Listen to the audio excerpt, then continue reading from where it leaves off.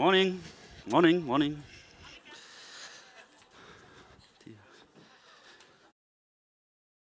Hello. Hey, hey. Hey, hey. Hopefully you can see me. I can't see you because it's. Are you doing okay? All good? So very warm welcome to the Digital Marketing Summit. It's going to be a really impressive, awesome agenda, and you will hear a lot of insights from industry leaders, so you can dive deep into a lot of interesting topics, including social media, including brand building, etc., etc. And I have the privilege to just give you a little bit of a brief introduction. So I'm not going into details, but I thought I share some food for thought about the current state of the industry, whatever I can do in a few minutes, if that's okay with you. Okay, so to really kickstart, and I think it's not a big surprise that I really want to start with mobile, because as you can imagine, of course, it became part of our daily life. And to be honest, every time I see something like this, I feel instantly very old. And there is actually two aspects to that. I mean, if that is a romantic gondola ride through Venice, clearly there is something about the generation of Gen Z, millennials, etc. And number two, mobile phones have become parts of our daily life. So it's really clear that this is something, it will not go away. And I mean, as marketeers, we can simply not ignore it anymore, especially thinking about Gen Z, because as you know, with millennials, I mean, somehow they had the transition between digital and the analog world before. But yeah, this generation, they simply just grew up digital, and there is a lot to that, and they will not go away. I'm frustrated. Oh, this is not so we have to take it seriously, and that's basically already my first message. So they will not go away. It will be part of our daily life. And the second thing is that comes with it is I come from media, so I worked for television, etc. And it's clearly not a second screen. So whenever you hear the notion like, yeah, millennials with their second screen, no, it's not. I mean, it's clearly their first screen, waking up to that, etc. And this is a live baseball game, by the way. So you could go now into any industry, whether it's health, whether it's retail, etc., and I see this transformation going on and on and on. So coming from broadcast, I mean, we simply have to acknowledge the fact that no one switches off the phone and puts it somewhere else. I mean, it's with us. And so it's really interesting what we can do and play around with that. So that's Alibaba doing these really nice shopping events where you have something on the TV screen, but you can interact with your mobile phone.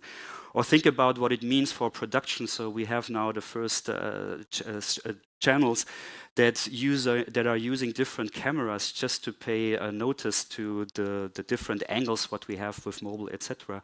Think about the different content formats that we need to create. So clearly, you know, thinking in content formats that are very, very short, very shareable for social media, you know, only a few minutes, but also to think about what can I do with longer formats. Think about what it means for basically our ad units, because it's really funny, like 99% of people using their mobile phones in portrait mode. I mean, you can talk to Google, you can talk to Facebook, they will all say the same, no one switches a phone. But yet our media is mostly landscape format. So it makes a massive difference whether you think in portrait or landscape, and this is something we just have to deal with. And there is amazing ad units currently that we can play around. But just this will basically not go away. And I already mentioned with mobile, whether it's health, whether it's retail, etc., it just continues to transform our lives. And so the more we think about this mobile-first strategy, I think the better we can cater to needs. About next steps, I mean, I have no clue about iPhone 20, but I'm sure we will continue to innovate around the form factors, so having kind of like hologram stuff that we project into your iris. But what I'm also sure is like that the way we approach these devices will be different. So who has seen the movie Her? Yeah. It's actually a great recommendation for the weekend, because what I wanted to show it briefly is I think it will become more and more natural that we are interacting with computer, with interfaces differently. So in the movie, the main character falls in love with the operating system, which is a kind of like possible future, not a desirable, but a possible. But my point is, I think this whole voice thing will become more and more obvious to us. It will feel more and more natural.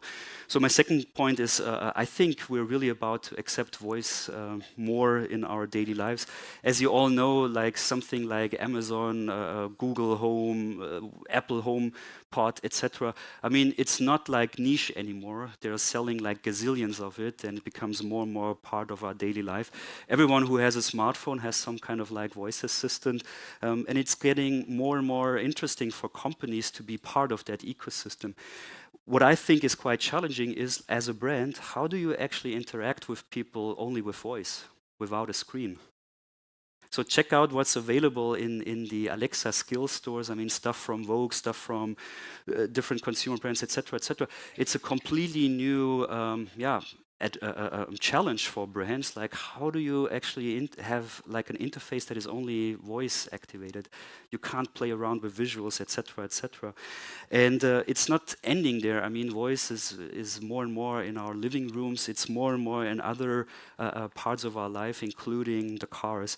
And that brings me to another topic. I mean, yes, I'm not an evangelist of autonomous, that it's like 2 years ahead of us. It's probably rather 10 years, but I'm sure it will come. I'm very positive about that. Everyone is working on it. But I just want to leave that glimpse that basically it also means like new ways to interact with media. I mean, that's number one reason why Google is so interested heavily in that space, besides the data and other stuff. But for instance, a concept like Byton, and I was sitting in that car. What you see here is a 42-inch screen. So it's a completely new environment where we can actually enjoy media. And if autonomous is around the corner, this is kind of like the new living room that we also can use. Sorry, another thing that is not going away is social media. You will have deep dives around that, but just to briefly touch it, my whole point is it's mainstream, it will not go away. New platforms will emerge. I mean, particularly this, for instance, I like quite a lot because it's like focused around Gen Z, around video, around commerce, and more of these platforms will come. But social is here to stay. But what will change, I think, is like how we're able to do commerce, how we are able to interact with brands. So we have these amazing examples from Pinterest, Instagram, etc., how we can leverage that. And on a different note, what comes with social media is completely new ways to identify like interesting products. So this is happening in my shower currently, and I don't know how, chocolate, cupcake, mandarin, I don't know how many else flavors you can have. If I take it away, I run into problems. The point is, this product has been introduced solely on YouTube by a German YouTuber. She's only 26 years old, and with 2 billion views, I mean, she has more reach than the TV station I've worked for. And she's a single person, like living in Cologne and broadcasting. When it hit the shelves, it reached within 3 months 30% market share in Germany, without €1 of marketing spendings, just with the simply power of social media. And my point is, yes, probably in 5 years we will not remember her, but there will be others. And give you a quick anecdote. So we were organizing these flying conferences with Lufthansa. So we used here an influencer. I think with the brand, it was very subtle. So we didn't overdo it, I think. Hopefully, with the logo.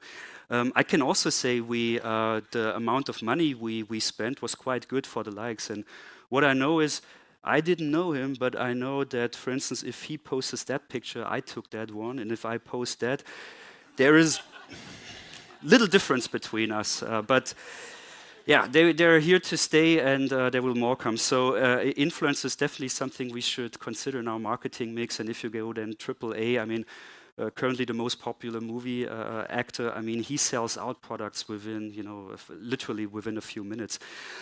Also, what's also quite interesting to have like the first purely digital influencers. So she's not a real person.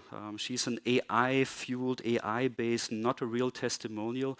and we're using it now for advertising, including Instagram. There's Spotify from her, etc., etc. This is also quite freaky because that's Rihanna on her Instagram account, and she posted that picture. There's a company now using AI algorithm, etc., etc., to identify trending topics around fashion. So watch the dress from Rihanna, and that is actually the brand. So they copied that dress, and we're not talking about years, we're talking about like weeks. And then something that was trending on Instagram, promoted by a testimonial, has been copied and is now available for sale within weeks. We also will see like options where when people do conversations within their feed, that we can dive into that, what they're talking about, and having relevant product information, relevant marketing stuff, etc. And what also will happen is that we are not only talking to friends and person to person, but that it becomes more and more normal that we're also talking to interfaces with bots. So who has tried out a bot service? Or yeah, a few. It slowly gets there that it's kind of like meaningful conversation. I have to say what I like about it is it's within the ecosystem. I'm not forced to download H&M, IKEA, whatever SAS Airlines. I can stay within my relevant channel. I can stay within the channel that 1 billion people are using daily, and I can play there a part of life. What also is happening is clearly that this generation of mobile and social, I mean, the next thing, the next brand is just a click away. It's just a swipe away. So I have to say it's really also that it's basically become a attention-seeking, like generation. I mean, if not only, if this is not able to pull away the attention, how can a brand be relevant? So I think we also have to really consider attention as a new currency. So it's not only the CPMs and what we're doing, but also just getting like a few seconds of like the attention of someone, a few seconds of someone like not staring down on the screen, but looking up and be present in the stage. So that's why, for instance, Gucci then has something like that on the catwalk, and the success gives them right. It's really about attention grabbing. And this is a year old, but primetime television, the Super Bowl, the most expensive television you can buy. And as you can see, the sports moderator had this massive stain on his white shirt. And he moderated for an entire halftime for it. And people freaked out on social media. Did he had a burger? Has he nose bleeding? What's happening? Why is no one telling him that he has a big stain on his shirt? It was for detergent, for washing powder. So product placement in a completely new way. That brings me also to another aspect around social. I think more and more brands become media, brands creating their own media. I mean, probably most of us have seen the jump from space. But Red Bull is just like one of these amazing examples where a media company or a consumer brand has become a media company.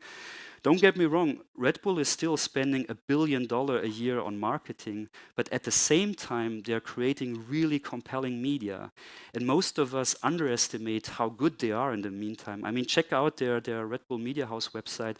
Print magazines, television stations, radio stations, music, they have it all, and slowly, like, it's over 800 people working there, and it's really good media. It's compelling media that people are actually buying in the news store, etc., etc.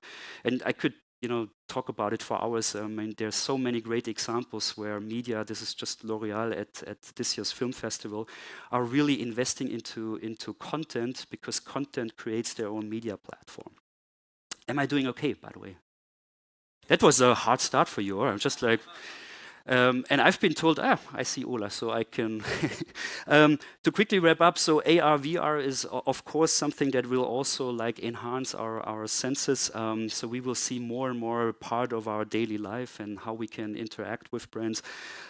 This is, I mean, although I love it, just the notion that with our phones we can interact with TV or print, but this will be a way, and probably it will feel uncomfortable for old guys like me, but if I see my nephews seeing how they use it, I think it's a realistic way. Also, how we can approach media, like seeing a billboard somewhere. This is, for instance, a nice campaign from Nike, where they have virtual reality and in augmented reality environments where you can discover shoes, sneakers, etc., where you can use location-based service, etc. Advances in holograms, I think, are quite interesting because, I mean, if you consider this as a 2-year-old technology, give it another 2 years, and we will have like really realistic interactions with brands. And this I keep showing because this is already a few years old, but I still love it so much because it's a very nice implementation of how you can use, like, as a brand, meaningful, interesting, entertaining stuff. So they replaced a window of a bus shelter with an interactive screen, and you have these little tiny interesting stuff. Full VR, so if we go into virtual reality, this is a real project. It's from Alibaba, and it's like a 360-degree virtual shopping mall, and you can literally buy stuff there. And it will not end there. So I think the next step is like that as brands, we're really able to create these really nice immersive experiences that are down to our heart. There is going to be a lot of data, not only data coming from like beacons, etc., but also coming from websites. So I think, you know, my Mad Men days, I mean, that's my background, being creative in a dark room. I think we're kind of like over, and we work into a mathman area where it's really about the algorithms, etc. And just to finish up, this is the final topic. Not only brands are doing their own media outlets, but I also think they contribute more and more to local communities. So this is a favorite topic of mine, because here what you see here is Adidas not building up yet another retail store, not building up yet another, you know, buy my product here, but this is tied into the running community of Berlin. So you have this amazing space where you have daily, you know, yoga lessons, where you can sign up for training, where you have free showers, free towels, etc. They do it with football, etc. Nike launched a couple of these projects, and what I love about these things, they feel relevant, they feel local. So this is not yet another a Nike store. This is a store done for Detroit, and you have like charity work around it. You have training, you have courses. So as a brand, being part of the community. So to finish up, I think, you know, I could have, you know, in 50 minutes told you, like, you should do content marketing, you should do AI, you should do this and that. But I'm sure you already know what to do. So I think these days it's really not about the what, it's more about how we're doing it, how we're actually using agile mindsets, agile methods, how we're using data to make data-informed decisions. And just to really wrap up, because then it's the golden circle, Simon Sinek. For me personally, that's the most relevant question these days, why we are doing it. Because as a brand, no matter which brand you are, or no matter which product you have, daily life only has 24 hours, and we need to sleep, we need to eat, we need to work, and so there is only a little bit of time left. So my question to you is why you are relevant and why you want to be in there. So thank you very much. Thank you. Thank you very much, Max. I can't get enough of you. Thank you so much. Thank you. And very welcome to Sime Digital Marketing Summit. There are not so many seats here, but the way we've designed Sime this year is that you're in Sime land. You can be at the live zone, then there are seats, and you can sit and talk and enjoy the program, and you can go in and out of the sessions just as much as you want. So if you're leaving, it doesn't mean you think the speaker sucks, it means you want to do something else, and it's your Sime, and you can do that whenever you like. How many were here and saw Alison Johnson yesterday? Clap now. Okay, so we have a mixed crowd, because it is fantastically exciting for me to introduce the next speaker, especially to you that were not here yesterday. So think of, you're a person that loves marketing and branding. You work with these things all your life, and you get a phone call, and the phone call says, "Hi, it's Steve Jobs. Would you like to come and be the marketing director for Apple?" And you say yes. And when you get into the job, you realize that he's also been very ill, and he wants to create iconic things that the planet needs, and wants somebody to trust that that really will happen. So that happened to the next speaker, and she took the challenge, and she was part of launching some of the most iconic products in the world. And I'm very proud, a little bit starstruck, to invite back on stage Alison Johnson. It's going down. I'm yelling timber. Here. Yeah, so welcome back here. It's a packed room. Yeah. Hi. I want to start out with, because most of the people are marketing directors here in the audience, and some from the agencies. Lifelong one of you. And what do you think makes a marketing director a good marketing director? I think we have the toughest job, I think, in companies today, because not only do we have to be good at marketing, we have to be good at. We're the CIO, we're the CRO, Chief Revenue Officer. We've got to be the creative storytellers. So the job has gotten really complex, and it's an important role. So these are interesting times for marketers. And how do you think that the marketing or communication, what is the right word to call it? Is it the communications department? No, I call it the three-headed monster. It's interesting because the title is changing, right? Sometimes it's Chief Experience Officer, Chief Customer Officer, so Chief Marketing Officer is still in there once in a while. But the title's changing because the role is changing, I think. What's interesting is when I talk about the three-headed monster, the sort of skills that you have to bring to the table today, sort of are a blend of product marketing, marketing communications, and sort of performance and growth marketing, market activation work. So it's interesting in Silicon Valley, you either grow up in sort of one of those areas or another. So the three-headed monster is a new concept. And how do you structure then a well-functioning team and department? Yeah, so I think today you need product marketers, and these are the folks who are really bringing the customer insights into the product development organization, right? So how big is the market? Who is our target audience? How do they live their lives? How do we make this product relevant? Is there white space? Is it value proposition? How do we crystallize that, right? How do we make sure that our value proposition and what we stand for is expressed in every single interaction that we have with the customer, owning that customer journey and making that sort of the story by which the company builds product and puts product into the world. So that's the product marketing piece of this.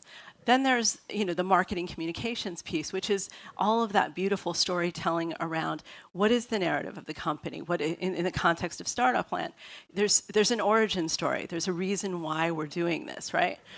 So getting that narrative very clear. The product narrative. What is this product? Sometimes we're creating categories that have never existed before. People have never heard of it. So the beauty of storytelling in that context becomes extraordinarily important. All of the brand identity work that we have to do. And I think that's important because, if we're going to show up in people's lives, let's be beautiful, right? Let's do it in a way that If we're going to show up in people's lives, let's be beautiful. I love this. One of my favorite purpose lines, I think, is Bono when he said, Steve Jobs asked him on stage once, Bono from YouTube. Talk about Project Red. We were doing the Red iPod, and Bono said his purpose was to rid the world of ugly. I thought if I could do that. So anyway, to put beauty into people's lives, right? So that's the role of the marketing communications team and all of the activation work that you have to do to bring a product to market. So distribution channels, influencers, creative storytelling techniques, new tools. There's the whole marketing analytics piece of this. Now we're wiring our relationship up to our customers so that we're collecting all this data and insight, and we can do more precision marketing. Then there's the whole performance marketing piece of this, which is how do we perfect the digital channels? That's where people are. How do we make sure we show up there? And we use test and learn techniques in order to do that and to do it effectively before we invest a ton of money. Make sure we've got it right. Get traction before you invest. So there's a set of practices that are completely different than when I started in marketing many moons ago. So keeping skilled up on that is also a big challenge for us. But it's my new thing that I'm zooming in on a lot is words, because people use the same words and they mean Yeah. completely different things. Yeah. So, for example, we were part of a European tender where we're supposed to coach startups, and there were hundreds of people that were going to be coaches of startups. And it's like, how many started a startup?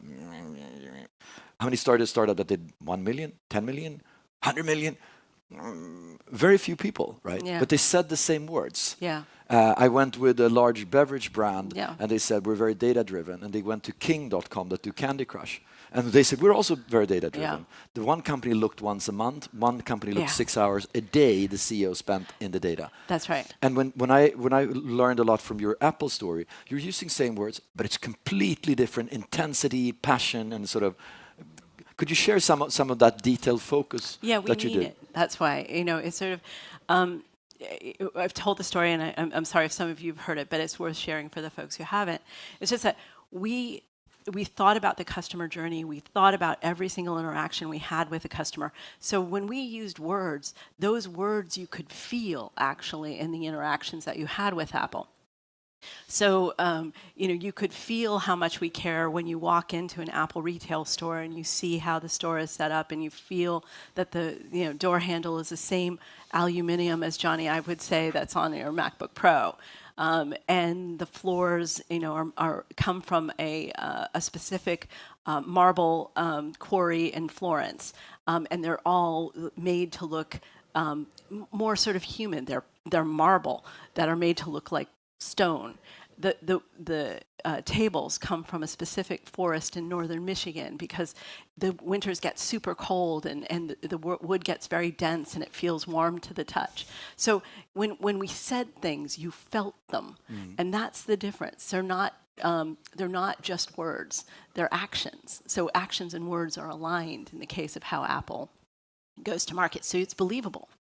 Could you share some other anecdotes like that? Because I think it paints really the picture, and there's a difference between just put the customer in the center and really being customer obsessed. Yeah. So the way we thought about things, and you guys will appreciate this, and I'm sorry if some have heard it already, but the two words that we could not use that were verboten at Apple were brand, and marketing, So the two things I was responsible for.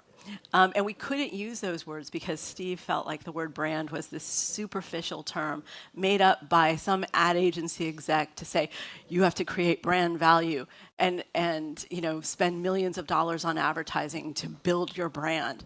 And he's like, people don't buy brands, people buy products. He said, I don't want to hear that word brand. And basically his view was we had to create products. Every interaction that a customer had with Apple and our products was how we built trust and how we built relationships. So we thought about every single one of those interactions. And are we making a deposit in the trust bank or a withdrawal? And we couldn't make withdrawals, right? So it always had to be a deposit in the trust bank. Decision making gets super easy and super fluid when all you have to do is it the right thing for the customer?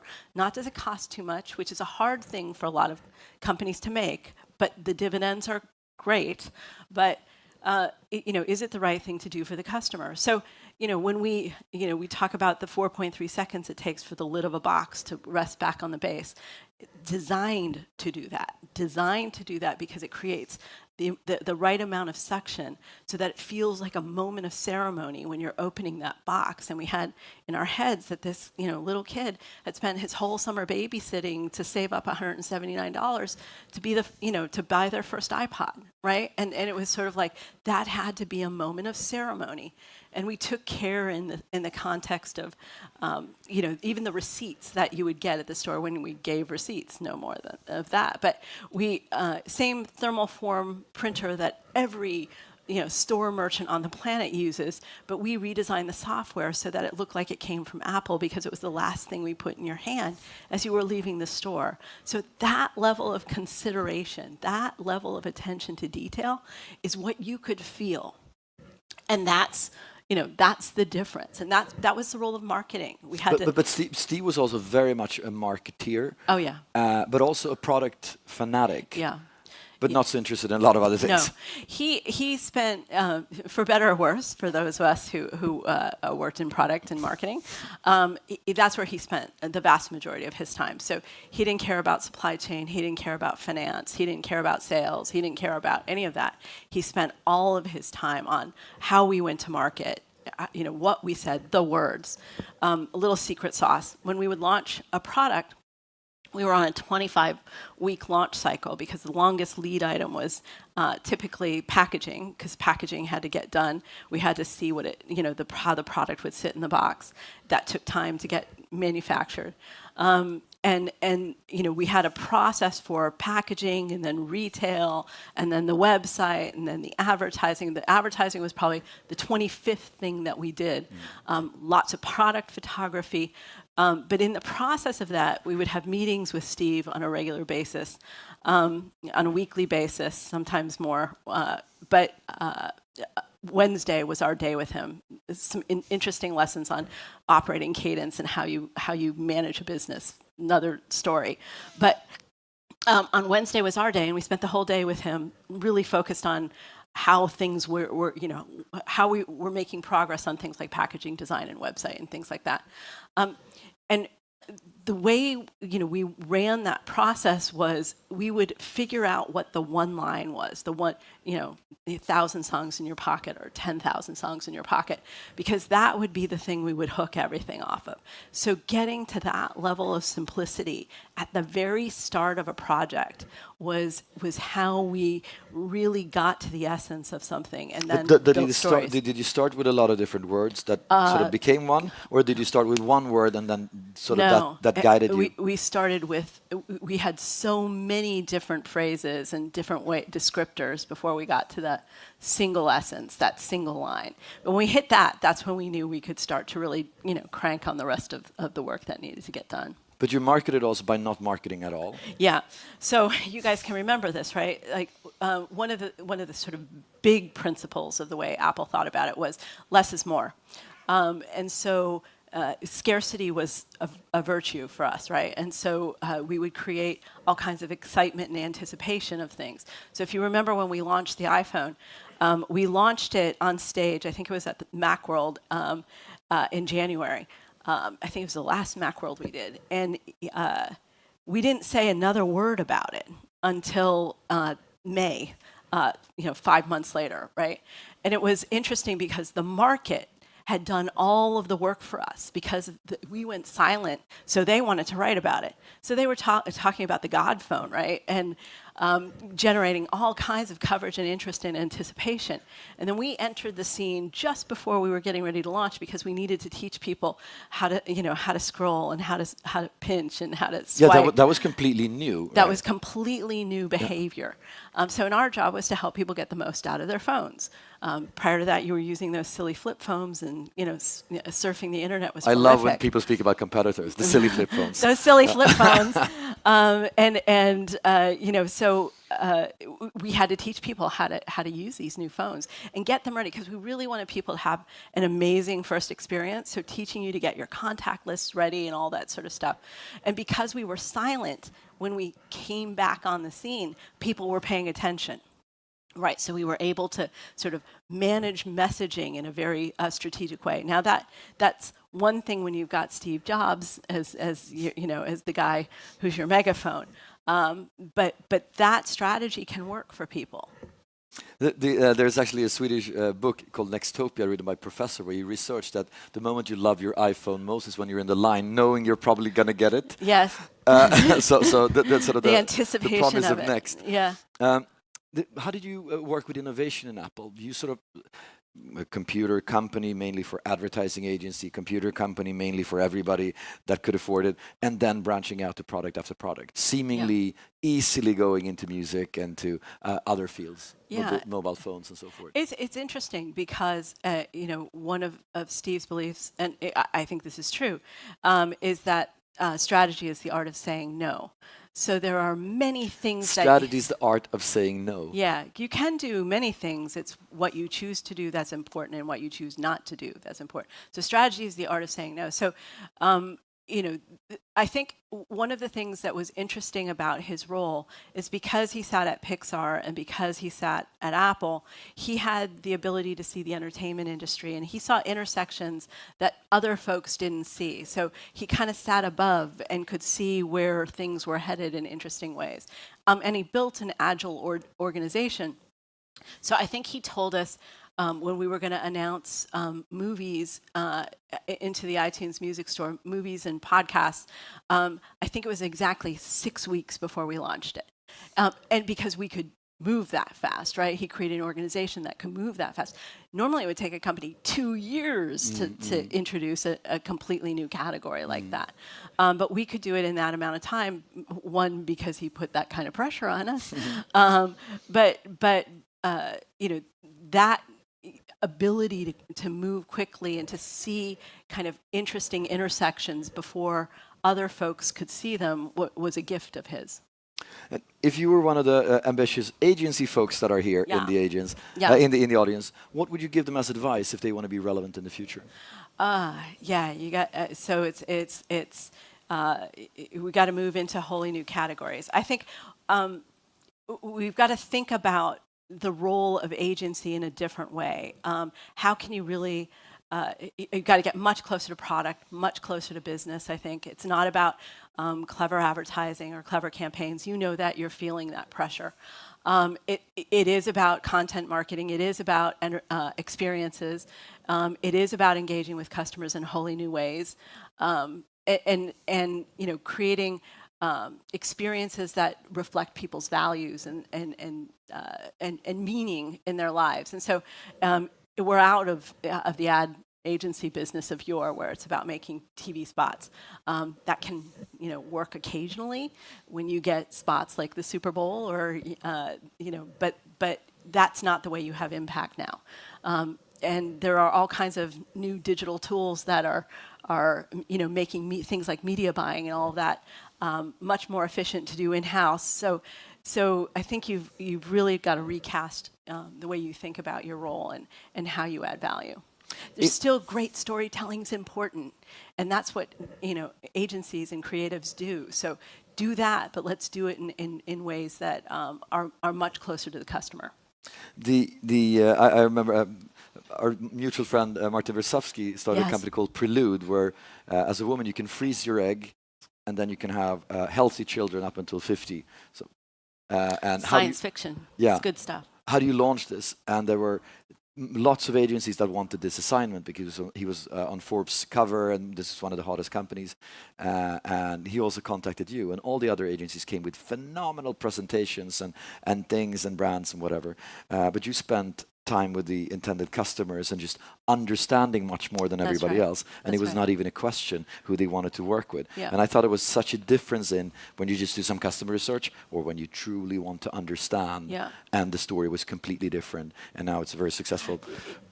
And I think that the lesson in that was, our job, I ran a company that was focused on being the go-to-market engine for companies, like I said, that were focused on product, but not market.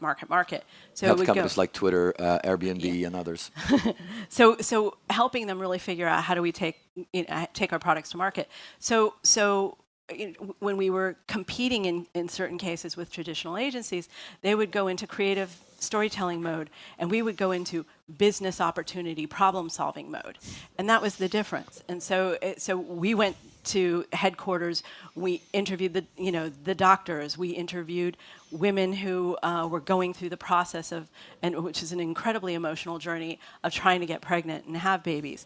And we talked to women who were thinking about egg freezing but afraid of what it meant. So we would go in and say, these are the challenges that we've got to deal with from a communications perspective.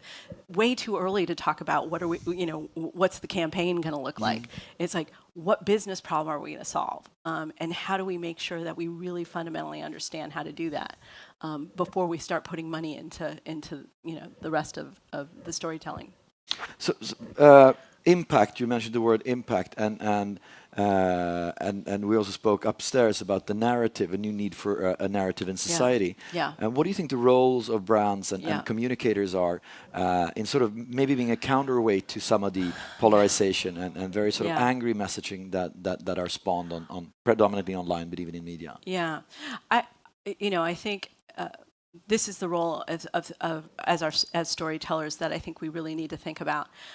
So I'm sitting in Silicon Valley, where you guys are probably hearing about and seeing and feeling, and I've certainly can see it and feel it, the technology backlash, because we haven't considered the role that technology plays in society, the impact, the unintended consequences of some of the work that we're doing, and not taking responsibility, thinking that we live in a tech utopia and that technology will always be a force for good. Well, unfortunately, that's not the case.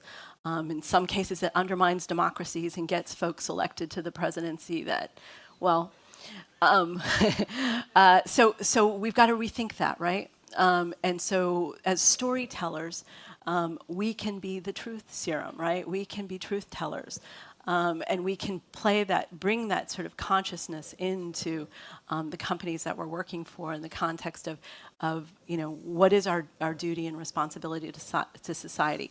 How do we think about, we were having a conversation about equality and diversity, a real issue in the community I work in. That needs to get solved. For companies that are all about innovation and being about the future, they are so far in the past as it relates to things like equality and diversity. And so we were talking about what's happening here in the Nordics and in Europe as being the leading edge of what we need to think about as a society in the context of what is an appropriate role for government, what is the way that we protect people's data and information, and how do we think about job preservation as we move into an era of robots and AI and start thinking about efficiency at the expense of people and jobs. So as marketers, be the truth tellers. Make sure that we are, when our technology brothers are preaching, the gospel of technology at all costs, that we can reflect back the importance and the value of humanity and society. Alison Johnson, thank you very much. Thank you.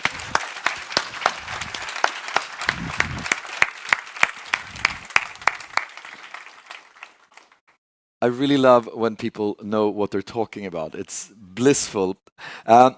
And Alison mentioned that there are new platforms now that are intelligent, that can help us and that can do things. And that's what we're going to bring into the next session. And I'm very proud and happy to welcome up Emma Storbacka, CEO of Avos. Stage is yours. Give me your attention, baby. I gotta tell you a little something about yourself.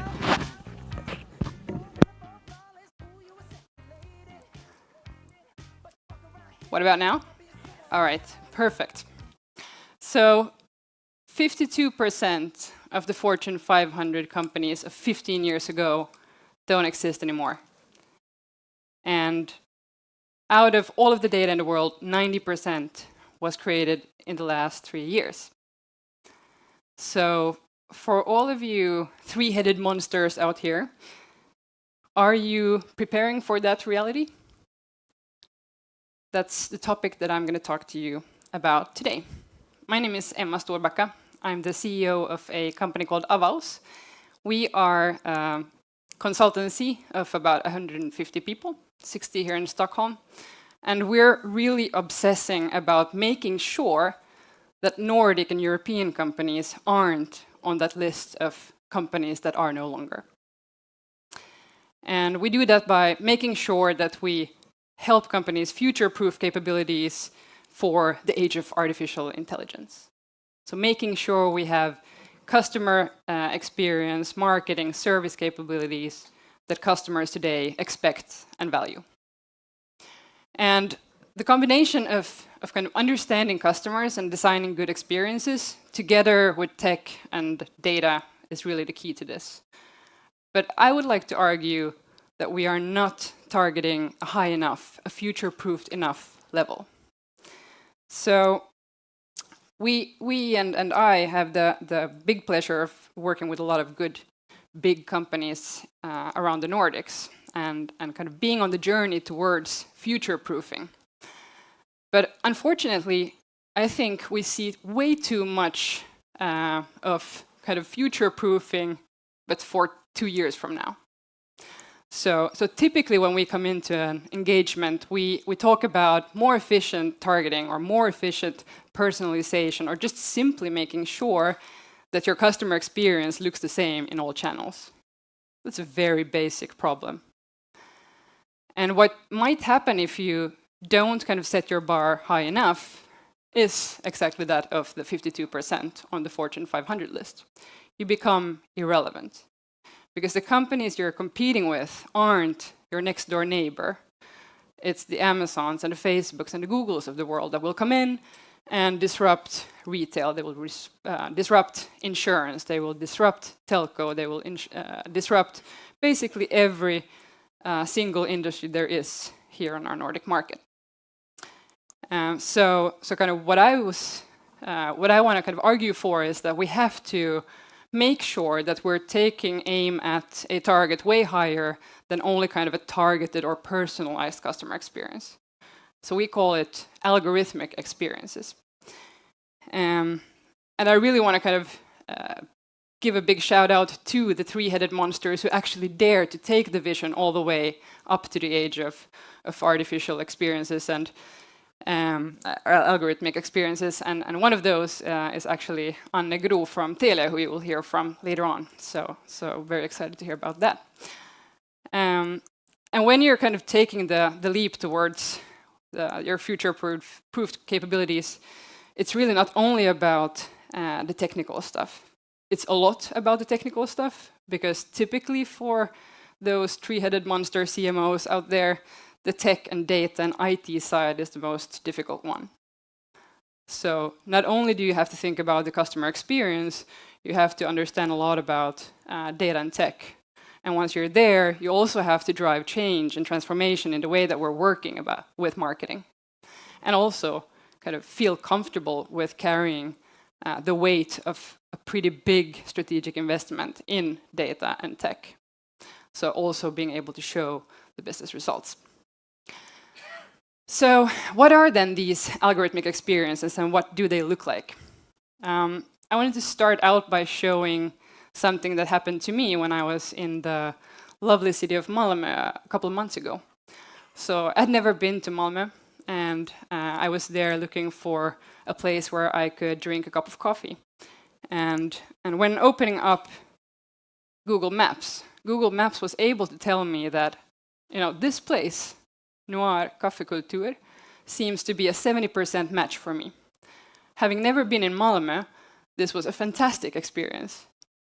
It was a real wow moment. So by me sharing my data with Google knowing how I behave in Stockholm, Google was able to provide me with a relevant recommendation and even kind of indicate how sure they are about this recommendation. So this, I think, is an excellent example of a personalized experience, which is algorithmically driven. So this is not a UX solution. This is data which I have been giving away for years, delivered back to me and creating value. Another good example is Netflix, the classic recommendation engine example. But if you think about recommendation engines and what they do for you, it's also a kind of glue for your customer experience. And what's, for example, happening in grocery retail at the moment is a lot of investment in making sure that all of those data points that you have been giving away for years actually start providing value back to you. So if you think about, for example, if your grocery retailer knows what you're most likely to buy today, for example, your e-commerce experience will become a lot easier. You might have a pre-populated basket online. And do you then actually want to stop by the competing brand when you're on your way from work? No, because it's gonna mess up your algorithm. Your life is gonna be harder if you're not sticking with your brand. The same way you wouldn't lend out your Netflix to a friend because they're going to mess up your algorithm. Spotify being another excellent example. So also kind of thinking about how do we take all of the data to surprise and delight and make our customers appreciate us as a source of inspiration or serendipity.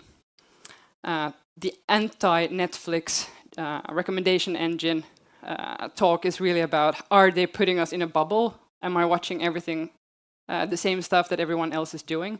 And I think YouTube is doing the exact opposite. So it's very good at kind of bringing what you're very likely to like, but they're also bringing a lot of random stuff. So you might find something new in the process. It could be that these algorithmic experiences are helping you with decision support. So knowing what we know about you, will you actually like what you're buying? Is this actually something we can recommend that you buy? And this, of course, brings up the question of ethics. So quite often, if we start looking at the data, we're able to say if this is going to be a good purchase or not. Or looking at your predicted customer lifetime value. Should we actually discount you to get you as a customer now if you're actually going to be negative in your customer lifetime value for us? That's also what's going to drive your kind of algorithmic experiences. And last but not least at all, given the cost-cutting pressures that most big companies are facing, and that's kind of the efficiency. So with kind of a more algorithmically driven targeting, more algorithmically driven, for example, cost of acquisition, you can start looking at kind of efficiency increases that are so big that you're really going to be in trouble figuring out what to do with all of that kind of extra money. A really interesting case of Lenovo doing many millions of euros of retargeting online. And when they started actually pulling in all of the click data into their own environment, doing machine learning algorithms on who will actually buy based on what they've done, and then using only that target group to push that out, guess how much of the media budget they actually needed to get the same sales? 3%. So not saying that that's what everybody should aim for, but just the fact that if you start deploying a more analytical and more data-driven way of working, you're going to have incredible efficiency gains. So how do you then what do you need to create these algorithmic experiences? The answer is, in a way, fairly simple. You need algorithms and you need experiences. And when we look at kind of your, let's say, capability stack, and now we're going to talk mainly about the technical stuff, because I'm assuming all of you know all about omnichannel customer experiences and how they are important. But typically, we see a lot of overinvestment in what you would call your marketing stack or your ad tech stack, and a lot of kind of especially overinvestment of focus and effort, compared to the lack of focus and effort in your intelligence layer. And then you would maybe talk to the providers of the engagement layers. Those would be your sales forces of the world. And they have a lot of smart tools, and they have a lot of kind of inbuilt AI, for example, which is fantastic. But those are typically optimizing very local, small elements of the experience. So those might be very helpful for your kind of tactical optimization, for example, but they're not going to tell you which customer you should do what with, in what channel, when, and how much you should actually be willing to invest over a period of 3 years, for instance. And those are really strategic questions. So those are things that you wouldn't even want kind of Google or Adobe or Salesforce to control for you. So it's really about combining the both. So magic happens when you take all of your data, you build smart assets of it, and you activate it out in your kind of digital customer interface, where you need all of those marketing technologies. So kind of in order to future-proof your marketing for this kind of top of the pyramid, making sure that you're being very, very deliberate in what you do in both of these layers is really important. Well, what would you then build in your systems of intelligence? Those algorithms that kind of would fuel those algorithmic experiences, you need very many different kinds. So it's not going to be one master AI who will solve your entire company's strategy for you. It's going to be a big mix of different things. For those of you who heard my colleague Tom talk about the ethical part of this kind of algorithmic world, he divided the algorithms into kind of more general purpose algorithms who are just kind of managing your full day for you. You have the experts who might be kind of providing a service which is very algorithmically driven, like Spotify's Discover Weekly. Then you have a lot of algorithms that are actually selling something to you. But all of us need to buy stuff as well. So typically that makes our lives a lot easier. And then you have kind of the silent workhorses that might be somewhere in the background. And those would, for example, be those small algorithms making sure that maybe the timing of an email is correct to each and every respondent. Or maybe a small algorithm that optimizes between 3 different pictures to make it more relevant for you. When we did kind of a small experiment internally and asked, which algorithms do you appreciate in your daily life? Quite a lot of people actually answered Zalando. So I think we're being way too careful in kind of discovering possibilities in algorithmically supporting our sales. And what then, of course, becomes very important is, what are you optimizing your algorithms for? Should you be driving sales this quarter, or should you be driving long-term customer value? Another aspect is, of course, how visible is your algorithm? And I'm shortly going to talk about why it's very important that Google tells me you're 70% likely to like this. It gives me a feeling of, they're actually doing something with all of that data I've been pouring in for years. And then there's kind of the question of discoverability. So an algorithm that is always correct is going to feel boring after a while. So if you're in the kind of trying to create algorithms that provide value or that are trying to sell something, we can't make it too good because that's not going to kind of bring any value for the customer. So those are just a few examples. How many of you who work for the big organizations can say that your customers will say, I really like the algorithm that my insurance company is providing for me? Or I really like how my telco is using my data, all that data I've had with them for 10 years, to give it back to me? I'm guessing very, very few, because never, ever do we get, except for Spotify, of course, that's a good example, the answer back with kind of big brand logos really utilizing our data. We're, of course, trying to make that story a bit different. But as then kind of data becomes your most important asset, and I would actually argue data is more important than attention, because data is going to help you also figure out how to get that attention. The question of trust arises. And kind of if you only take one thing away from this talk, I would like you to think about how your customers feel about giving away their data to you. We live in a kind of post-GDPR era, where actually customers are more than ever kind of aware of that they have given consent for you to do stuff with their data. And when they do so, they kind of trust you to do something smart with it, because otherwise it makes no sense. There's a kind of global trust barometer called Edelman, which kind of measures how much we trust in governments or in media or in corporations. And in Sweden, actually, we're in the bottom half of the world in terms of how much consumers trust us.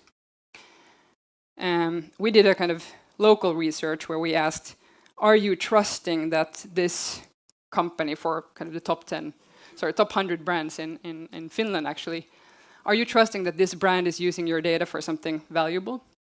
And actually, Zalando and some of the international gambling companies get higher scores than any of the local Finnish brands. I haven't done this in Sweden, but I'm fairly sure the same is true because you never give anything back.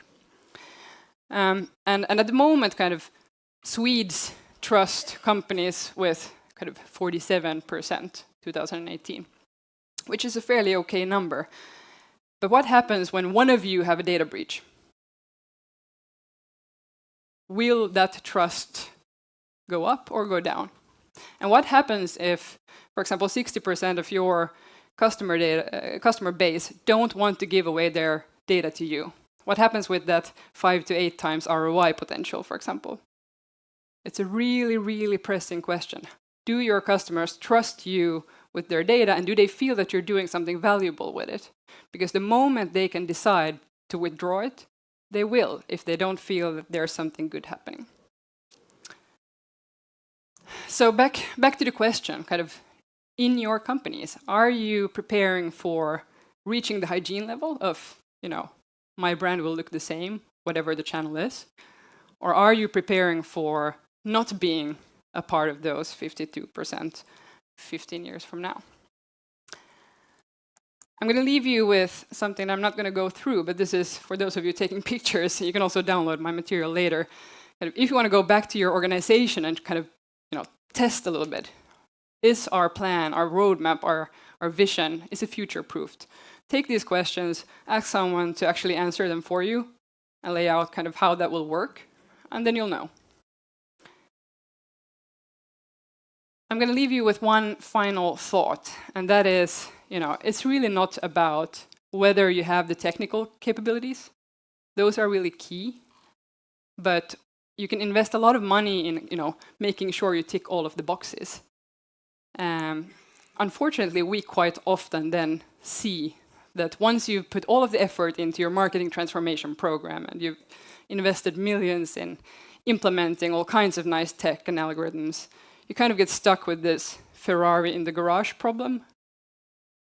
And that's really not how you should do it. And if you want to know how kind of not to arrive there, we have another talk later this afternoon. So you can come in here, there, or you can also download those materials. So with this, I leave you today and wish you a great continued day at Sime. And if you want to download materials, you'll find a QR code here. Thank you very much. Thank you very much, Emma. I love it when people take photos of the slides, then you know that there's something valuable and actionable that's happening up here. And I also got a great buzzword that I'm going to use on every dinner from now on. Messing up my algorithm.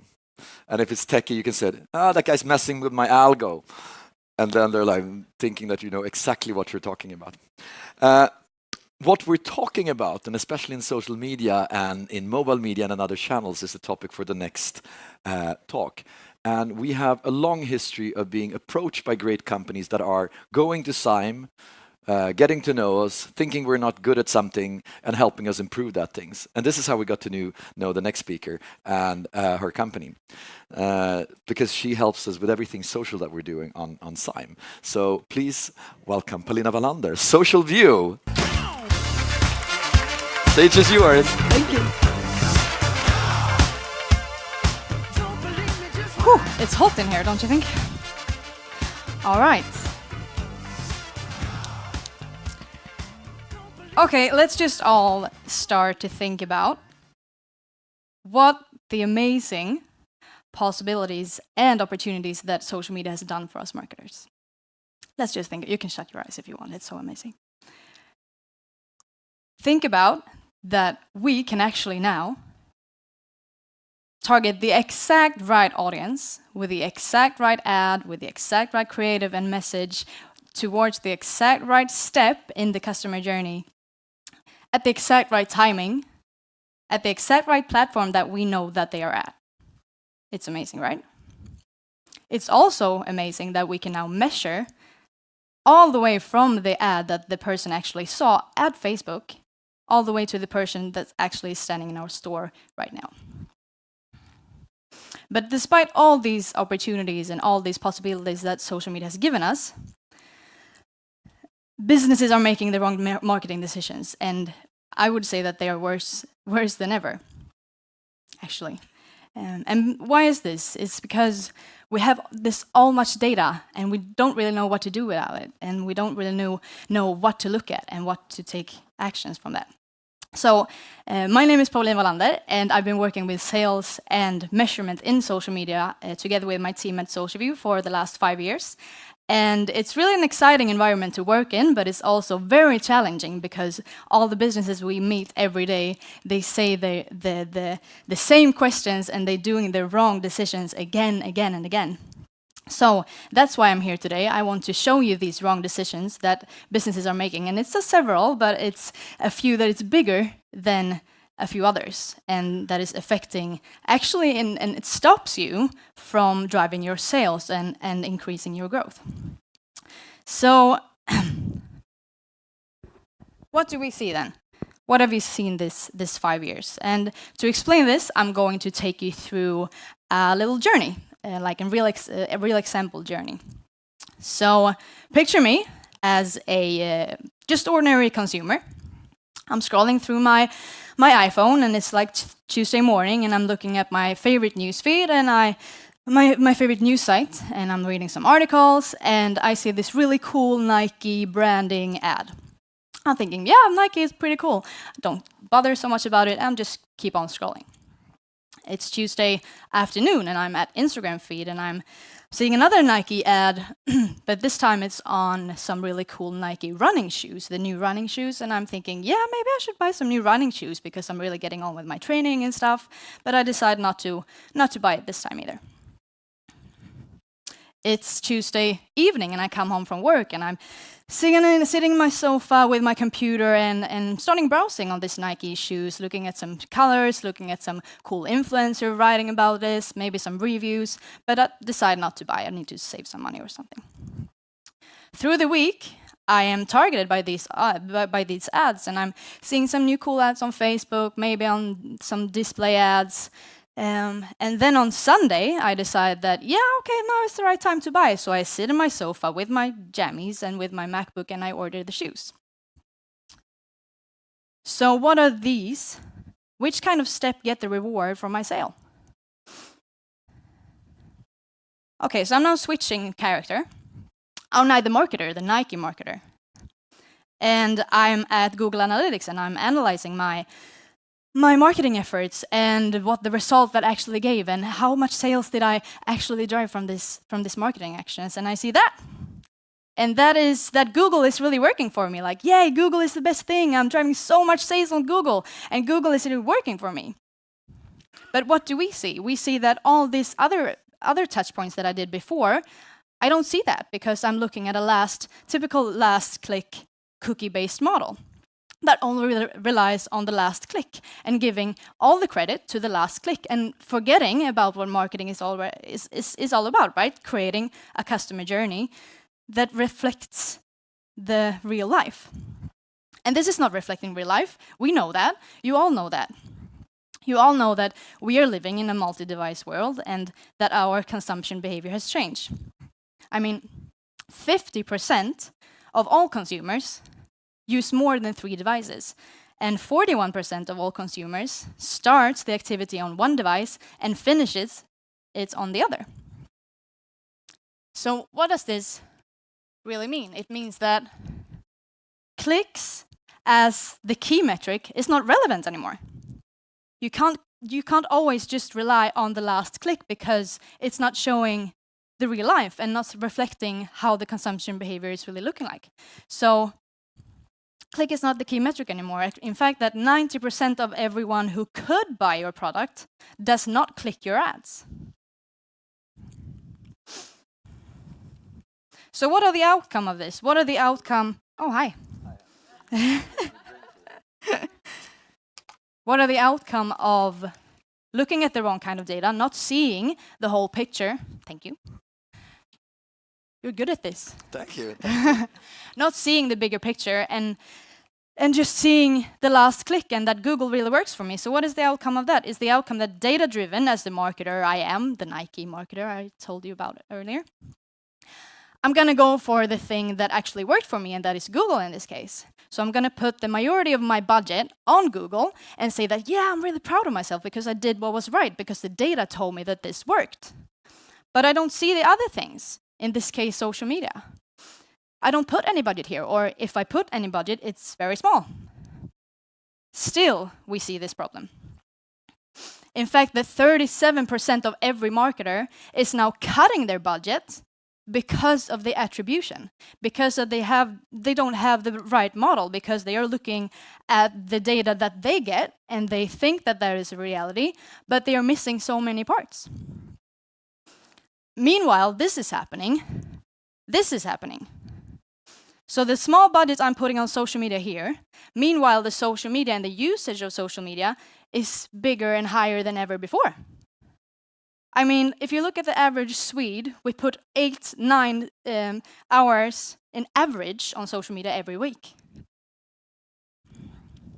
So you see why this is a problem. You see that if you're looking at the wrong kind of data, you're not going to see the whole picture. This creates another problem that is very interesting. While I'm putting all my majority of my budget on Google in this case, because it worked for me, I'm putting a little budget on social media, and I'm so desperate to make it work because I know that it's going to be compared to Google, and I want to, show these all nice numbers to the guy up top, and I want to prove my concept. Oh my God, the proof of concept. I've heard it so many times. We need to prove that social media is working. Okay, how much budget do we have? Like 20,000 maybe. So it's not like making any sense. So what is the second problem that comes from this? The second problem is, with the little budget I have as a marketer, I'm gonna put on conversion, because that's the things that's gonna make me sell. So I'm stuck in this sort of low funnel, pit, and just seeing the conversion and conversion blindness I'm in. This leads to just conversion ads, and it also leads to some product-focused, discount, not so creative crap in our feeds. So you see why this is a problem. You see why you are retargeted by these crappy ads. Like, I've seen this shoe and I've seen it 1,000 times in my feed because it's so boring, and they're just retargeting me and they're focusing on conversion. We call this the effect of the broken attribution. Because really we're just missing the whole point of marketing. We're missing that it's all about a customer journey. It's all about reflecting the actual consumption behavior and be where the customers are right now with the relevant message that is relevant for them just now. So instead of creating this customer journey, we're just focusing on the clicks and the conversion over there. Like H&M and Nike and that cool companies, they didn't just do the discount shit. They build their really cool brand over here, just showing the H&M and Nike and running and how cool they are. And then when you are ready for conversion, they're showing you a really relevant conversion ad. But there is a solution for this, actually. And it is to work with us. No, I'm just kidding. It is a solution for it. I'm going to tell you 3 of them that is actually major to get in the right path. Okay, not just. It's difficult. I admit that, but it's gonna lead you to the right path. So the first solution is this, and it's all about the right mindset. Actually, it's about understanding the effect of social media in your customer journey. To do that, it's really important to just take a step back, look at your customer journey. What kind of steps and what kind of messages is important for your customers to go through? And which of these steps can you pinpoint and do on social media? Maybe this is going to show you that you're just going to do upper funnel. Maybe you're just going to do awareness and inspiration and education on social media, and while they are when they are ready for conversion, they're going to search for Nike running shoes on Google and not just running shoes. Or it's just maybe in the maintain stage. Maybe you're just going to use social media to actually reach out to your existing customers. Just giving them support, just talking with them, just, get some information from them, maybe see some new cool products or anything. Or maybe it's just the whole funnel that's going to work for you. Maybe you're going to implement the whole funnel in Facebook because you see that's going to get you the more sales. So understand the effect of social media in your customer journey and have the right mindset. The second one is to understand, or more, would I say, and accept the complexity of social media. If we take a comparison to like TV, it's quite simple if you think about it. You do your TV commercial, you order your placement, you put your money there, and you're there, right? It's the same with Google. You order your search words that you think that they're going to search for you in those search words. You put your placement, you put the money there, and you're there. But with social media, on the other hand, it's much more complex than that. You can't even compare it because you have to have the strategy in place, you have to have the content in place, you have to have the ads in place, you have to have the distribution and the measurement on place, because that's how it works, and that's how you're going to drive sales in social media if you have everything on point. And the worst part is that most of the businesses is putting one person on that. One social media manager who is, poor thing,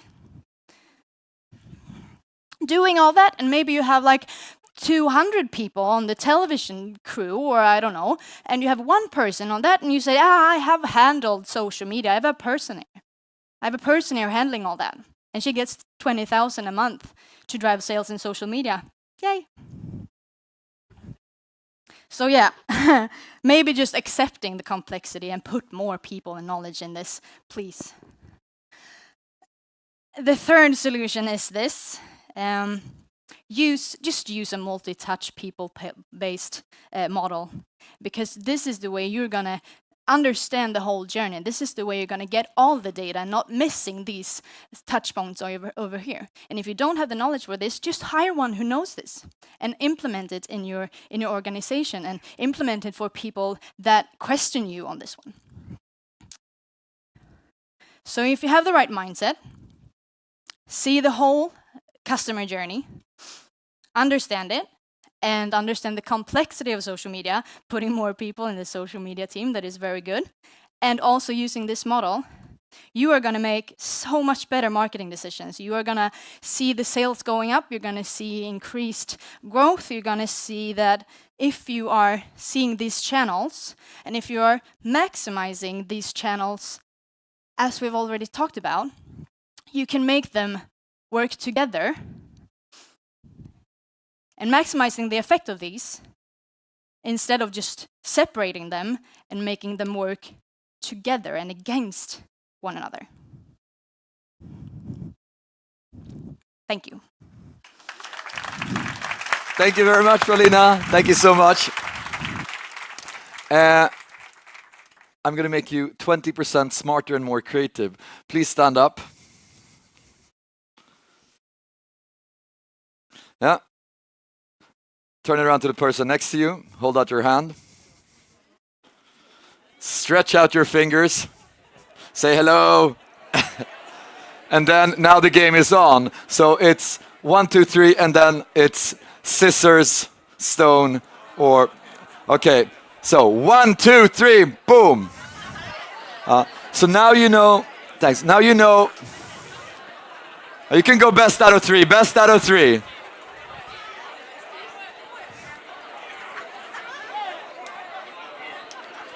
Okay, good. Sit down, everybody. So now, you know if you're sitting next to a loser or a winner, right? Which is very important in life. If you're sitting next to a loser or a winner, but it's also, and this is quite interesting.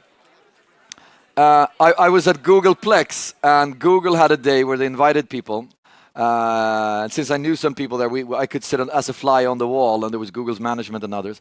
And they did this every 30 minutes, but with different games, just to infuse energy. Because right now you're 20% better listeners, you're more creative, and you're more attentive. And attentive you should be, because the next speaker is phenomenal. I look at him kind of like the Gandalf of communication, but much younger and much more handsome. He was one of the youngest agency CEOs, and he aced it. And then Sebastian from Klarna called him and said, why don't you come and run marketing for us, because we're going to take it over the world. And then he said, well, and you're also going to become a consumer brand, and I'm going to make that happen. So please give it up for David Sandström, CMO Klarna.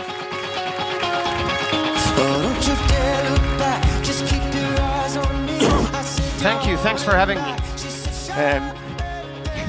I just have to comment on this. This is, by the way, what happens when I tell my designers that I'm going to be on stage with a lot of talented people.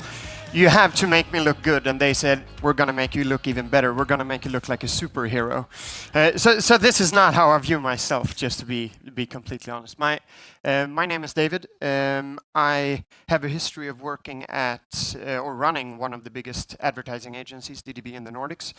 Did that for 5 years, and I had the opportunity to work with some of the biggest brands in the Nordic regions, at least, like McDonald's, Samsung, Telia, Svenska Spel, Vattenfall, a lot of those. But about 1.5 years ago, I decided to leave DDB and do something what I feel now is completely different. I decided to join the client side. And the reason for that is that I think now, in hindsight at least, I'm the kind of person who wants to be what we in Swedish would call hetluften, the hot air, where the magic happens, is where I as a person want to be. And looking at Klarna, from my perspective at least, this is really where we're at. Sorry, for you who don't know Klarna, we're like a payments company that's simplifying payments, financials, shopping, and everything around that. But for me, Klarna was really, really interesting to get to know and to get a hold of, because it is really at the intersection of some really big shifts that we're seeing. So as we all know, money is probably going to change tremendously in the next couple of years. Money, banks, as we know it, they're not really going to exist and work in the way that we know now. I don't know where it's going. I just know that it's going to change completely.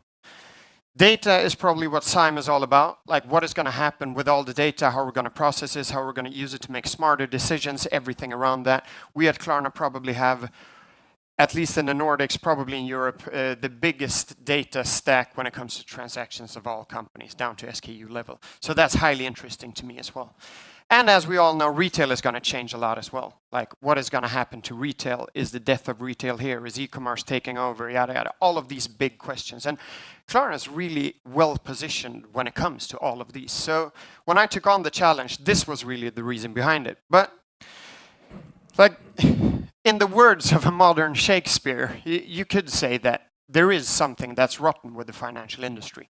Right? I've never been to a dinner party so far, where I say, hey, I work at Klarna, I work at a bank, I work in the financial sector, and people were like, wow, that's fantastic, I'm going to tell you these awesome user experience stories of my bank. Like, the only thing I keep hearing is, yeah, well, my bank lives on another planet, and they treat me like shit. And so there's something that's really rotten in this industry. Like, let's be honest, this is not like saying you work at Spotify or Netflix or Uber or whatever. So something's really rotten. And obviously the data around my industry shows that. We've seen some data from the Edelman Trust Barometer before, and please don't get stuck up with the ugly slides. These are just like placeholders for you to get a hold of the narrative. But all in all, regardlessly of if you look at like the Edelman Trust Barometer, if you look at what Facebook is releasing, if you look at all of the different like trust and liking reports that come out, the financial services industry, they manage to hold a bottom position in almost all of the reports that are released. And that's obviously, for me, kind of sad, but also a challenge. But what pisses me off the most is obviously that we know the antidote to this. Like, we know how to change it. It's not like we see this and say, what? Can this really be true? This is not the first time. And there are a couple of, again, placeholder, there are a couple of people who've really dedicated their lives to understand like how to build trust, how to build company liking, how to build brand liking. They've done this over so many years. Like this is almost as old as me, the study that is going on. 48 countries, so many different industries, so many different respondents. And they obviously come down to one big truth. And my industry knows it, your industry should know it, and that is that the brand-person relationship or the company-person relationship is the biggest driving factor to whether you like something or not. Does the company understand me? Do they know who I am? Do they talk to me on an intuitive level where I want them to be, or are they completely distant from me? So everyone in my industry knows this. So you would think that, wow, they're working on it. Now the big change is coming. Everyone knows, everyone in the financial industry knows how to create this brand or company-person relationship. But looking at how the industry works, and this is a snapshot of quite recently, is that they don't seem to give a shit about that, right? Every financial institution is blue. Every financial institution is male. Every financial institution has men in suits and ties shaking hands and stock photo pictures. Every financial institution has built a barrier between them and you, and where you come with your hat in your hand and ask for money or advice or whatever. And every one of these are snatching money of you. Like that is the basic essence of it. So this is a bit of the background of why I joined Klarna, because I love big challenges. I love the fact that we're a Swedish unicorn trying to take over the world. I love the fact that I can be in Stockholm with my family, but actually work globally because we're getting good traction there. So looking at this picture, this really summarizes the challenge that I've taken on. And in very short, I've set out to change this. So I thought I'd spend about 10 minutes to just explain to you what I've done, my thinking behind it, and if I got time, I'll share some secret sauce recipes for you. But everything for me started out with the data. We've seen it before. Here's another placeholder. But just to guide you through my strategic thinking, it isn't very smart. It's very basic, my strategic thinking. We asked a bunch of people, like a bunch of people globally, and did one of the biggest surveys around how do you feel about financial institutions, what is important to you, yada, yada. And we found out that there are true needs and there are untrue needs, unspoken needs. And in short, people say they want something that's secure, safe, and simple. That's really important to them. And what they don't say, what we see in our loads of transactional data, the most driving factor for financial institutions is status. You don't say it, maybe you don't know it, but deep down inside, we can mine that through all of your data. So knowing that, it's not rocket science. The quite obvious strategy, if people want things that are secure, simple, and easy, and status is the biggest driving factor of it, looking back 20 years with the Amex Black, this is the only thing I'm aiming for in everything that we do. Let's become the equivalence of premium convenience. Like that's the basic of what we at Klarna do. Mining the data, looking at the true needs of people. Like no, don't mine the data in order to provide them with better advertising or more targeted like price points or whatever. Mine the data in order to understand what you really need to become. And this is what we want to become because it's so true to the data. And that is where we come up with our core, what was talked about before, our golf ball that Tiger would, I don't even know golf, I don't know what I'm trying to do, but the golf ball at least. This is our golf ball. Smooth. Like one word that summarizes every complex detail around our industry, and it's brutally complex what we're trying to do. We nail it down to one word that encompasses both the simplicity, the ease, the smoothness of what we're trying to do, but also with a very premium surrounding around that. I'll just show you in short what we're trying to do. Can I click?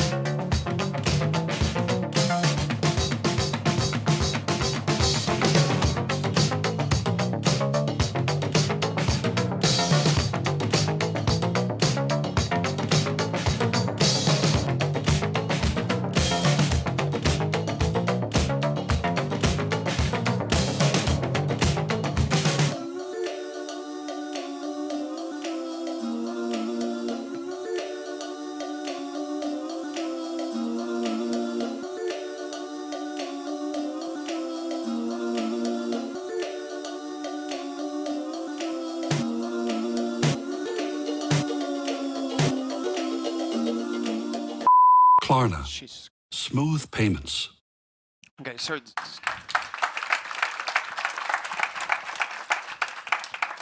So what we did was actually to just challenge the notion of what a bank and what a financial institution is. Many of my coworkers often ask themselves, like, what would happen if Louis Vuitton started a bank? And that is somewhat of the baseline of what we're trying to think. Obviously not that high end, but we try to say no to yes is one of the big posters that we have. Would a bank do this? Yes. Then say no to it. Like, that's the simple thing that guides us in many, many things that we do. So like when we take photos of our CEO, or when we do new cards, we turn them not upside down, but on the edge. We do a lot of things in social. The way we interact with our consumers is just something completely different if you compare to, for example, Handelsbanken. And again, like, one of the important factors for us, something that no one has actually done before, is to team up with some of the world's best designers and visual people in order to create a world that has never been seen before in the financial industry.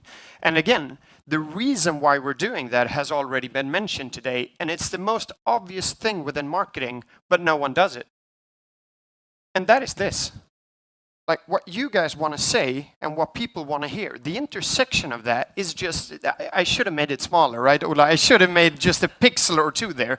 There's just so much shitty content, so much product marketing, so much stuff out there that no one wants to see. And this is like the basic thing of marketing out there, and no one does it. That's why we use design, we use influencers, we use all the different things in our portfolio in order to actually achieve this.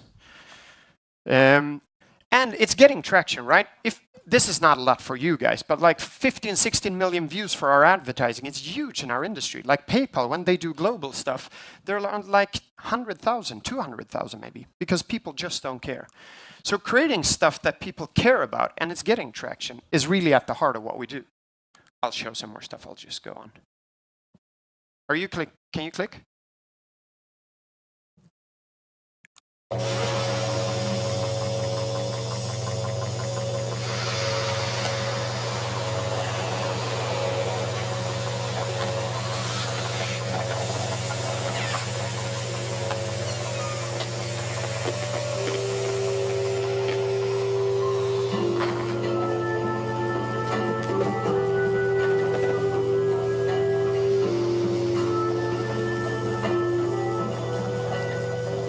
So like small things from our Singles Day campaign, where we had 30% off worldwide on all the sex toys. We ran it in Sweden, Germany, and in the UK. Just things that a normal institution wouldn't do, but that actually catch on. So very short on our secret sauce. I'm going to run through this. I have 3 things that I've learned throughout this journey. The first thing that I told you, like, that I tried to showcase, I do think pop culture is highly important to all of the brands. Like, getting talk value, we are in the attention economy. Being part of pop culture, some people call it social, some call it content, we call it pop culture. Being at the dinner table conversation is something that we're aiming for in every sense. And we live in a world where politics, entertainment, brands, they aren't separate entities anymore. They're so intertwined in everything that we do. And one thing that we've done in the last year is actually have fame as a KPI. I know many have conversions and attribution and every of those kind of metrics in what they do. What we do have at Klarna is fame. We want to be mentioned. Like, the biggest thing for us would be if Jay-Z raps about Klarna in one of his sentences. Like, that is when I throw in the towel. The second part is design for the long run. I know that Sime and many of the speakers here are all about like optimization, growth hacking, all that kind of stuff. I really do think that there's a huge opportunity for us here today, for brands, to design for the long run. And I am of the firm belief that you can't optimize into a brand. You have to do something else. And you can see that with the world's biggest brands. What they do, they don't optimize for this. They own a feeling. The feeling of being hungry, the feeling of achieving everything, the feeling of community. And that is what we're doing as well. So when everyone else in this room at the moment runs after data, runs after optimization, runs after the numbers, I do think that there's something when it comes to running after the long run, optimizing for that, when others zag. The last part, very short, this is what I spend most of my time on, organizational theory. It sounds freaking boring. It sometimes is, but organizing for creativity is on the top of my priority list. We've taken so much inspiration from the most creative times of all times, the Renaissance, where they put all of these different creatives into Italy. The Medici family bought in Chinese artists, Italian artists, Spanish artists, and they created the most influential and creative times of all time. That is what we try to do at Klarna. We don't have marketing teams or sales teams or product teams. We mush everything together. Second part is a quote from Jeff Bezos, set up to organize that you can do as many experiments per unit as possible. That is what we try to do. We don't have 1 or 2 big strategies. We have 400 multi-bet strategies that we're going after. We'll skip that. The last one, and then I'm going to leave it to you, Ola. This is really important. Life is fucking hard. Like, that's just the fact of it. Life is really, really hard. And the difference between success and failure is often perseverance. Like, can you go through hard times? Can you run through complex problems? Can you do things that are really, really hard? We almost only hire for passion, because passion is the antidote of that. Being able to persevere is aligned with passion. So when people join, our passion interviews are 3 times. We only let people work with things that they're really passionate about, because that's the thing that's going to drive them. Sorry for being a bit over. Break into pop culture, design for the long run, organize for creativity. Life's hard. And I'm a superhero. Wonderful. Sorry. Give me a high. That was absolutely amazing. Sit down. And I really love how this session is sort of evolving. It goes from storytelling to things you can do on Monday to strategy and implementation. And we're going to have some more CMOs up here on stage. So Per from Swish, very welcome up. Anna, very welcome up here. Hang on, we're missing somebody here. Carl, Fotografiska. So, and you can sit over here. We are. Nice to meet you. Yeah, you guys. Yeah. You're welcome. Thanks. Anna from Telia. David, you're staying, but if you want me to, you're staying. So, guys, Fotografiska, one of the coolest institutions, museums, and kind of like you're doing right now in your industry, David. They are becoming so much more than a museum. Could you just take us through a little bit of the journey, sort of the 1-minute snapshot to get the foreign guests into the magic that you're creating?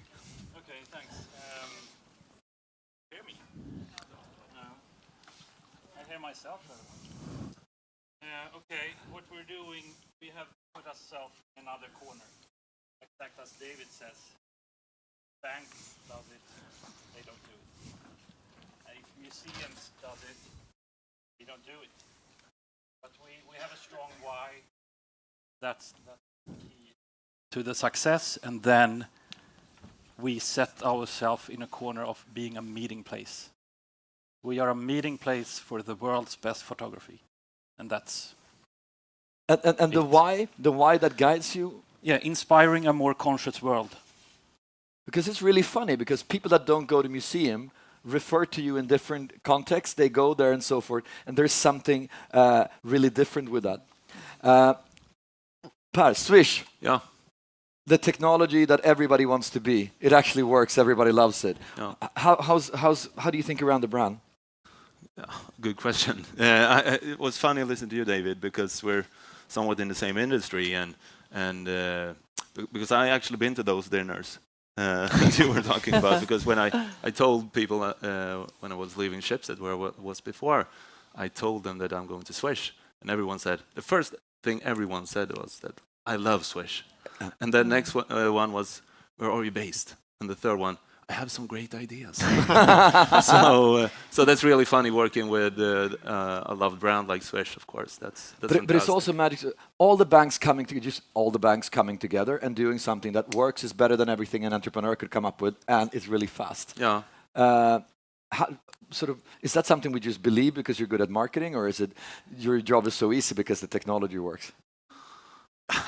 I don't know. I've only been in Swish for 3 months, so now I'm just riding the wave and enjoying the time. So, but of course it's challenging because banks are not like Klarna. So driving change, we're still owned by 6 large banks. So that's tough. So, but of course it's it's the balance, because we're not we don't want to be a bank, so try to drive the change, but still have the banks with us in that transformation. Yeah, it's difficult, but it's challenging and fun also, of course. Natalia needs no introduction, but tell me how you think around the brand. You had a rebranding not too long ago. What is the sort of the why, and what is the vision behind Telia's brand? Well, first of all, I'd say sharing the stage with these three brands, every time I interact with you, I love you a little bit more. And I was thinking, is that true for Telia? So that was my starting point when I said yes to this.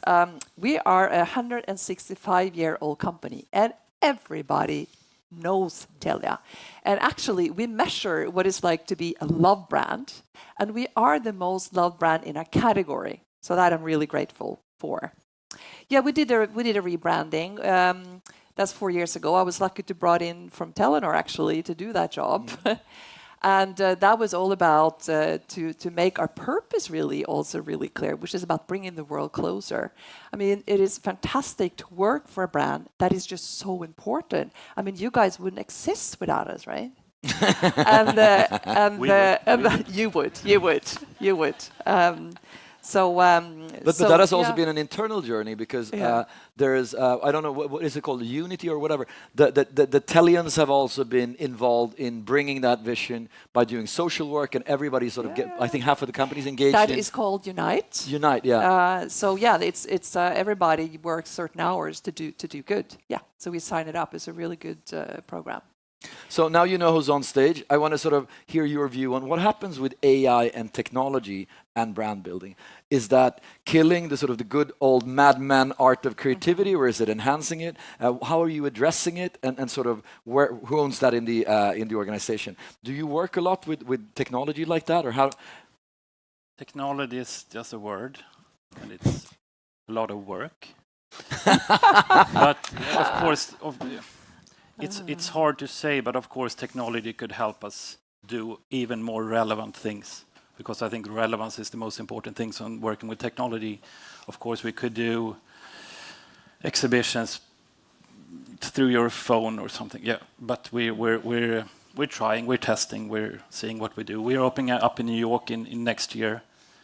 The space are much smaller than Stockholm, so we're looking into how we could do that with technology. How important is AI and technology for Telia's communication? Well, AI is, first of all, in Telia, somebody that is not owned by one. I remember you asking us about that. AI actually is part of, analytics and AI. That's the core of our strategy, We are here to digitalize. That's what we do. And when it comes to the relationship to brand, is that I like to pick up what Alan mentioned here earlier about the three-headed troll. I started off with thinking about the two-headed, didn't call it troll though. And that is from the marketing point of view, it's the data. Let's say it's a CMO data, starting from the data. That's kind of one type, right? And the other one to me is the more storytelling, and these have to marry. And I definitely come from the more storytelling part, but to be really both interested, curious, and also really respectful of the data, and that has to go vice versa. So maybe it's not in one person today, but be aware of what your strength is, and make sure you surround yourself with people who know about the others. I think that is the key. So Emma is nice to mention that we do things when it comes to automated marketing, and that's absolutely true. I have to say though, the biggest change for us in that is actually in culture, and it's how we work. Because Lena, my digital marketing manager, is here today, and we started something before we actually bought, the missing technology pieces, and we started to work what we called 3-star. That's just a name. And I was new in the job, and I said, "Oh, Lena, this is so great because we bring all these different people together, like around the table, like sell more iPhone this weekend type." And I said, "Oh, can I come and join you?" And said, "No, you can't." And I go, "Why not?" Because you're the boss, and then you ruin everything. And so one thing is that you have to set the frame, around it. Those people need to know the brand and, certain things. And then you have to lose control. You have to set it free. And that is, I think, is a big culture change. and really important that we have to speak about. It's not only about the bits. But the data, you have immense data, you have immense data, and so do you. I mean, you need to, you know probably about more things about my financials than I dare to think myself. I swish people all the time and so forth. How can you? What is that to you? Is that something that's just customer information, or is that customer insights that you build your marketing on, or how do you treat that and how you look upon it? I wouldn't say for Swish, we're of course that based, like our product is based on that data, and we try to optimize our product all the time and use those data to learn more and test new stuff and so forth. I wouldn't say that we per se use that as marketing. Try to optimize our marketing based on that data. I wouldn't say that we do that now. I'm not sure that we want to do that even short term, long term, I don't really know. Because we are really careful about that data. We have almost 7 million users today. So, of course, that we need to keep the trust, take care of that data. But you want to use the data and you want to leverage that in your marketing, David? Not really, to be honest. Like, I do think it's quite sad that most of the data that companies have is being used to sell more stuff or market in a better way. So we actually don't do that. We don't optimize our marketing in that sense. For us, it's really important to give the data back. Like, that is at the base of what we do. So we know shitloads about you, Ola. You give us that data. We don't take that data and try to use it in order to persuade you of using more or new stuff. We take that data, we package it, and we redefine it, and we give it back to you in a better shape. But David, what's the difference? The difference is that we're using it to create better products, better experience, and actually enable and help Ola do stuff with his data. It's always your data, Ola. What I do think that older companies do that are not born in tech, maybe like Klarna and Swish, they take the data and they use it to their advantage. We take it and we use it to your advantage. So, for example, at the end of the year, if you love sneakers, we package that, we make a film and say, hey, Ola, here are the sneakers you bought this year. Like, just give it back to you in some sense. It's your data, not ours. And that is also one of the customer promises that I try to give people is the more data you give us, the more we'll give you back. Can I answer that? Because I'm the old company. Quickly. You know, we even use the data to save the world. And in fact, the data or digitalization is one of the key drivers to reach the United Nations sustainability goals. That's how important data is. No, but we had this discussion internally. Somewhere in the sessions when I discussed that yesterday. At Sime, I've been a firm believer. We've done this for almost 20 years. That when somebody comes here, gets it, like what you experienced today, you want to bring the rest of your management team and colleagues here next year so that they get it, and then you want to bring your customers, and that's our success. Executives understanding that this is important, and then a new guy joined and says, "Yeah, but we could do all that with algorithms." And I'm like, yeah, try that. So we've had a battle between having nice dinners, connecting with leaders, understanding what's important. That has been sort of my track. And then we had fucking norrlänning sitting and just doing things, sending targeted mails based on what people do on LinkedIn and other things, automated, and just changing the mails to see how many comes. And this started a year ago, and most of the tickets sold for Sime, more than all other channels put together, is this norrlänning, which is kind of interesting.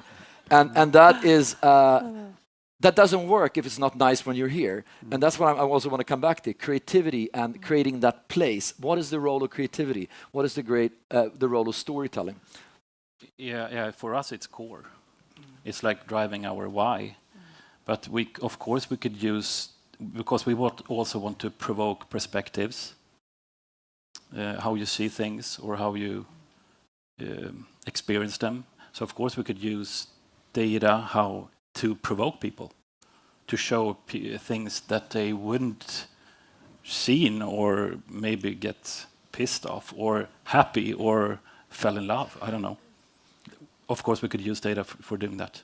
But you build things in your industry that very few people do. I often see a museum that I don't know with something going on that I don't understand by somebody who I don't know who it is. And they market to people who know that person is, so they don't even have to market. Whereas you do things that makes people that are non-museum goers go and discover things. Yeah, we want to lower the thresholds. You don't need to be pre-read a document before you come to us. You just be there and hang out and make conversation. And yeah, we want to be a conversation starter. So, and you go to New York. Why New York? And sort of, is it if you can make it there, or why not? No, but New York. Jan and Per, who's founder of Fotografska, New York and London has always been like on the map. So New York is fun. But I don't think we're going to keep. Everyone asks me, "Are you going to keep the brand and so on?" We're going to keep the brand, the name. Everything is going to be the same. But that's also a challenge. But it will be a lot of So fun. it will be the Fotografiska Museet. Yeah, we're now tweaking how you pronounce it. It's rather hard. To me, I just think an observation is that if you look back in time, there's always like something happening and then a counter reaction to it. If you look like 20 years back in time, the finance people were the ones leading the businesses. They were hardcore, and then somebody got sick and tired of them, and the entrepreneurs came. And then the entrepreneurs were the counterweight of the boring finance people. Then the growth hackers came and said, hey guys, you can't scale your business for shit. Now let's use the data. Now we're in the data era, and I slowly see that we're moving into the counterweight of the creatives that say, okay, now it isn't exotic being a growth hacker anymore. Like we have 12 growth hackers like in every six-man team. So now I do slowly see the time for the creative person where design, beauty that was talked about, look at what Apple has done. Like it's fantastic. That is the counterweight to the data age that we're in. So I'm slowly seeing that coming. And then obviously the counter to the creative is going to come in a couple of years again. Anna? A creative is absolutely essential. And it's about storytelling. You know, the digitalization, it turns everything transparent. And you have to be really authentic. And you compete with attention. And I think when we create something, you have to ask yourself, would I really watch this? Mm-hmm. And so the creativity or the madmen or the matmen, or whatever we want to call it, it is still so important. The formats might have changed. So you might have to learn a few things to tell the story in 5 seconds and, you know. But, you know, we still actually invest quite a lot of money on TV because we know it works for us. Mm-hmm. Or moving images. So maybe is creativity even more important than ever to touch the emotions. You spoke about a societal perspective as well. How important is that? How important is it to contribute something to society? I mean, it's very easy to say, but, you know, between $1 spent on sales or $1 spent on making the site a little bit better, where are we with that? And how do you look upon that? Do you have a mission in society? For Swish, of course, it's we believe it's important. And looking like an overall view, I was thinking about the question before, and I was saying, yeah, it's really, really important. But then, is it really that important? I think it's important to be good enough, hopefully. But I think it's also up to us in this room to decide how important it is. So you can look at a lot of companies. They have scandals all the time. Volkswagen, they still sells a lot of cars. So I don't really know. I hope it's even more important in the future. I think it gets more and more important for recruiting the right people and getting the right partners and ultimately getting the right shareholders. Yeah. But there's a lot of companies that screw up and it doesn't seem to harm them very much. Exactly. Do you have a mission in society? Yeah, of course. We have a foundation called Fotografska for Life that has been with us from the start. We do the projects doesn't start in an exhibition. It starts with a mission or a issue or something happening in the society, and then we built a exhibition or experience around that theme. I think we have get 50 million Swedish kronor during the 8 years, 2 different NGOs. Uh-huh. Dinners and Swish accounts and stuff. But I think you sit in a rather good position because David, me, Per, have had a clear enemy. How hard was it before Swish to send money to someone? Go to the bankomat and do, and you had an enemy in your banks. You have a lot of enemies. Oh yeah, and a lot of people love it. Change an industry. No, you're absolutely right, and so I'm jealous. Come. No, I mean sustainability or the importance of doing it. That's just part of our business. It's not on the side. And in fact, we just reworked our brand positioning, and sustainability is part of it. It's just how we do things. And it's about doing good. And if you want to survive, you need to be sustainable. And I think it was the CEO of Salesforce who was on CNN yesterday or today and said that Facebook is the new cigarette. Did you read that? Facebook is the new cigarette. Yeah, it's bad for you and it's addictive. And they've done some, interviews or whatever, what happened with the whole scandal and how people reacted. So, you have to absolutely be sustainable in everything you do. So, of course, we do also some, let's say, good stuff. Of course, we do. And the sponsorship strategy that we have is defined as the bad side of our business. So we sponsor friends because of the net bullying, because that happens on the internet that we provide. And we also sponsor GenPep because people sit too much on their, so that is one way. But more important than that is really embedded in it. You have to be sustainable. I mean, you guys are young. We are 165 years old. And to survive, we have to do it for the long term. It's kind of cool with that because, as you said before, and also with how AI, these initiatives are more and more grassroots in Telia as well. We had an idea about creating a university where you got in based on your attitude, not on your grades, and targeting suburbs that usually don't spawn digital entrepreneurs, newly arrived, young girls that usually don't build big tech companies and so forth. And people in Telia said, we want to be part of this. And we just made a business plan together. And it was not sanctioned from every places. But that business plan is now at university and where there are students walking around. And I think that's an interesting thing, how you can look upon yourself as an instigator as a larger company rather than just trying to do some good things. We're running out of time here. Just a one-liner, what's most exciting right now? David? In what? In my work? Yeah. So we are launching in January. We're launching probably the biggest thing in marketing that Sweden, at least, is going to see during next year. So that is fantastically exciting. Cliffhanger. Exciting. Well, actually, David, we're doing the same. So let's see who wins. But I would like to say that in this world, what's happening is really the rise of values. And the world is becoming polarized, but there are values of countries or company or brands. And to me, that is the most exciting things that when you digitalize and everything becomes experience, you need to know who you are. I think that is so on the point, and that's also the success behind Epicenter. We gather people around a bigger question. How can we gather everybody that wants to create a sustainable digital intrapreneurial society and create a district for that? Who's on that quest? And nobody ever asked us square meter price. Nobody. It was not a discussion. The discussion was whether we could build that together. And that's what we do now in the different countries. We just gather people and say, how can we build this together? And it evolves into what we need in an Epicenter. Moving on, Kalle. Yeah, keep on inspiring a more conscious world through be better at maybe showing that and learn people how to do it. Yeah, and of course we're doing a lot of great stuff that's going to be launching next year. But I'm waiting more for your campaigns. Even more excited. So. That's what was most important. Yeah. Your campaigns. Cool. Thank you very much for being here and sharing. Thank you. Thank you. And now, ladies and gentlemen, one of my favorite people in the whole world. He is a guru. He is a filmmaker. He's a senior journalist at Vice Media, going to Nicaragua and other places. If anybody's leaving now, they're doing a grave mistake.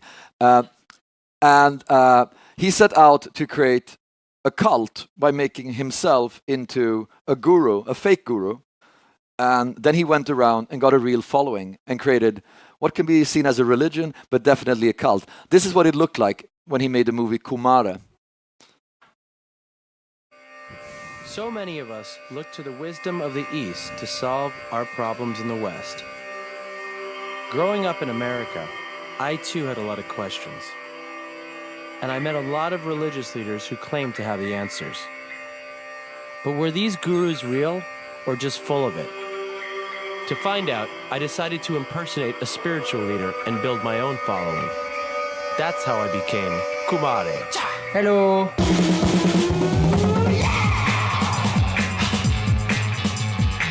If you act like a guru, then you can become a guru, no? Then you come like this. guru. It's really wild. Begin to feel the blue light. I feel myself getting warmer than normal. I'm sure that's your energy. I have always wanted to connect with a true, authentic person from India. I have intense feelings about the whole planet.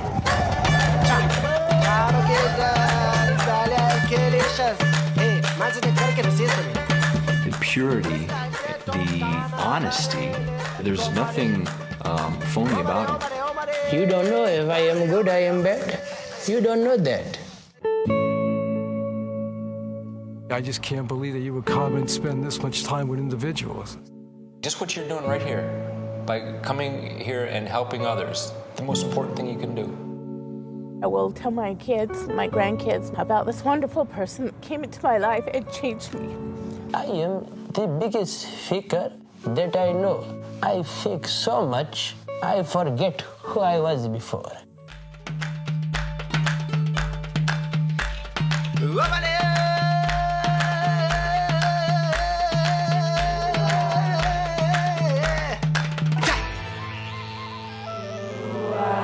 Give it up for Vikram Gandhi.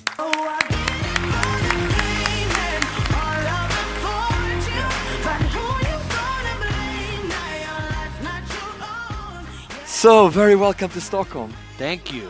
We've tried to get you here many times, but usually you get piloted into sort of, no, I'm Nicaraguan right now with there's bullets flying, I can't come. And then you were in Antarctica, I think, the other time. Yeah, the first time I canceled a week before, I called you and said I'm in Fukushima, and then a year later, a week before, I said I had to go to Antarctica. So it seemed like crazy, I imagine, what I was saying, but I had to go there. But I'm really happy I finally made it. Yeah, and this was Kumara. This was one of the movies you made. You made several movies, and you have two Netflix series coming out or movies coming out. Yeah, I have a film about marijuana laws in America, but it's about cannabis, but it's actually more about race in America. And the other project is kind of a social experiment show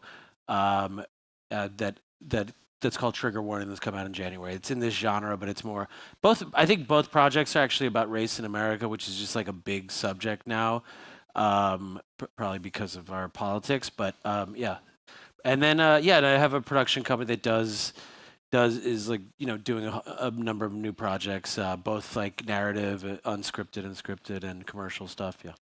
But Kumara, so these people really loved their guru. Yeah, I mean, I think that I became friends with people. It was an odd process of making a film, because it's not the kind of thing you can just go out and pitch to some television network. You can't say, hey, I'm just going to be a religious leader and stay out there for 4 months, 5 months, see how long it takes to bond with people, and then at some point tell them that I'm fake. So yeah, it was a hard thing to imagine. What did people say? It's a good reason to watch the movie to see how it happened. But people did a lot of the people who I became close with, they changed their lives for the better. So, there was, a lot of people think about what happened in the film, and they're like, I can't even believe you're alive. Somebody would have, taken you out. But strangely, I never, the philosophy of Kumari was that we're all gurus, and that the idea that he looks like what we think is one is that's what the lesson is that he's nothing. And actually, I try not to make any sense except that they should look to themselves. And that was that's like kind of the teaching of every like deep spiritual practice, but usually it gets corrupted along the way because of the person.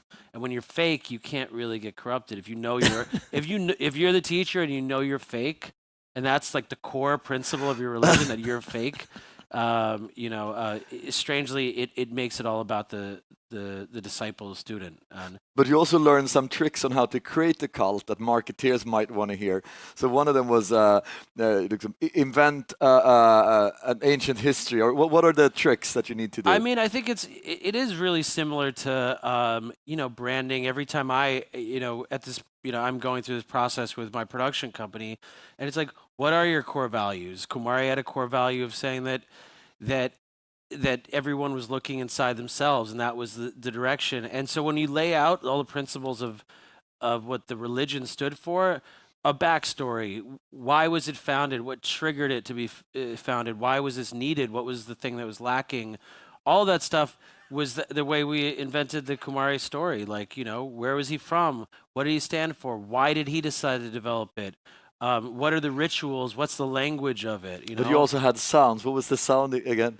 Yeah, well, I mean, religious symbols are brands. So, you know, the Om symbol is a natural symbol of Hinduism. If you see it in contrast, like the Star of David or the cross, it's the Om symbol. So we just made our own, which was the UAE symbol. That's what you hear in the trailer, that UAE sound. And upstairs, I was talking about, you know, we made a symbol up that kind of felt like it was Om, but it was a little off. Yeah, it was funny because up here, before Vikram came down, everybody was meditating on the blue light and saying Uai, and he said this is a holy Om symbol, resembles Uai, but I made this up and I'm from Brooklyn. And it just became so clear to me in that moment that a lot of people do that with their own religious symbols, and it feels very meaningful, and they think everybody else's religious symbols are as much crap as yours, right? Right. Yeah, I mean, I think it's if we start trying to figure out how to be true to some tradition that is based often on fantasy and storytelling. I mean, you know, the debate about whether any of these people in religious history ever existed, like what's really the point of it? Did Kumari really exist? And I think the exercise really is when, you know, I have people in this religion focus on a blue light, and the question is like, wait, is that blue light real? Like, no, it's made up. But can that actually be, you know, drive you to focus on something? Yeah, it can, and it can be as powerful as something that's like real, you know? But you're also a journalist and a truth seeker, and Vice has been, you know, parachuting into very difficult questions and difficult regions and so forth. Could you tell us a lot about that and what kind of stories you want to tell? Yeah, I mean, after I made Kumare, I happened to live in Brooklyn, and Vice was a block away, and I got in conversations with them and saw their HBO series. And it was like kind of the show that I had always dreamed about doing when I was younger, which was, you know, at that point, kind of gonzo journalism, like, you know, being immersive, going to a place and telling a story that was more authentic, you know, saying we're not journalists. Obviously, things have changed now. Vice has become, you know, a news organization and has won Emmys for news. And but in the beginning, what excited me about it was this is a new news form. I felt when I had done work in journalism in the news. I covered the Bombay attacks. I was there, and I did a number of stories as a producer, never on camera until Vice. I always was frustrated that, you know, why is this a 3-minute thing for nightly news? Like, I can't get down with that. You can't tell a story in that amount of time. And frankly, like the bow that has to be tied on, at least in American news, is frustrating because nothing's ever so black and white. And by doing immersive journalism, it's like, let's just look at what's out here, and try to give people a feeling. Because I think that the problem is that as our attention spans get lower, everyone becomes a meme, and all these other foreign countries are just headlines, and they're not people anymore. And it's really important to figure out how, if you didn't see the humanity in people. And it's usually because we don't have the attention span too. But I think it's really important that news brings that out. Otherwise, you know, it's just a ticker on the bottom about what our president tweeted. But I mean, news, speaking about creating a cult, Donald Trump is pretty good at creating a cult and creating a narrative that I think in many senses was missing in the US. What do you think when you see that happening, and what is the role as of a storyteller like yourself? Yeah, I mean, I think that the cult, you know, I'd always, you know, I have been working on a sort of a reboot of Kumare, and I think about why he would have to return. It's because, you know, America, they fell for the evil guru, you know, evil cult leader, and it is a cult. So Kumare would come back like a Kumare 2, but now sort of.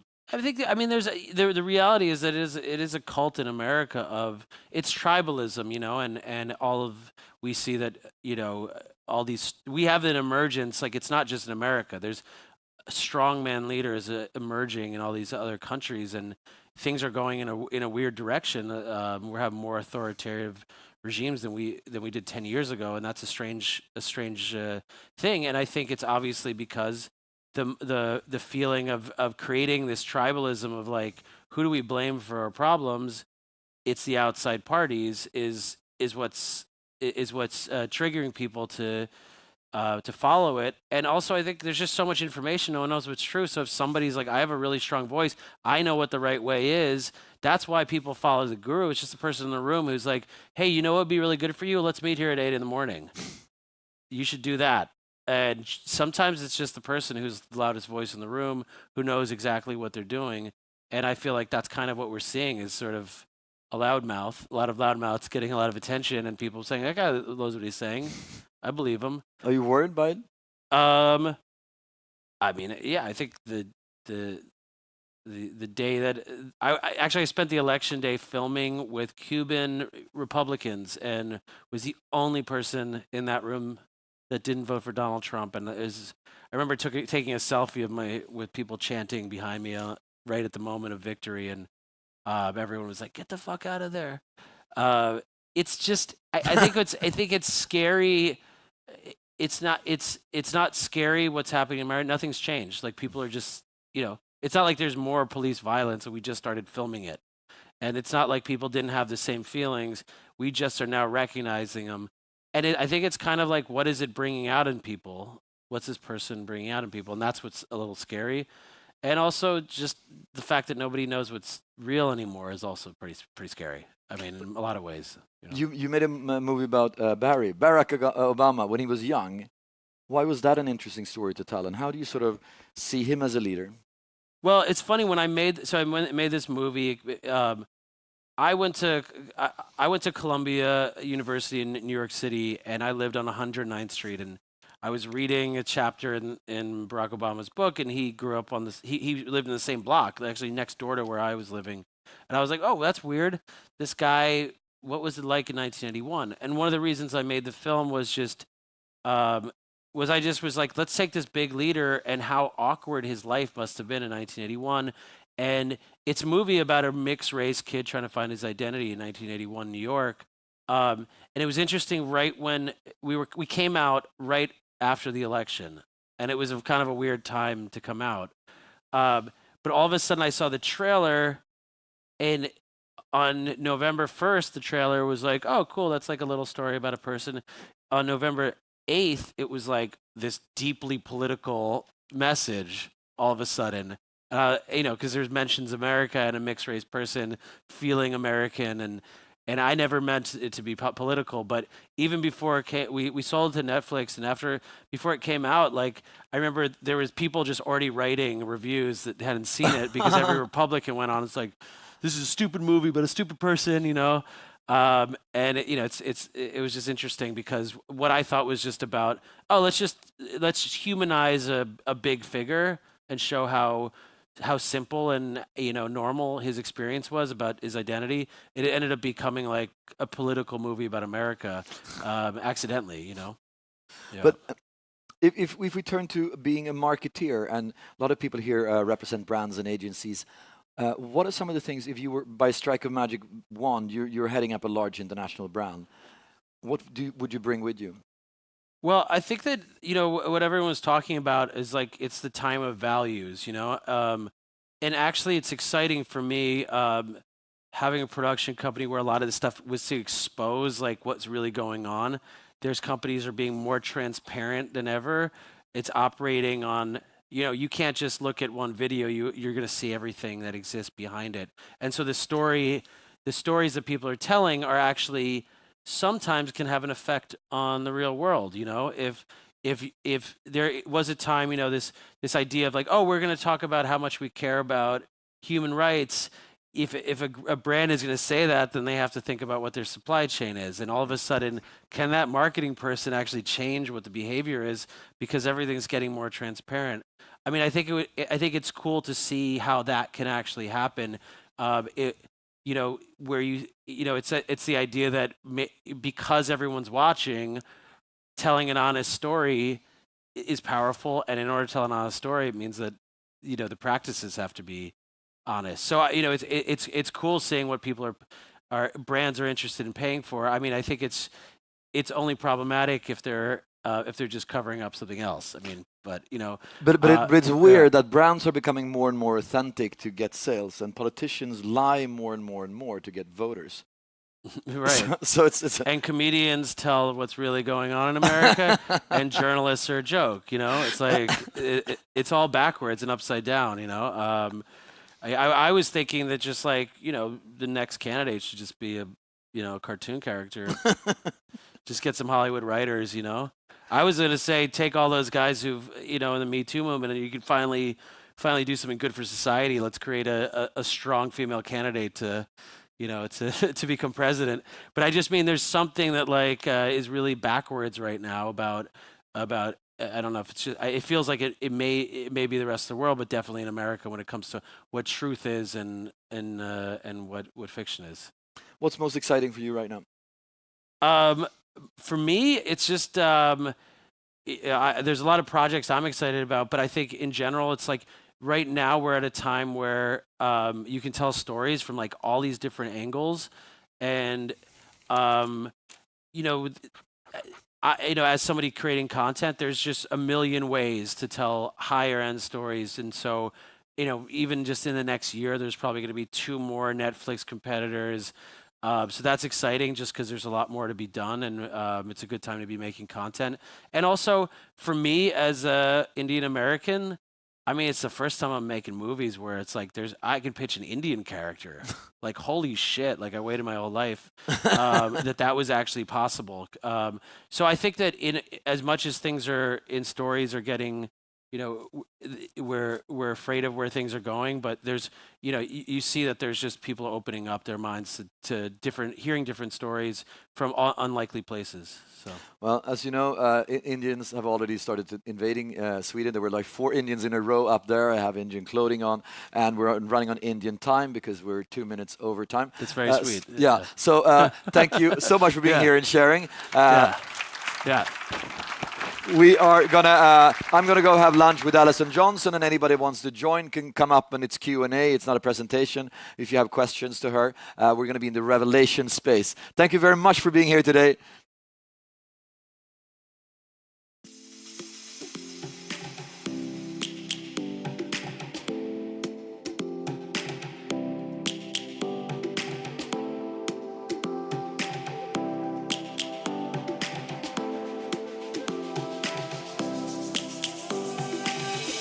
Lions roaring in the morning sun, searching for a longer day. People feeling like the light has just come. We must never stop.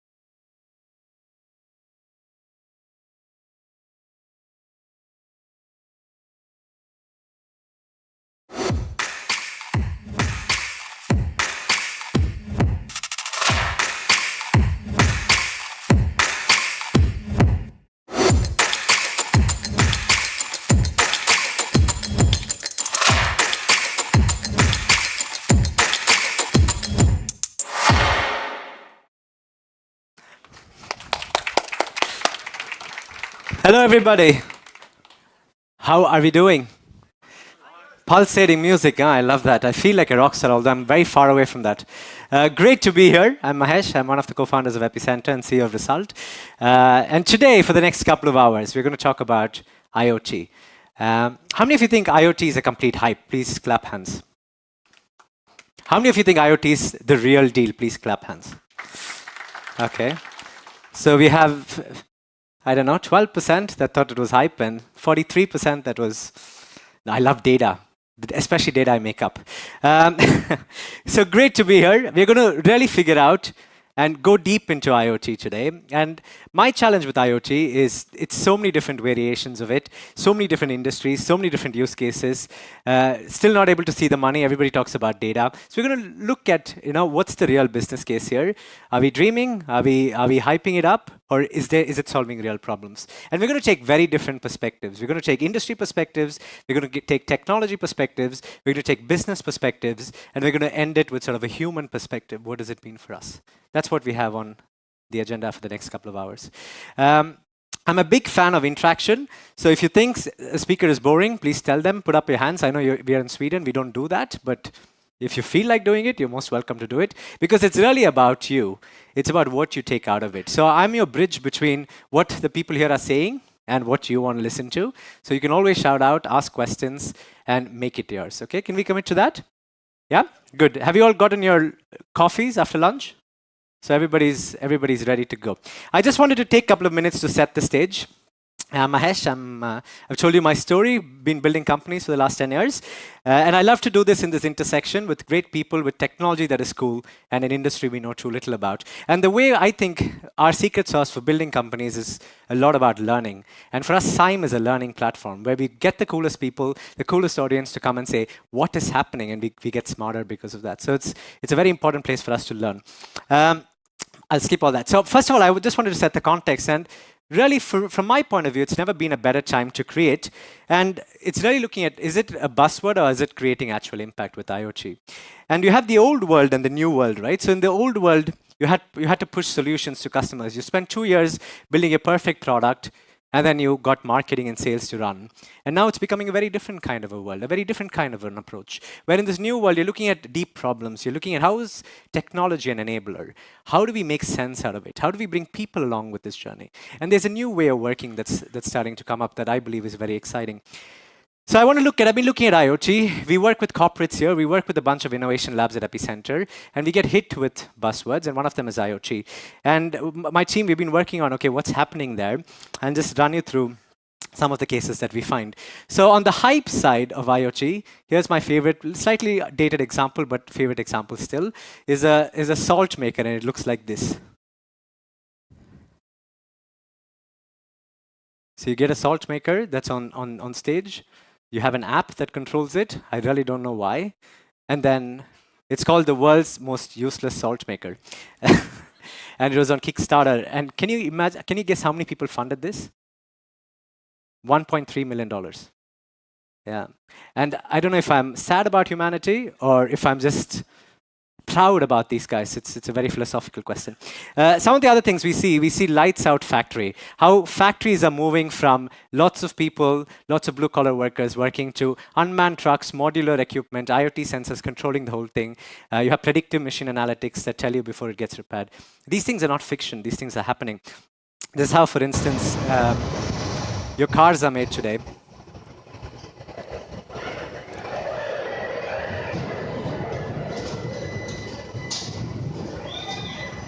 So not a single person there, and they're called the lights out factory because you don't need to have lights, and you save on energy. Yeah, and then you have lights out warehousing. And if you see warehousing, that's exciting because of e-commerce and the whole growth of e-commerce, there's a need for more warehousing. And what's happening in warehousing? Well, there's same-day shipping, all kinds of logistical innovation that's happening, and that's driven by technology and IoT and connectivity. And this is how the race for warehouse is growing. And then, of course, it's the same for buildings. And there we have people, though. So you have the lights on buildings. But if you look at buildings, you have the old world of buildings, which is bloody old. How do we make these buildings much more intelligent, putting human in the middle and saying what can we make sense out of from there, whether that's energy, whether that's temperature, whether that's humidity, whether that's predictive maintenance in terms of warning people before things go away. How does this look like? This is a potential future dashboard of a building owner or a property asset manager, and that's not how it is today, because it's still hard hats, a guy in a suit coming and or in a coat coming and writing, how the building values are. It's surprising. We've been talking about this for so many years, but it's still not gotten so much adoption. Let's look at retail, and there it's lights on retail, but unfortunately the lights are still not fully bright, because if you go and ask any retailer simple e-commerce questions, how much traffic do you get? How many convert? How many repeat visitors you have? There is no clue that anybody's going to answer that. There's a big missing link with, I'm calling it Google Analytics or GA for retail. But if you ask the same question to an e-commerce company, if they're not able to answer that, they're probably fired, because that's the core in which you live your business on. So what we see is this mix of things that are coming together, affecting traditional industries. Today we have Bo Leiden talking about how they use technology for mining and making mining better. We also see new ecosystems being built around. Some by small companies, some by large organizations. And what my fundamental belief with technologies like IoT is that corporates have a vested interest to make this better. Because you sit on data, you sit on infrastructure, you sit on unfair advantages. How do you add more intelligence to it? It's the responsibility of large organizations to make this change happen, because the small players don't have access to as much as you probably have. What I also see is a different mindset and skill set that needs to happen to make this work. What this is not is a linear way of thinking. So it's very easy to say, now we'll add 5 more people, we are a building manager, and then it should take care of a few more buildings. But that's not how the new world is being built. It's completely non-linear. Funnily, in 20-25 years, 50% of all the largest companies' income comes from platforms. And the question is, what the hell is a platform? Well, think of it like an app store, right? The app store of your industry. You have distribution, you have payments, you have infrastructure, you have data, you have your stakeholders or the value chain creating with you in those platforms. And the biggest question I see our corporates facing is, should we build this platform or should we partner and be one of the players? And that's a big decision to take. What we also see is the attitude that takes to win, and that's something we'll explore today. What is the attitude you need to have to approach these kind of new technologies? Is it just invest? Is it just build a data lake and figure it out? Or is it looking at ROI at every step? What is the attitude you need to have on a leadership level to make this work? So today we're going to look at trends, technologies. We're going to look at how industries are changing, like mining. We're going to look at real-life case studies, 3 companies that are taking a fresh stab at some interesting problems. And we're going to look at what's in the horizon, everything from the human things that are disrupting the very fabric of humanity to sex, love, and relationships. So that's going to be fun. We have Celia, we have Verijay, we have Nava, we have Imagimob, we have Bo Leiden. We have a funny little photo there at the end. That's the last speaker that's going to talk about relationships. So we have a wonderful lineup. And as again, just remind you again, make this session yours. I'm curious to learn the following things. I'm curious to learn, is there real problems to solve? How do you approach these problems? How do you build platforms, or how do you own these platforms if you're a large player? And if you're a small player, what's the missing link to get your adoption even more? So that's what I'm curious to learn. So are you ready? Wonderful. Love it. So my first speaker, let me just take my notes here. My first speaker is sort of a personal favorite of mine, because he sits on a very interesting position. He's Telia, as you know, is a telco that's on the move, and they're really investing heavily in infrastructure and powering other businesses to use their infrastructure. And Bjorn Hansen, who's part of running IoT for Telia X, he's going to talk about where is the state of IoT in the Nordics and Baltics. What are we doing right? What are the gaps? What can we do more? So he's going to set the stage with us today, and then we dig deeper from there. So without any further ado, Bjorn, where are you? Come up, Bjorn.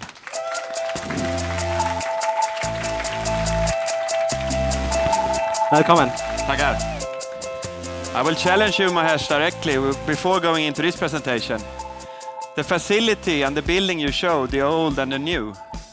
I welcome you to our building, which Fabege is running in Solna, and we will show you these dashboards in 2 weeks' time. But going back to what Mahesh just said, anybody here who has bought this product recently? We were naive 2013. Telia went out and we said in our first report, the market will grow with 30%. Ericsson said 50 billion devices is going to be connected through IoT 2020. These kind of products was launched. It's a button connected to an order on a web page of pistachio nuts with home delivery.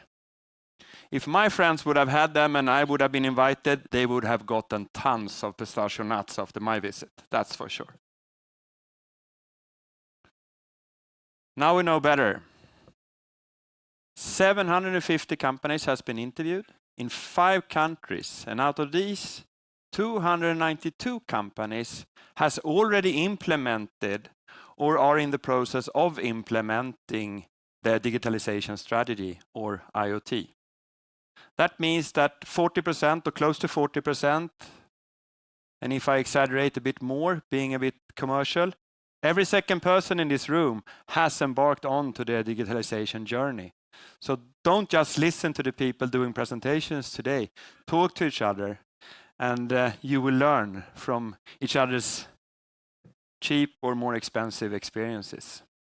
Another thing that has come out as evident from this report, that has been very much about technology. Very much so.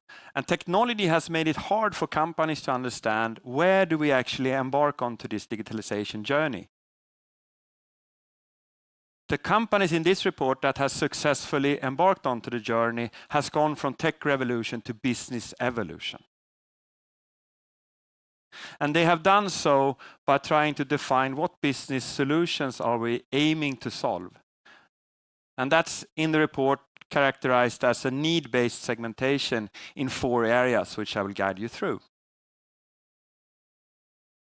First one out, and it's not because my boss is from New Zealand.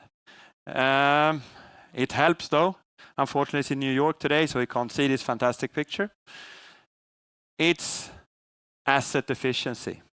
How do you track your sheep? Or how do you secure that you have a better optimization of the conference rooms in the buildings where they're always booked and always full when you want them? Or better mileage on the company cars?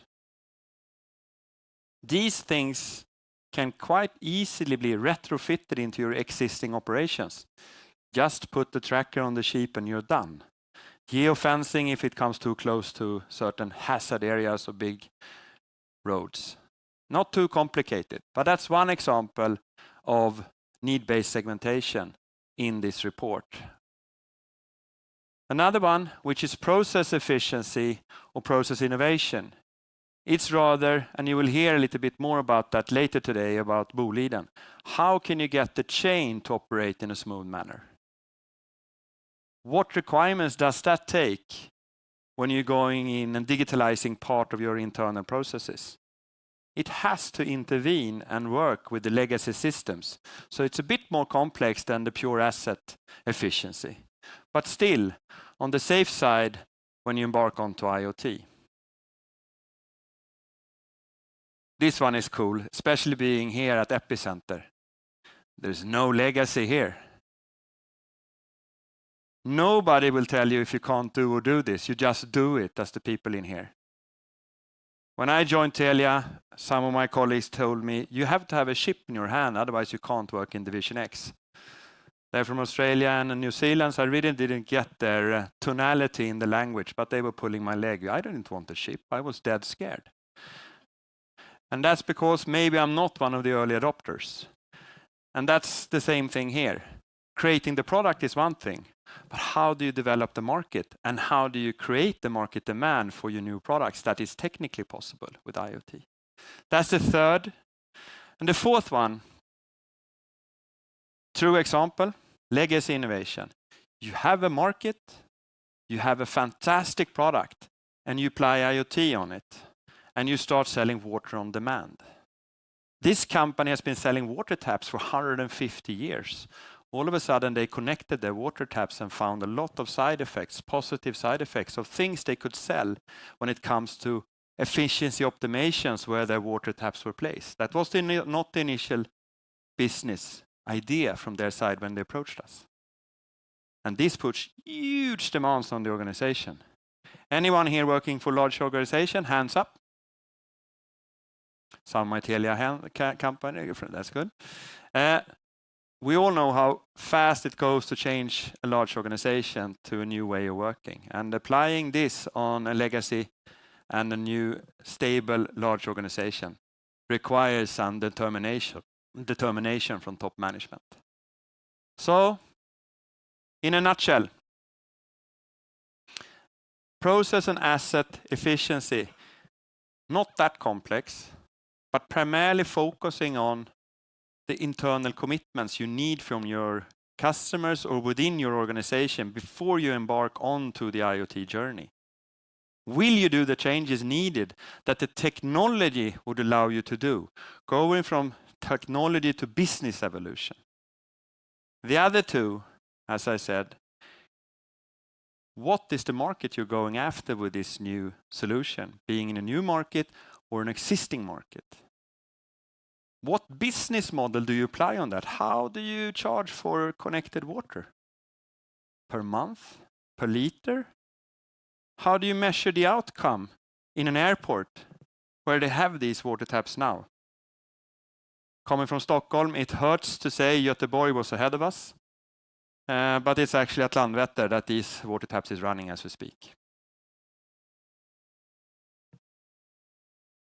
Next area that we talked about with these companies and said, okay, you have defined these needs, but what barriers did you need to climb in order to get your product or project started?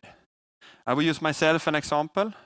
Happily married, at least this morning when I woke up, so I have to check when I get home, since more than 20 years, grown-up kids, and I do some investments in the home, not necessarily aligned with the rest of the family plans. My dear colleague was so nice to take a picture of my phone, even though he threw in his own Candy Crush at the far right, so that's not mine. But the other apps, to a large extent, are.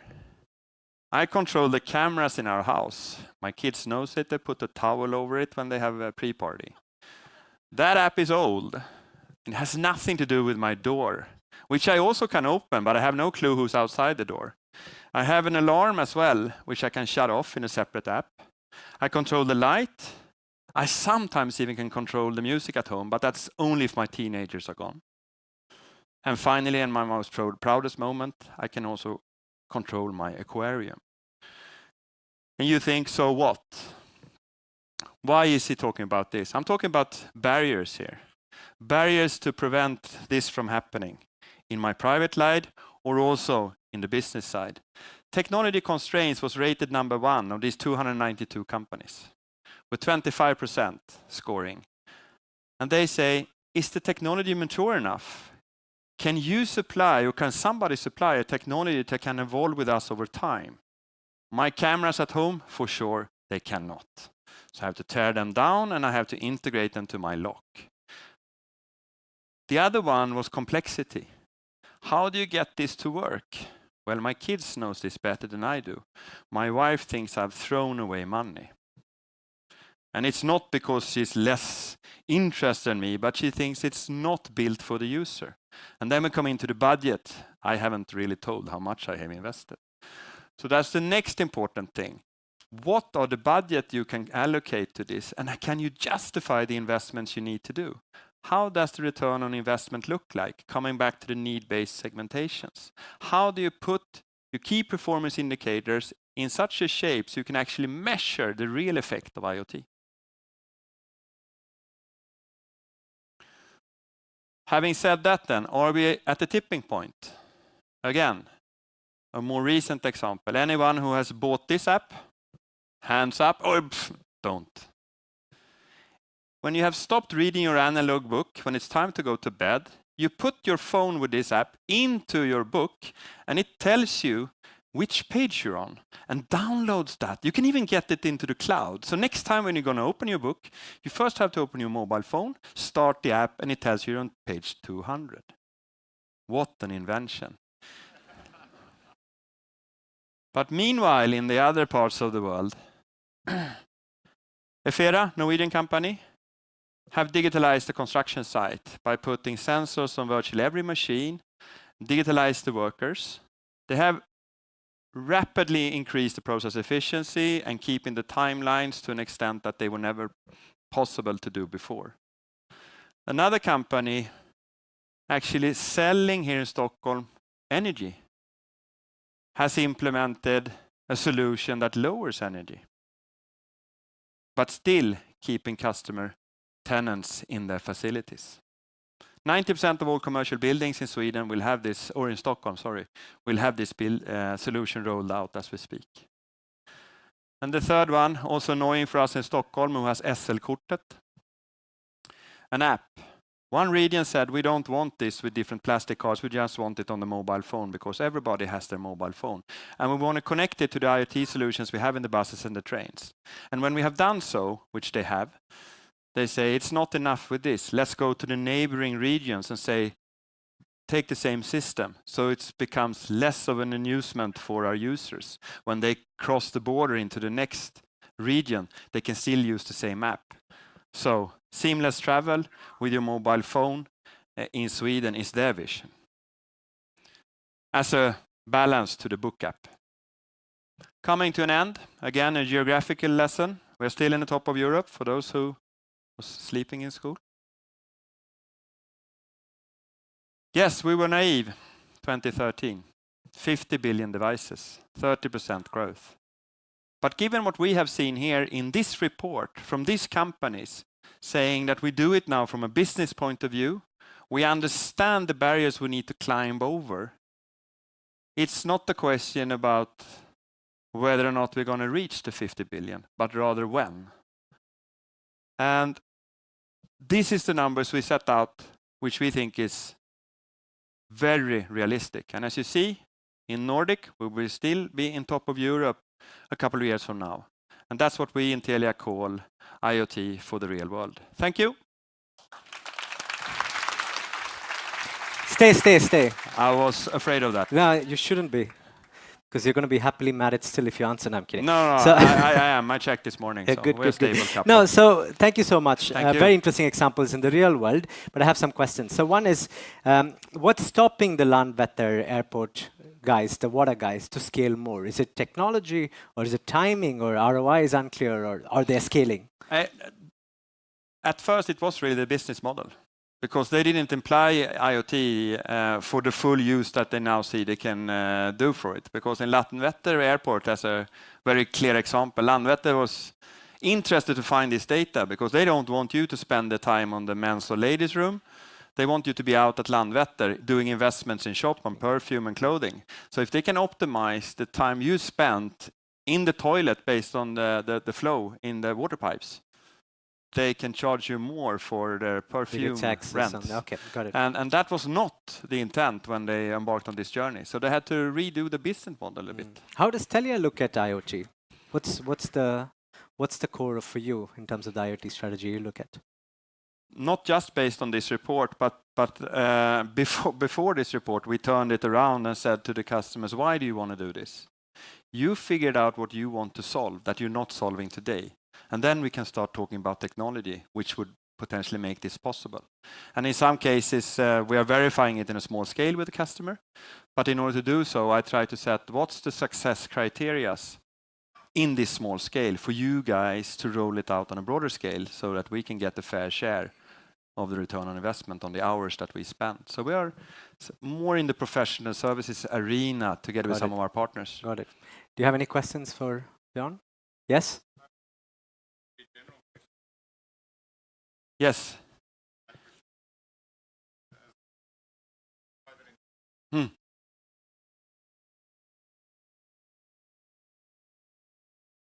Very true.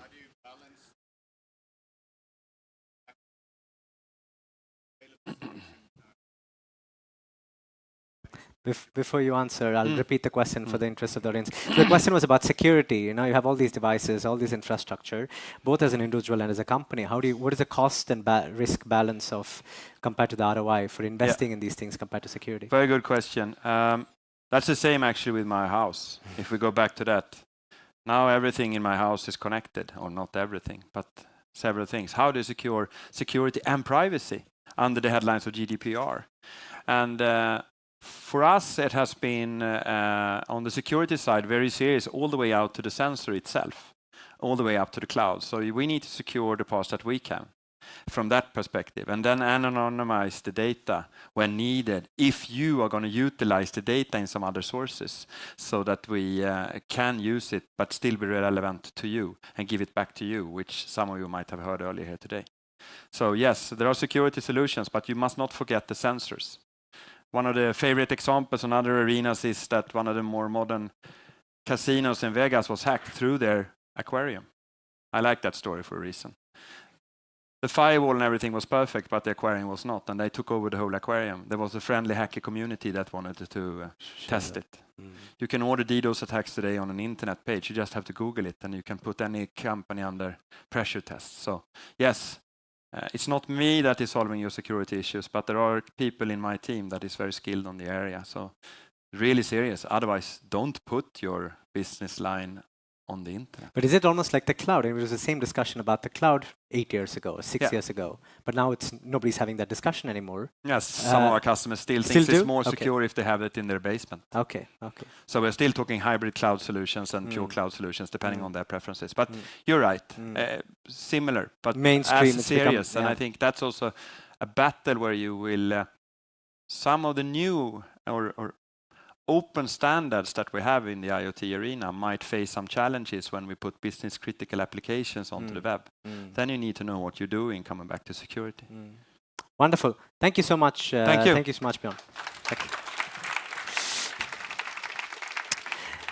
My next speaker is going to talk to you about how do we put the human touch back in technology.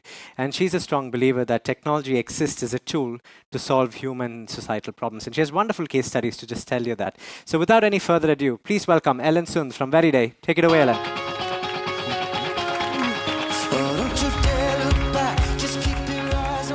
Thank you. It's great to be here and talk about my passion about technology. I'm a creative technologist at Veriday, part of McKinsey Design, and I love tech. I call myself a translator of tech, a translator between tech and everything else. I want everyone to feel that they own tech, because then you can do amazing things. And I started off many years ago where I found out that my programming skills could control the world. That sounds awesome, right? With just a few lines of code, I can get an LED to blink the way I wanted. I had done web and mobile before, but this was something new. I could bridge physical and digital, and I was hooked. This was many years ago, and I started off with doing an ICQ lamp. I don't know how many here used ICQ. Just a few. This is, I would say, an old version of Facebook Messenger. When I was living in London, 2005, I wanted to connect with my sister in Stockholm, and we chatted a lot at ICQ. And I thought I couldn't just check the list all the time if she was online. What about having a light that turns on when she's online? This was before APIs, it was before open source circuit boards. So I actually had to wire a phone cable onto this small micro brain, connect it to my laptop, and have a software that would check if this small flower here, if the file name was called online.gif or offline.gif. Can you imagine my struggle? But I got it to work, and it was amazing. And since then, I've been hooked on physical and digital. But it started earlier than that. As an intern, I got a chance to work with intelligent homes in 2000. And I'm going to show a very pixelated movie from this project. I think it's great. By looking back, you understand the future. This was a project between Electrolux and Ericsson to create the intelligent home. And the central piece was a fridge with a screen in. I was working on the interface, and I heard engineers and product designers talk about the future. And I think this was amazing. I knew then what we could do. You could set the alarm already then. And you could even do things like this, which I think is amazing. They leave the home, and then someone wants to get in. And she takes up her really modern flip phone. Some of you might remember it. She opens it. You need to push in a code. And then voila, it works. I think this is really amazing that this was 18 years ago, and still not a lot has happened. I know Samsung released the fridge with a screen in 2 years ago, but I don't know how much it hit the market. And with this, I've done a lot of different things, hooking up circuit boards with traverse systems, with retail stores. I've done wearables that senses your posture. But it wasn't until I met this lady that I started to shift my passion. This is Wu Ying. She's a professional flutist, but she is blind. She's been getting medals in Paralympics. She's really devoted. And she applied to the school, the Juilliard School of Music in the US. And they said, "We're sorry, we can't accept you because you can't be part of an orchestra." She played a solo artist, and the conductor can follow her, and the orchestra can follow her, but she can't be part of the orchestra because she can't see the conductor. So she and the team of hers came to me and they said, "Can technology make me see? I want to be part of the orchestra. I want to be able to play along with my seeing colleagues." And from my previous projects, I know that when you say that that it's impossible, I've been proven wrong so many times, so I took on the challenge. And I thought, I will just test this, and I want to fail fast, but I want to fail heavy and accurate as well, because then I can just leave that solution and go to the next one. And we started off actually testing out what conducting is for Wu Ying, because she hasn't seen it. So she felt it on her back, and we started with that interface. And from that, during months, I tested different things with vibration motors on her back, in her neck. I tried circuit boards with sensors on the conductor, and it was really important to know that where in the room the hand was, because every beat is important in the position. And I couldn't solve it with that because the sensors were drifting over time, so the room would kind of drift. But I found the solution. I noticed that latency was a problem as well, so we needed something that was really fast. And I ended up putting infrared light on the baton of the conductor, and this was sensed by a motion capture camera, which is really fast with down to 4 milliseconds of latency. This was transferred to a Raspberry Pi, which I love, a great circuit board. And it was controlled by really fast industrial motors that would paint the pattern on her feet. I had help of really good experts in the industrial motor industry to get these motors to move but not stop too much, because then they would sound, and in this orchestra environment you don't want to make a lot of sound. And we got it to happen. And then she played 2 concerts in the concert hall of Stockholm with the Philharmonics, and she got to be part of the orchestra. Yeah, it's amazing. And I found out that I'm not only passionate about technology, but about the user. And years later, I joined Verde, where they have been doing user-centric design since the 60s, in product design, service design, physical and digital, and everything in between. And I love IoT. So in this world, I was thinking, I come from code and sensors and tech, and you think about IoT. What is that? We have the cloud, the sensors, the data, we have connectivity, data plans. But where is the user? Where is the user in all of this? I mean, we have things that talk to each other, but there are users in there as well. So I thought of design-led IoT. That's what it is. That's what we're doing, because we're putting in the user really early in the process. Like Wu Ying, she was brought in the beginning, and she was a way to confirm that it would work or not. And I don't know if you met your end users. Please raise your hands if you met them. I think it's really cool, because when you think about your end user, they are everywhere. It's the one selling your product. It's the ones installing it. It's the end user, the consumer. It's a supplier. It's the people that do the maintenance. There are loads of them. And you want to get them in there early, because if you don't succeed, what's at stake here? I mean, the distance between you and success just grows if you don't know what your users will do once they get your product in their hands. And at Veriday, we have a very magical space, which is physical. It's a workshop with all of these machineries in wood and metal, CNC millers. We have this room where we have lines of 3D printers, a laser cutter, an electronics lab. And this, for me, symbolizes how you actually start prototyping for the user. Because as you do that, you get in developers, digital designers, product designers, researchers, the client, and all of the requirements comes into a prototype. So the prototype kind of embodies all of your requirements. And what do you do next? Do you look at it and say, this is nice? No, you go out to the user and you test. You test and you see what they like about it, what they want to change, and you go back.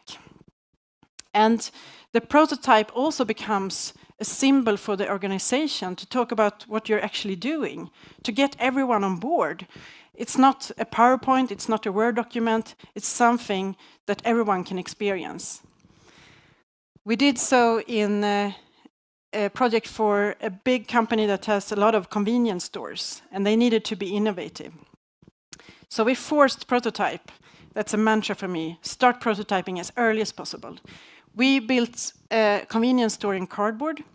We put the interactive elements that we wanted to test inside the cardboard, and we brought in the board of the company. We brought in real users to test this, because we don't want to guess. We want to go beyond all of these things that we are talking about. So in retail, we might talk about seamless payment and the stock level checks and things like that. And with seamless payment, I think it's interesting when you test with real users. If you can just go in and buy something with your phone and then leave, we actually found that some people thought that it felt weird, because we're so stuck in the old way of going to cashier and paying that we want to show everyone in the store that we're done okay. We haven't stolen anything. So just there, it becomes a design challenge. And once you prototype, you can prototype, like in this case, at the client's office. I have a prototype running now at the client's office, collecting data and getting everyone involved, getting their organization to see what we're doing and to feed back in. And the next step is to prototype with your customers. So this prototype will go out to the customers. We will see if they will use this very differently. We can see if the data will show something that we're not used to. Could that data be a sign of stress? A sign of a person wanting to reach out to someone else? Could it be a sign of that you're just about to stop using this product? We can go to the users and ask about this, knowing exactly when it happened. And then, obviously, spread all of this into diverse environments. Because if there's something I learned from working with Wu Ying and the orchestra environment, it's a very delicate environment. And we have all of these extreme environments that we think that we're designing for. But once you go into them, you can see that it's very different. Designing a product for a car or a truck, you're actually dealing with someone who has their focus somewhere else, and you want to test it in a real car or in a real truck. I've been part of developing healthcare products, and in intensive care, there it's also an extreme environment. You actually want your product to work when people are as stressed as they can be. So we try to simulate this as much as possible, triggering alarms, getting other machines to sound, to create this, to actually know how the user finds our solution. And I think testing in the field is really interesting. You have this idea of, I actually came up with some really good thing here. I'm just going to test it now. And we tested a connected product to support cooking. And you think from the beginning that this is really smart. And then you bring it out to different people's kitchens. And you realize that cooking, it's very individual. You have all of your groceries in different places. You have different design layouts of kitchens. So just that insight will have to put you back in the drawing board. With prototypes, you can also create a future scenario. And I think that's very powerful because if you haven't experienced it, it's hard to say. You get the question of same-day delivery, for instance.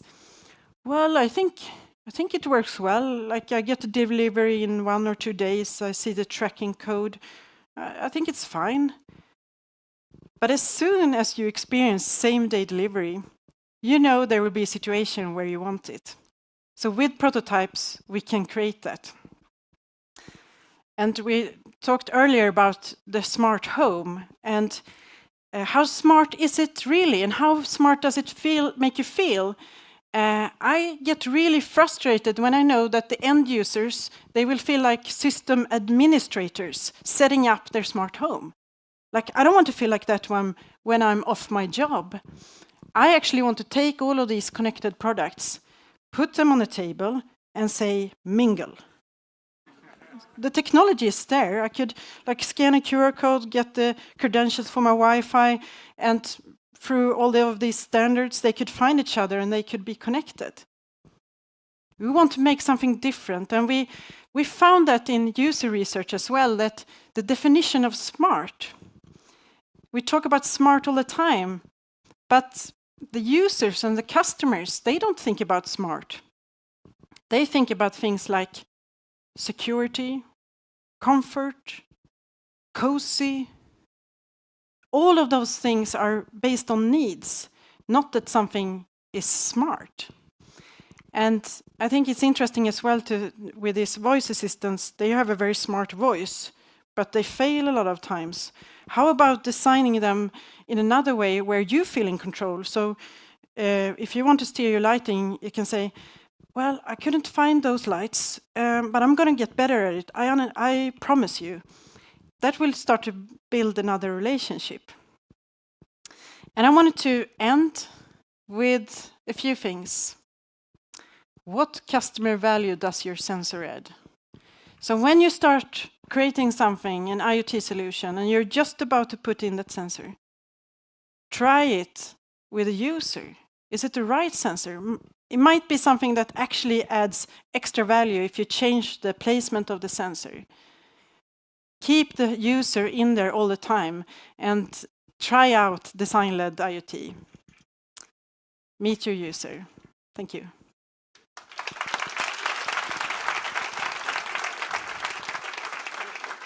So can I ask you a question? You showed us in the start of your presentation a couple of videos. One was the QQ or ICQ thing, and the other one was now you have all these already available. Do you feel like you've geeked out, or do you feel like it's even more exciting now compared to 20 years ago? I mean, I'm excited, but I'm a techie. But I think we need to find better glues between the technologies, something that's more visual so that you can puzzle together your solution and make it work straight away. And it is possible. Wonderful. What's the most exciting project you're working on right now? Oh, let's see. A lot of things I work on is confidential, but I think the most exciting thing is to actually put a product or prototype out there and have all of these iterations and actually make the prototype evolve with the user. I always love that. So. And do you feel like you listen to them all the time, or do you feel like at some places you have to ignore what they're saying because they don't fully understand it? Or yeah, and I mean, I'm surrounded by experts as well that's been using. They have been working with research for years and know how to probe them on different questions and behaviors. And I think it's interesting as well that the users say that they do something, and then when you look at them how they behave, they do something else. So that's a great insight. I agree. Any questions for Ellen? All right. Wonderful, inspiring example with the orchestra. I continue to wish you a wonderful exploration journey, both here at Sime and with what you do. Thank you so much, Ellen. Thank you so much. Thank you. So from human-centered IoT to looking at 3 industries, or newly created industries, couple of them, on how 3 small companies are riding the wave. So you've looked at sort of the telco perspective and how they're enabling with the infrastructure and services. You looked at an agency perspective in terms of how they do it. Let's look at actual 3 companies that are building things on IoT. So my first speaker, and before I introduce the first speaker, how many of you know what edge computing is? Good. So our first speaker is going to talk to you about edge computing, which is basically computing done on the local device. So some devices don't have the luxury to shoot things up to the cloud because it takes too long. How do you do computing there, combine algorithms and combine IoT? And that's Anders Herdebring. Where are you, Anders? Welcome up. Yeah. CEO of Imagimob. Thank you. Welcome, welcome. Welcome. So what the format here is we have 3 speakers. They're going to take about 3 to 4 minutes to just tell you how they're looking at the industry from their company's point of view, and then we're going to sit down and have a panel together with you. All right? So Okay, 3 minutes starts now, Anders. Go for it. Okay, I'm Anders Herdebring, CEO and co-founder at Imagimob. We are a startup we founded 5 years ago. We are experts in sensors and artificial intelligence. We're currently 15 employees. We do real-time edge AI, we do software, and we have patent protection. We have worked with around 20 different customers in industry, automotive, healthcare, and lifestyle. So this is our view. Internet of Things, IoT, is it really happening? A lot of things are becoming connected, but they may be not so intelligent. They typically send raw data to a cloud. If you look at artificial intelligence, if you look at the media, advertising, retail, finance, they use a lot of AI today on a cloud-based AI. But we believe the big potential is to make all these connected devices intelligent. And we think that that can solve the big, really big and important problems like health, safety, climate, environment. And this is what Edge AI can do. So our vision is to make all devices, products, and sensors intelligent out on the edge. And we are working with a lot of big customers. No, sorry. So this is a traditional IoT model. You have a lot of billions of sensors streaming raw data to the cloud. And in the cloud, you might have the AI and you do the analytics. But this model has a number of disadvantages. You stream enormous amounts of raw data.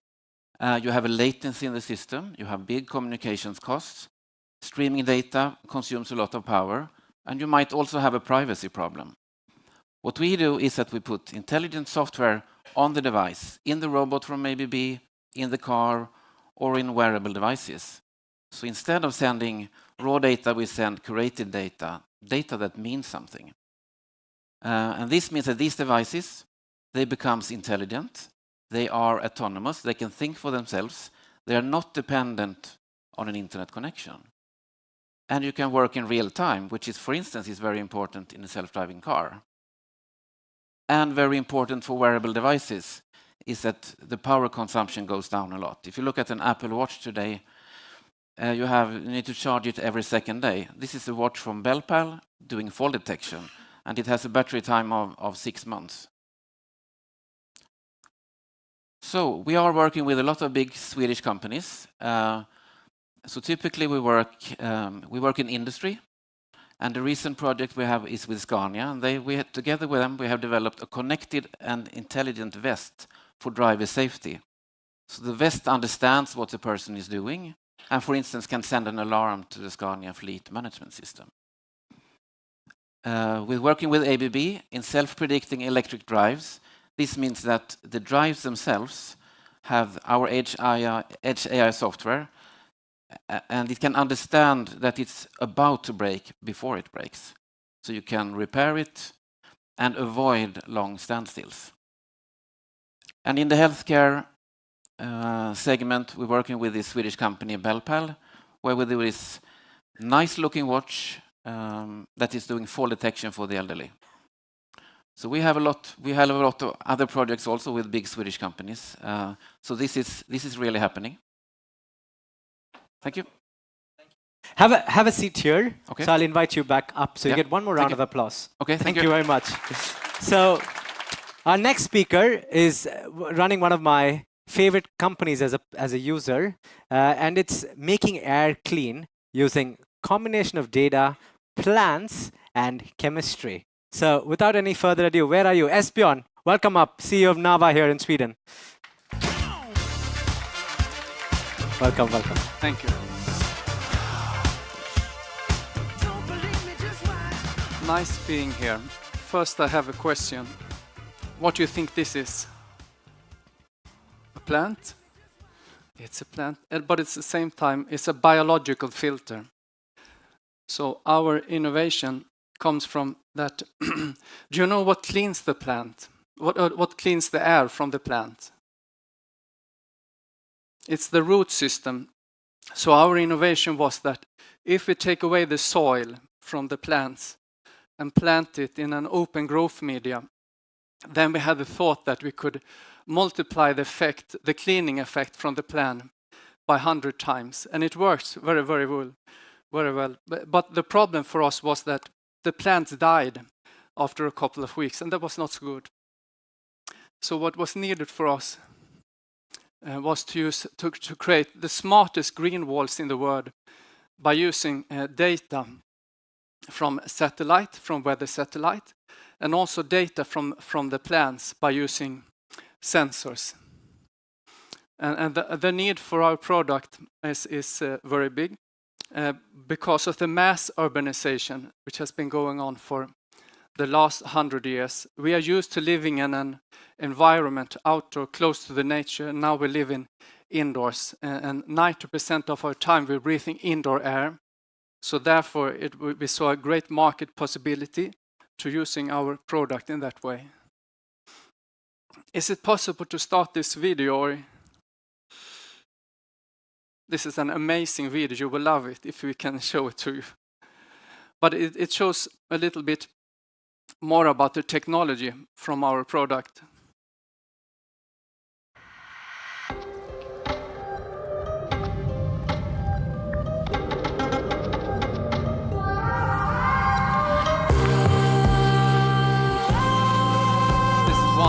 This is one of our walls, and you can follow the air through our system. The air is sucked when we're using fans through the root systems.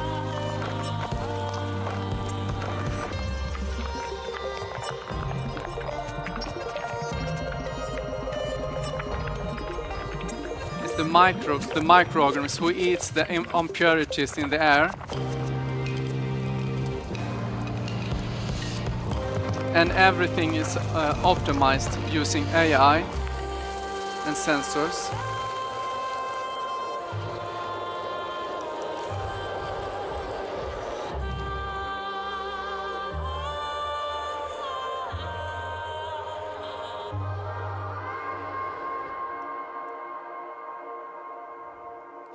And indoor, we are. Thank you very much.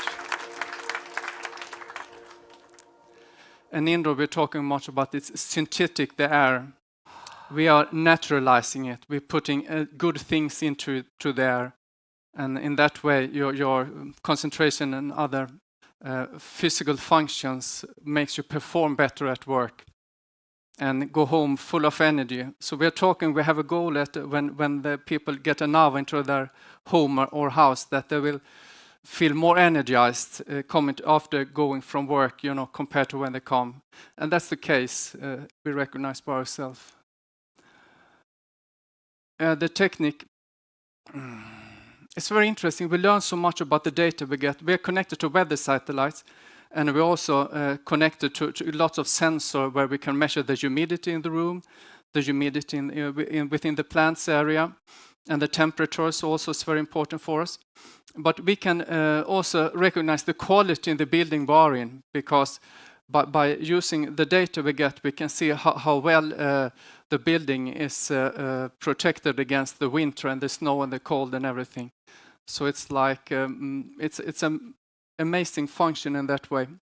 And it's I have one in my house, and you know, usually most of us have problem, you know, when we should remember when to water the plant.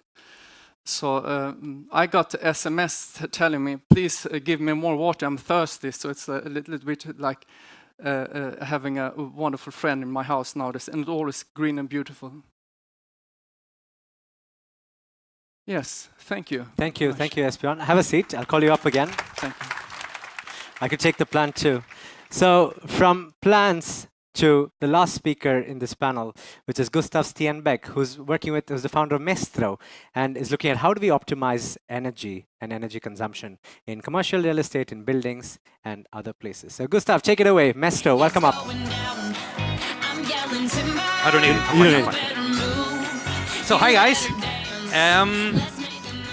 I'm a software guy trying desperately not to become a hardware guy in an IoT society. So basically what I've done for the past 20 years of my life is that I've worked within sustainability, and Mestro is a really interesting company in that space. So I'm not going to show you a bunch of pictures about this. I'm rather going to see if I can do a show and tell with you guys about what we do here when it comes to sustainability.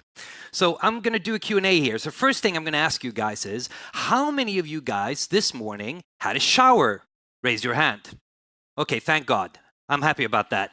So, of all you guys that had a shower, do you know how much water you used for that shower? Okay, so here's a problem, right? So first thing, we do know that we use too much water, right? And by this point, you're wondering, what the hell am I doing with this bag in my hand? Well, this is the solution to our problems, right? You go to the closest Clas Ohlson and you buy an energy-saving water shower head, right? You've seen this. Do you have them at home? This is mine. I just bought it like 45 minutes ago. And it's an ABC plastic energy-saving shower head, okay? So all the water comes from this single point here in the middle. So there's only one problem with this shower head, and that is that you're not going to get wet when you're standing underneath it, okay? That's the main thing. People tell me, you're going to have a problem showering with this because you're not going to be able to wash your hair. Well, I've tried it. I don't have any problems washing my hair with it. It's a sustainable shower. It's made from ABC plastic. It's not going to break whatever I do with it. Does anybody want to buy my shower head? I've thrown it in the floor now, but I can get you a new one. It's 199 Swedish crowns. No takers? So it sucks. That's the main problem. What do we do at Mestro? Well, we basically plug sensors and check how much water do you actually save when you change to that shower head. How much energy do you actually save when you turn out the lights, when you change the oven settings, and when you do whatever in your house? And we can visualize this, and we can turn it up to 11, which means that we make people really conscious about their decisions when it comes to energy. And we're a software company, believe me. However, in order to visualize this, in order to show you the suckiness of this shower, we need to rely on a lot of meters. So that means that we're desperately not trying to become a hardware company and push all these IoT sensors into the buildings, but we can't help ourselves, can we? Which means that every day we collect about 10 million settings from buildings all over the Nordics, and we visualize this in order to make savings to the companies that do them. That is the short version of Mestro. And if anybody want to buy this after I turn out the stage, it's still up for sale, okay? 169 crowns only. Okay, thank you. Thank you, Gustav. Have a seat, have a seat. I want to welcome you guys back up.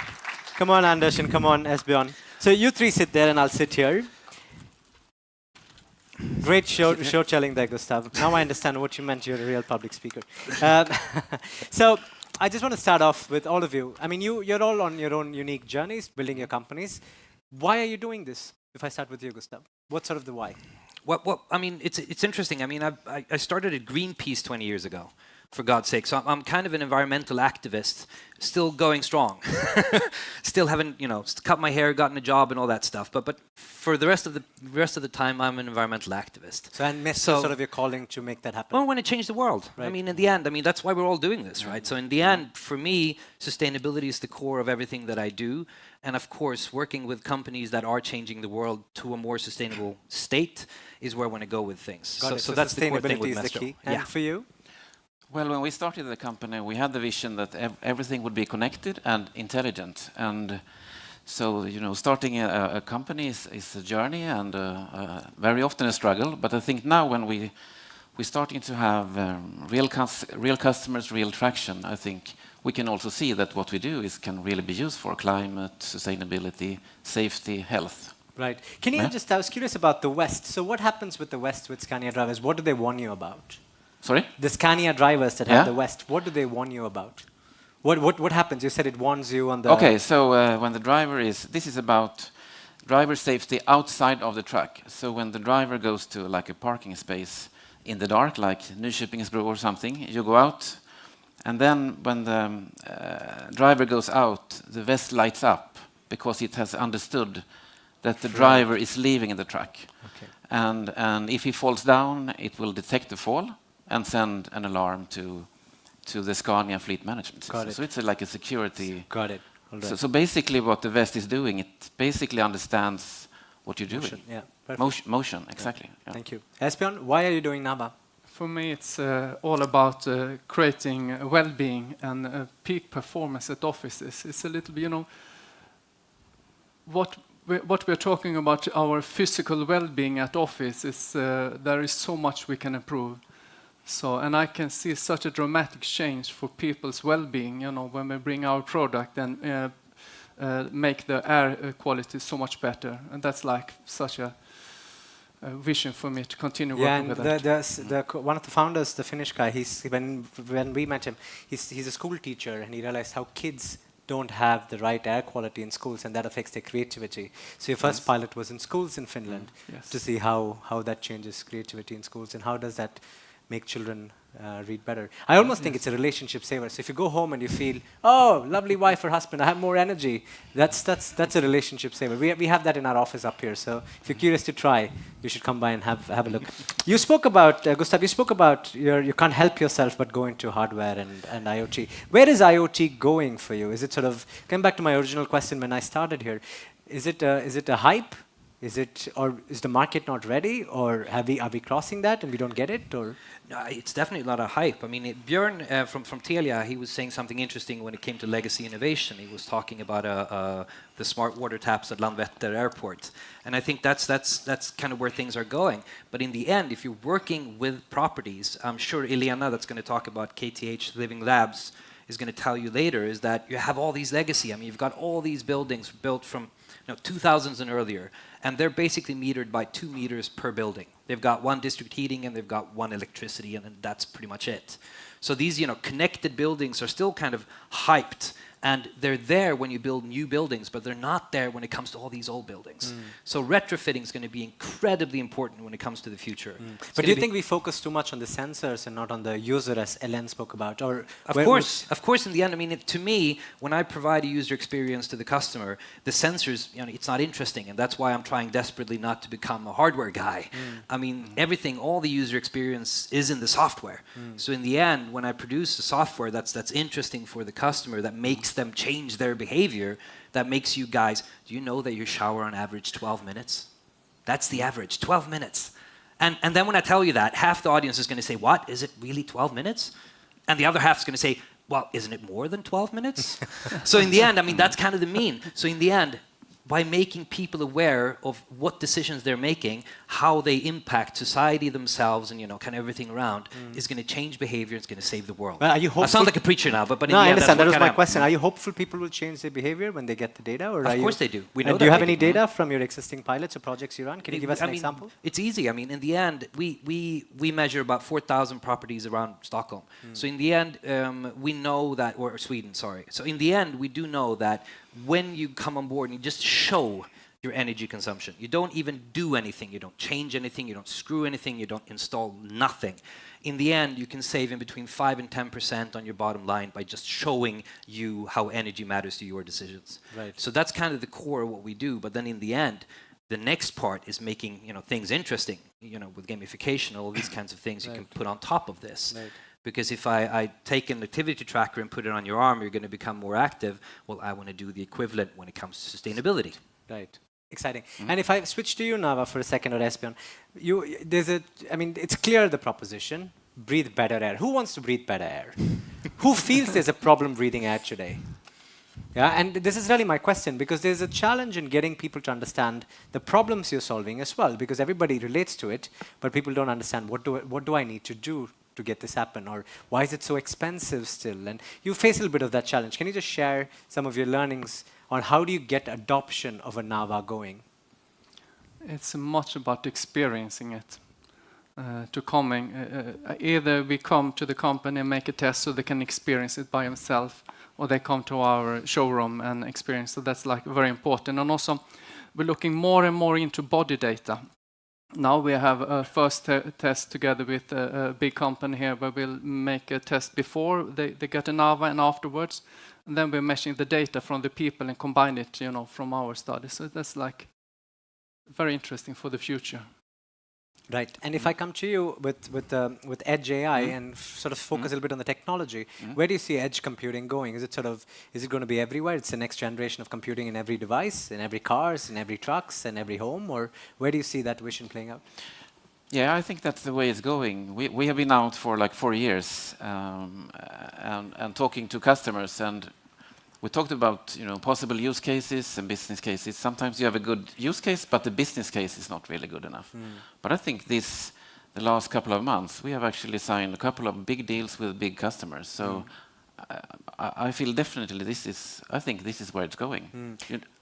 Intelligence at the edge. Really. But what's interesting with all three of you, if I may, is that you're all working with existing organizations that have any kind of a business challenge or a people challenge in your case to say, if you do ABC, you should get a good ROI, because that's what your energy is based on, that's what your solution is based on, and for you it's more on the wellness and the people. And what is the typical reaction from corporates or large organizations when you present to them? Is it cool, exciting, but come in 2 years, or is it right time, let's get going? Where do you sort of place them from your experience, if I start with you? Well, for me, I think it's always hard to sell savings, whether they're economical or whether they're sustainable or environmental. And in essence, that's what we do. We cut bottom line, we cut emissions, all those kinds of things. But in the end, I think companies are still, in this day and age, when everybody claims sustainability, they're still kind of not quite there yet. So we're kind of on the cusp, and we're establishing quite a lot of growth, but we're doing it mainly in the big corporate sector when it comes to all the large property companies.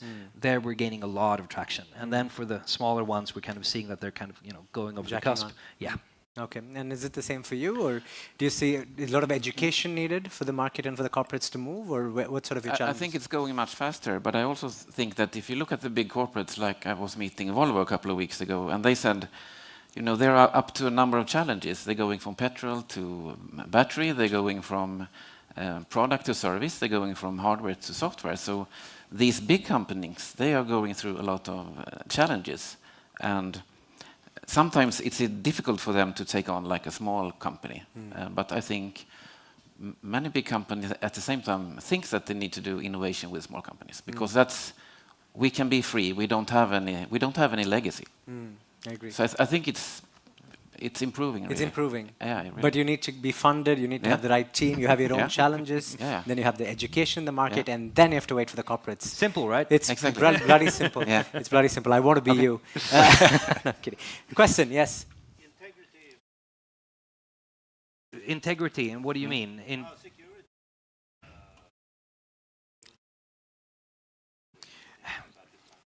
Let me repeat the question, Gustav. So the question is security and integrity of the data. Yeah? When it comes to us, the customer owns all their own data. So in the end, we can't run anything that hasn't been anonymized in any way, shape, or form, which means that we are really, really big on privacy, and for this very reason. When it comes to energy data, water data, whatever kind of consumption data, we're still on this point where the customer owns their data, and if they quit us, they can get all their data back, and that's a part of the deal. More questions? Yes.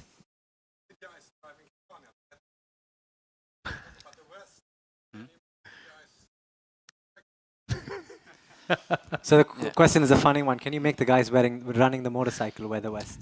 Yeah, but maybe they might not have the same challenge. You know, they are take risks. consumers. They are Yeah, consumers. They live on the edge.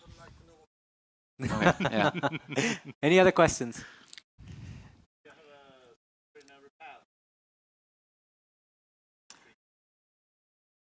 Yeah, it's like it comes like a furniture. So it's like one per furniture, you can say. So it's measuring water quality inside it's 11 different sensors, but not one for each plant. We have one upstairs, and we're looking forward to seeing what data we're getting from our team. So it's very exciting. Gentlemen, thank you very much. I really wish you best of luck, and I wish you good luck finding somebody who's going to buy the 139 crowns, I heard. It's 139, yeah. 139, right. thank you so much. Thank you. Thank you. Thanks, Mikael. Thank you, Mike. Tack. So from out there and future stars to down under, we're going to look at how Boliden is transforming mining. And what I love about technology is it's really putting traditional industries that you don't think about to come back and say, how do we make this even better? And so it's my pleasure to invite Peter Berman from Boliden. Welcome up, Peter.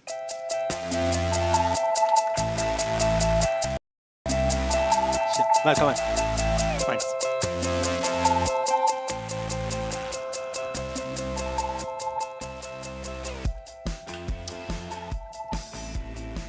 It's always fun to be here in Stockholm. But every time I be here, I learn something new. Did you notice that I just took on this just before I went up? Because I was attending a Telia event in the waterfront, and I went to the event like this. Oh my God, what did they try to put me in work? It was also the guy from Telia, he challenged me. He said he had been married for 20 years. I've been married for 34. And I'm 54 years old. So, I just want to tell you a story about the love in my family. You will later on see me talking about the heat cameras from FLIR.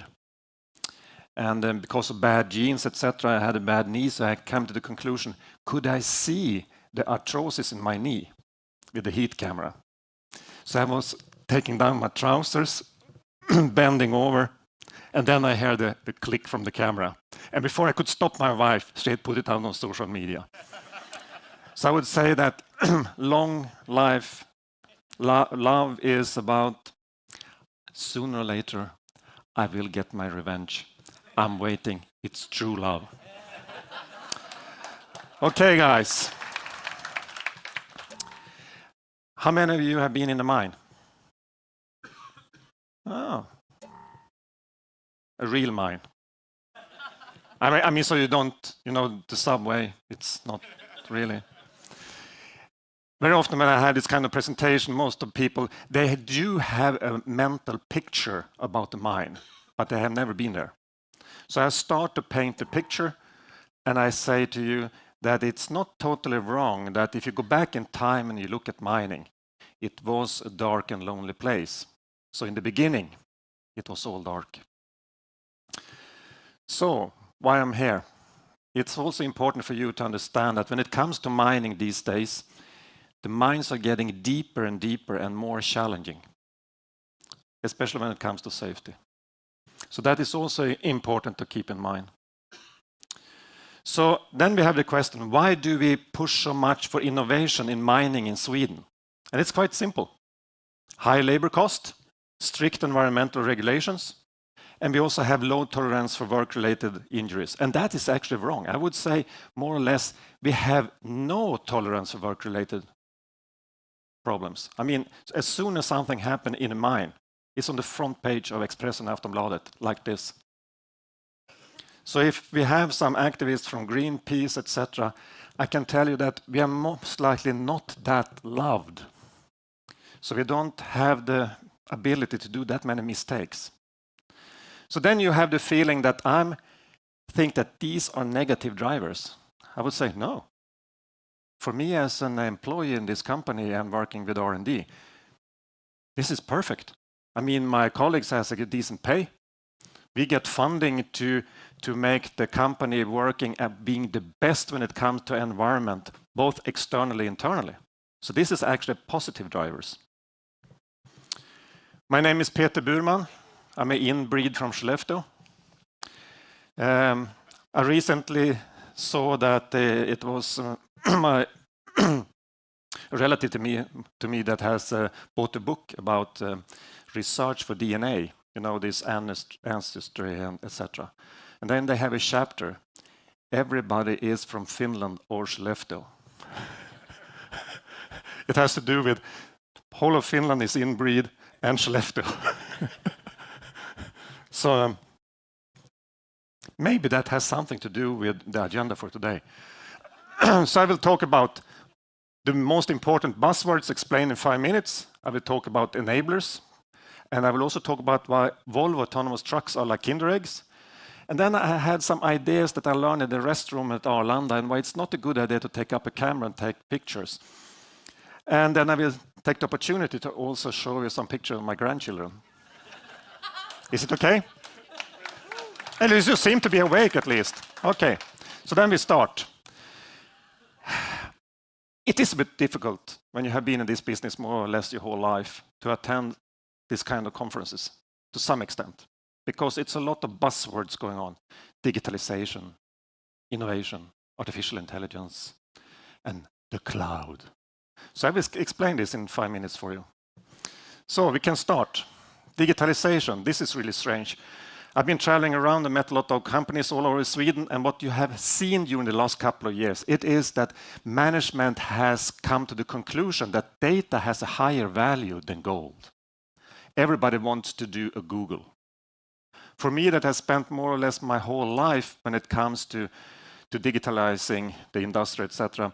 It's a bit confusing because this is more or less what we have done all the time. What's the hype about? And the message is, you need to move faster. It's just a matter of, it's nothing new. It's just that the pace of it has increased. And then we have innovation. Here we have a whole house of innovation. Oh my God, it's unbelievable. And so many boxes we need to come out of. And it's a big, huge party with all the innovation.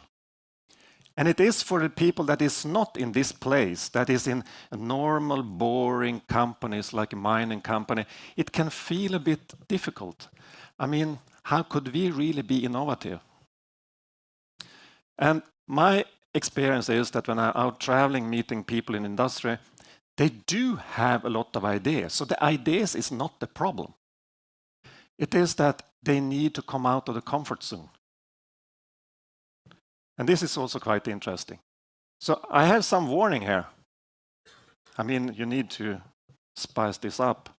It is innovation. It's sometimes a word that is a strong indication that management don't know the heck what they are doing.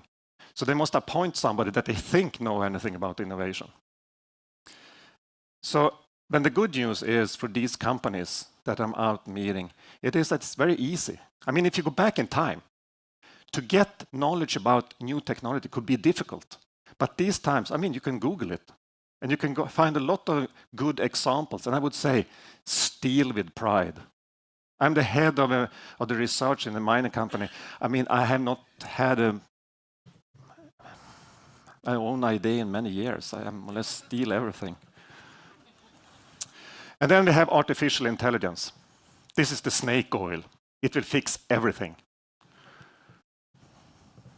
Then my question to you, how many true artificial intelligence applications have you seen? We talk about the generic artificial intelligence. I would say none. And still we are talking about it. And still machine learning is a powerful tool. So could you please stop talking about artificial intelligence because it scares the workers in our minds like crazy. Are you putting a brain into this? No, We are not. And then we have the cloud, the big party. I have a presentation I have been out with for a year now when I talk more about the cloud. And there I have the idea about, you know, the Jack and the Beanstalk. You know, when people talk about innovation and they talk about the cloud, it seems to be going into some sort of farming. It's always some sort of seed money or greenhousing, and you plant something and it will grow up into the cloud. And there you will find the gold.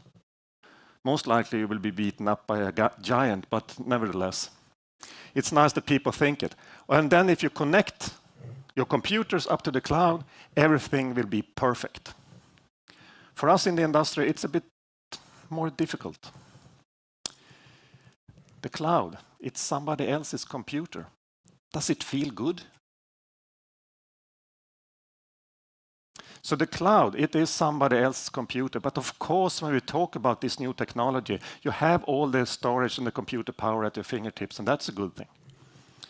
So here you can see how I explain all these buzzwords. I mean, digitalization is about speed. Innovation, it is about knowledge. And I have another advice. When it comes to innovation, you need to be brave. When you have the feeling that you're close to get fired, then you're probably right. Okay? Artificial intelligence, could you please stop using the word and start to talk about machine learning? And the cloud, yeah, it's a good thing, but be careful, because if you have, for example, a big melter for copper like outside Skellefteå with more than 45,000 measuring points, and then you put all the data up into the cloud, don't you feel it a bit dangerous?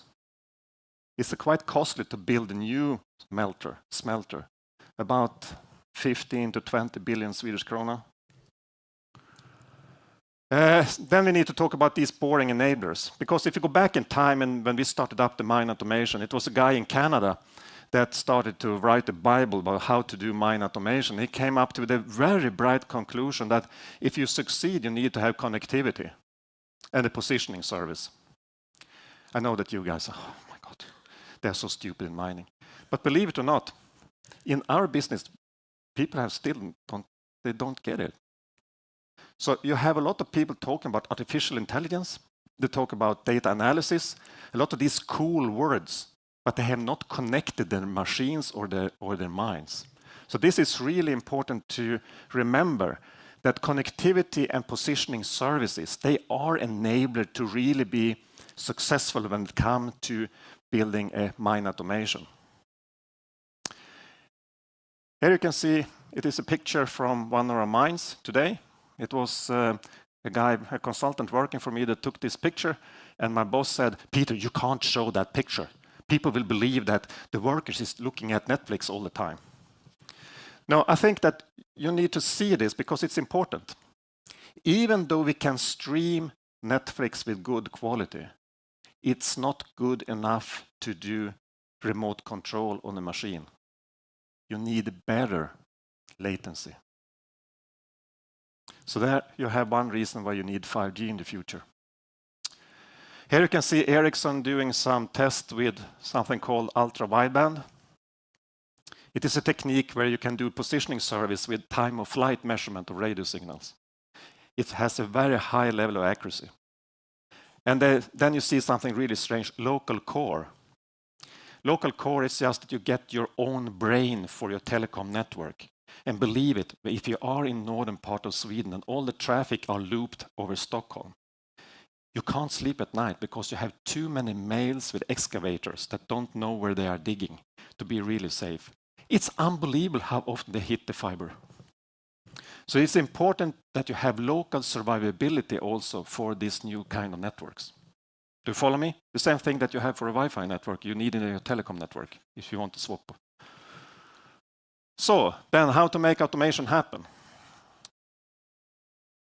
For people that is working with automation every day, like me, this is very familiar, but I need to explain to you. The first one is when you start to do optimization on unit level. It could be, for example, drilling, it could be blasting, it could be trucking or something else. The next level, it is when you try to combine this and look for the whole factory or whole mine. I mean, it's not difficult, you get it. And the last one, it is the new level of automation that you could have because of Internet of Things and big data. And I will try to explain the difference here and where the money is. This is Volvo that claims that with the autonomous trucks that they are testing in our mines today, they will do a cost reduction of 50%. That is quite interesting, given the fact that the labor cost for the driver is 1/3. It's exactly in Sweden 32%. On European Union level, it's 28%. But they claim 50%, and they have written a white paper on it. And it has to do with the simple fact that you can take away the cabin. The cabin holds a quite high, substantial cost. It also has some weight, so you can increase your payload. You will have a lower fuel consumption, and the maintenance cost will go down. So they claim 50%. So if we then apply this 50%, 50%, it's good. 50%, it's huge. But if you apply that on the mine that has the highest transportation cost in northern Sweden, it will just reduce the production cost to 5 to 6%. I mean, it's good, but it's not great. If you then do like this is Volvo Construction Equipment that is doing remote control on the wheel loader.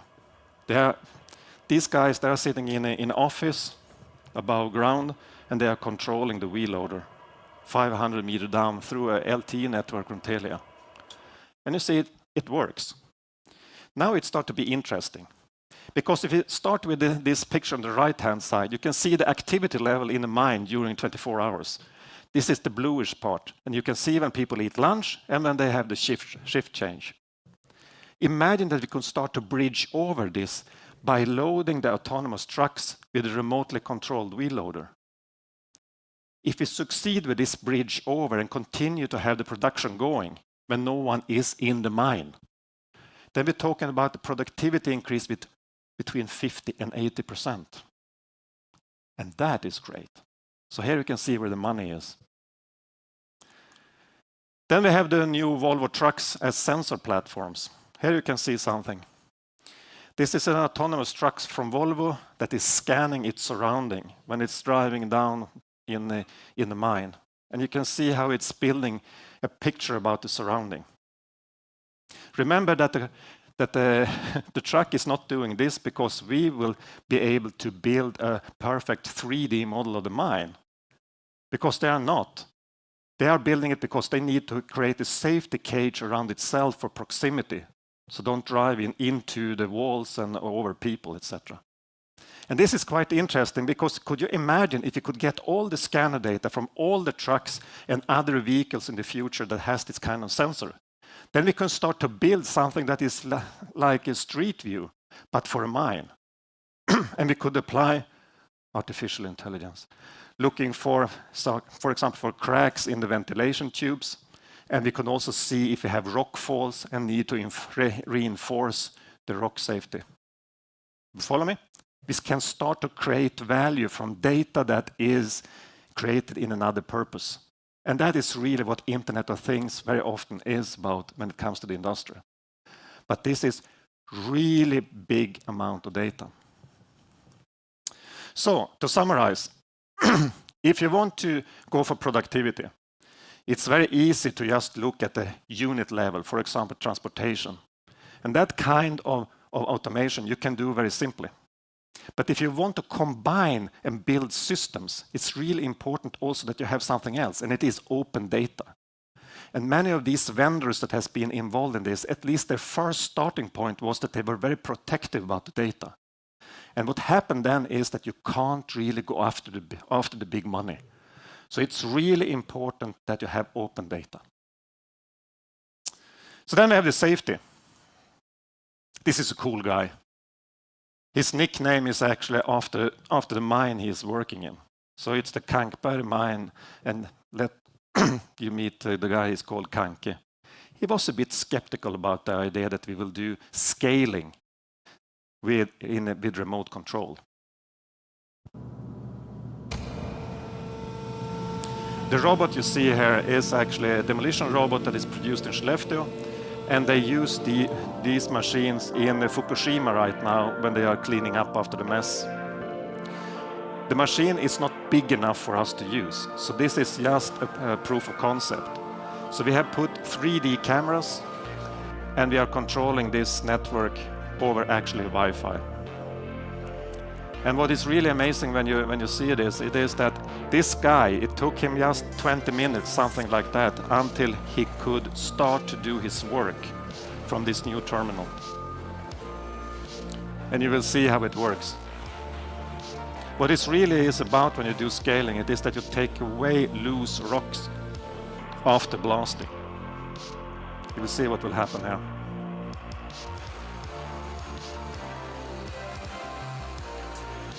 And this is real data, so you see it works. So this is pretty cool, that you could bring new technology into an old business like mining. This is another system.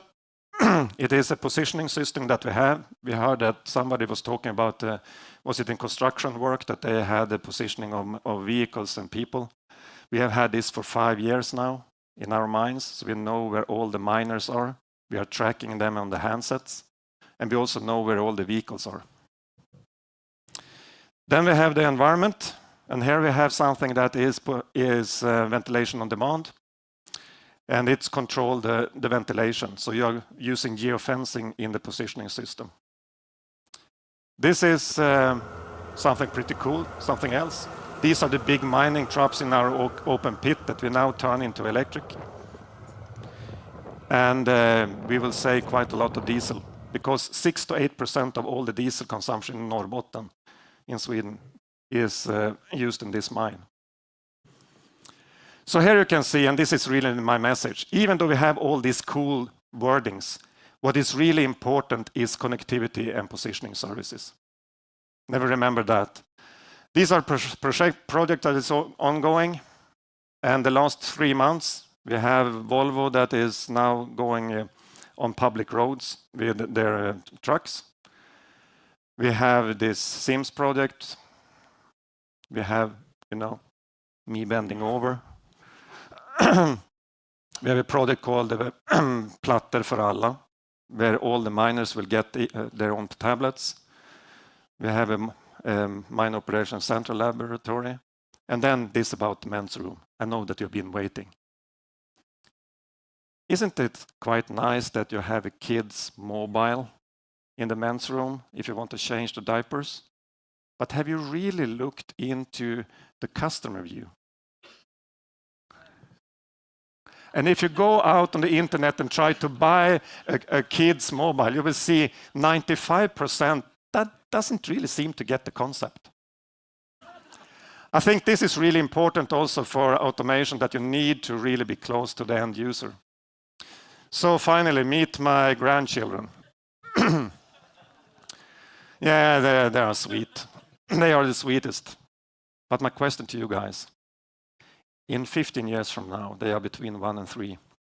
They will be legal age for driving cars. Will they ever hold a driver license? So in summary, digitalization is about doing stuff, connectivity and positioning are enablers, and the speed of change will accelerate over time. So we go to the final, and it is, my friends, in the beginning, it was all dark.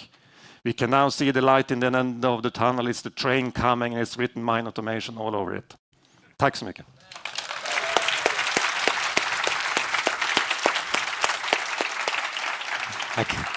Tack så mycket.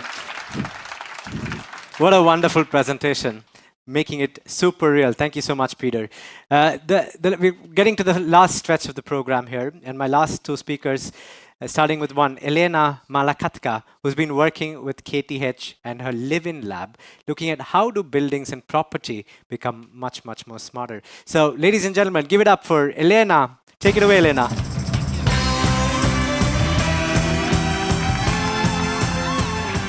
Hello, everyone. It's always fun about this smart home, and I would like today pitch where we had this conversation about what is smart or not. Actually, in the world of technology, we want to call things smart. In the world of human, if you go to design world, they want to talk supportive home, responsive home, how we say today, cozy home, and so on. So I'm doing my PhD. Actually, I'm really happy to be here. Thank you for inviting, and it's great to be in front of you. Let's breathe a bit and just a bit do some exercise to listen quite interesting information. So I'm really happy to present my PhD area because I normally talk about VR, but it's only part of my research. I actually try to work with smart buildings and try to understand what is smart building, how we can move to more like human buildings. Idea that's when I just work in the industry, I worked for almost 5 years with companies like E.ON and Schneider Electric. I found this interesting diagram. It's quite old, it's for US market, but it's actually show the big data index potential. And do you see this loser on the bottom? Construction industry. The lowest index of using of big data as a technology. What's actually mean? Yeah, we use a couple of sensors, temperature, humidity, HVC data, but according to, for example, transportation, you understand the difference. Car today is a software in the hardware. Home today is still a piece of stone with a couple of sensors. And that's where I start to think, okay, how I can really, why actually? Because we have a lot of sensors, right? We have a lot of devices, we increase the amount of devices, but it still doesn't work. From data, we don't go to this knowledge and wisdom output, which we all talk about. And as we mentioned, several speakers mentioned that we still don't have air quality at place, water quality at place, noise pollution at place. Why we only discuss all these things? Why it actually doesn't work how we want? And there are several barriers which actually IBM Research Center identified, and I absolutely agree with them. In the end of the day, it's a lack of knowledge. Of knowledge. It's lack of knowledge about data, because between engineer, ICT engineer, and data scientist is a huge gap. Because data scientists want to raw data, that's why they are all in banking system. And ICT engineers, they work with the sensors and network design instead of like thinking about data. And it's a huge gap in knowledge. Also organization-wise, how many of you have team of data scientists? Oh, so bad. Okay, several. What means that we have just lack of knowledge around a lot of things. And I was really happy to find a project where I can come and test ideas and work with different applications. Actually, this is a real building, 3 buildings in the campus of KTH. And we have 4 apartments with a very high density of research. What means that people live there, they do their daily life, they are students, and we explore what they're doing, how they're doing, we're testing things. We're testing actively in 4 apartments, and we can scale on 300 more apartments. What's actually mean, that's not only talking about theories, it's actually try and come and build, because reality is very, very inertial, and we really need to understand that sometimes it's not easy to implement what we're talking about. Talking about data, we have a lot of traditional data, like HVC, smart meters, like lifts, lighting. And when I start to dig to what is data we have in the building, I found that, yeah, we have a lot of traditional BMS data, we have a lot of external data, we have some business data, which is primarily bills and so on. Okay, it's a very long time. I needed to be smart to just make one slide. We start to have more and more sustainability data. And almost now we come to users' data. And I will show you one interesting slide after this. This is a data landscape we actually generate as a data inside the building. But now let's talk about utilization versus volume. If we come to any smart building or building where we care about data, we have a lot of BMS data. It's data from our ventilation system and so on. Then we come to the business data, then only we come to users' data, and then we come to sustainable data, and only then we come to external data. Now attention, volume. Any guess? PAMs, users' data. We generate more data than our sensors. What means that we are a big sensor in the end of the day. We don't explore how much we generate as users. Only then we come to building data, external data, business data, and then sustainability. Of course, it's depends on the building, but this is a very average picture of the buildings today. Sorry, but I need to show data pipeline. Because in the end of the day, we have different types of data. We have different types of what we do with this data. And we have different kind of applications. And when I try to come back to this big data index value, I found that only 2 areas actually work with the big data in the building pipeline. It's user experience and new business models. What means if you really want to make you're building intelligent. You need to focus on these two areas because that's where we work with image recognition, we work with the video analysis, we work with the sound-based solutions. It's about users and it's about new things. And that's where we can actually start to talk about big data in the building. The rest is kind of temperature, humidity, very simple things. It's not big data. It's not even like any complexity behind this. So that's where I start to think more and more about that users are big potential to explore. And I start to really dig deeper about general concepts about machine efficiency, and I found that there is almost nothing about human efficiency. We'll talk about exponential technologies, machine automation, more efficient, faster, zero latency. That's amazing. It's great to develop technologies. What about human? How much your technology development accelerate human? And in preliminary research with the users, a lot of users said to me that we don't want to have a smart home, Elena. We want to be smart by ourselves. We want to be smarter people. How your technology can make me better, can make me perform better, can make me maybe sleep better, meet my social needs. And almost now I want to talk about exponential human design or human development. And that's where I start to think that this is actually an area to work around, how we can really balance technologies we design for human without compromising with the machine excellence. And that's actually an area which almost only a few companies really work on the balancing. Because again, in the end of the day, users don't want to feel stupid in a smart home. They don't want to feel that something smarter than them. And now we have a huge friction on the market from the user side. They don't want smart home. Again, cozy home, supportive home. They want to meet family, not sensors in the end of the day, right? And that's where I start to feel more that I need to focus more on this side, which is really unexplored. We have behavioral science, but it's not correlated with the technological development. We have engineers who develop sensors and tech-oriented products and services, and we have people who work only with UX. For me, actually, I can tell that only one company I can tell that they are really focused on this area. It's Apple. They want people, they want to produce technology which develop people, make people smarter, and so on. And also about these areas, when discussed with some people, like more like futurists, okay, this is kind of area where we shouldn't go because it's a super machine era. This is more like superhuman era. Both are quite dangerous. So, and in our research, we try to kind of focus how our technologies develop both system innovation and human augmentation. Yeah, actually, we can call to what's called transhuman in the end of the day. I will show you one slide, which probably I will be fired tomorrow from KTH, but actually, we can learn something from the very old, like, not call it science, but area where alchemistry said in 16th century, that's experiment not happening if you don't transform people. And why people in 16th century really understand that you cannot do innovation, if you want to call, without innovating people. And only today we start to kind of question it, but it was very well known in 16th century.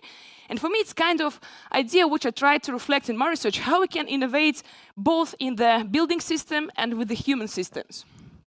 Okay, that's where I start to design my research from the user's comfort perspective, and based on the beginning on the well-being standard. Of course, we talk about resource efficiency. That's where we work with the BREEAM LEED standard. And of course, it's about market readiness, because we have a lot of technologies today which are so nice, but we are not seeing them in the market. What's wrong? And that's where we need to take into consideration the realism of visions we build, smartness of the buildings, intelligence, which can be actually adapted, scaled, and applied for the buildings today. And of course, I work with the building environment context. And of course, it could be also transformed to city environment as a scale up. And between these two, we have sustainable behavior modeling, because we want a user build habits around some services. Of course, we talk about sustainable business models from B2B and B2C. Okay, I will build a bit accelerates because it's important to be in time. So research logic, we have users data, we have buildings data. We have kind of feedback loop between user and building. What is the best way to build feedback loop in dynamic way? Of course, we add some more data, but I start to find that living services is kind of way to think about dynamical dialogue between user and building. And talking about service domain logic, we have value co-creation in the focus, and it's really, really important to understand that we're not smartest people on the planet to design for them. We need to ask people what they actually want. And it's about also different types of how we plan to co-create value with our users. And this also should be methodolized and institutionalized. What is interesting that we had several speakers today talking about, for example, service design approach, like from the Every, where you need to really go one way. Then we have data scientific approach, when we need to go to another way. From this way, we go data, then we build models, then we build experience, and then we build users experimentation. You see, it's two different ways. Because these guys going from this way, they start with users, they do experience, they build some models, and they create some data generation. It's two different ways, an idea that's almost no one tried to synchronize these two processes, which are going in different dimensions. I'm actually now writing an article exactly about this method. I'm finishing. Very fast, I will tell you that it's important to take a context of the different types. Is it too much? No, because you're like... So, thanks. I speak at 180 words per minute. She speaks at 243, I think. I'm trying to count. I'm almost thinking, Elena, shouldn't we have a conversation instead? So have a seat. Can I just, one last Show slide, one last thing and we're going to speak for 3 okay, minutes, okay? I just want to tell you that I can just show you my favorite service, which I'm testing right now, which I want you focus on. Do you know that 2 weeks ago, Facebook launched the new division called Building X? How many of you know that Facebook actually have a division called Building 8? Strange. Okay, you know, that's great.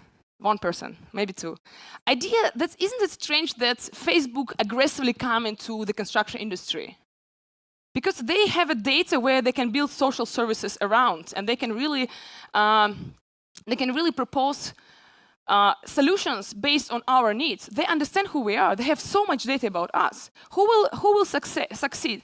People who understand sensors, or people who understand people? That's a question. Wonderful. Have a seat. Have a seat. So, there's so much passion.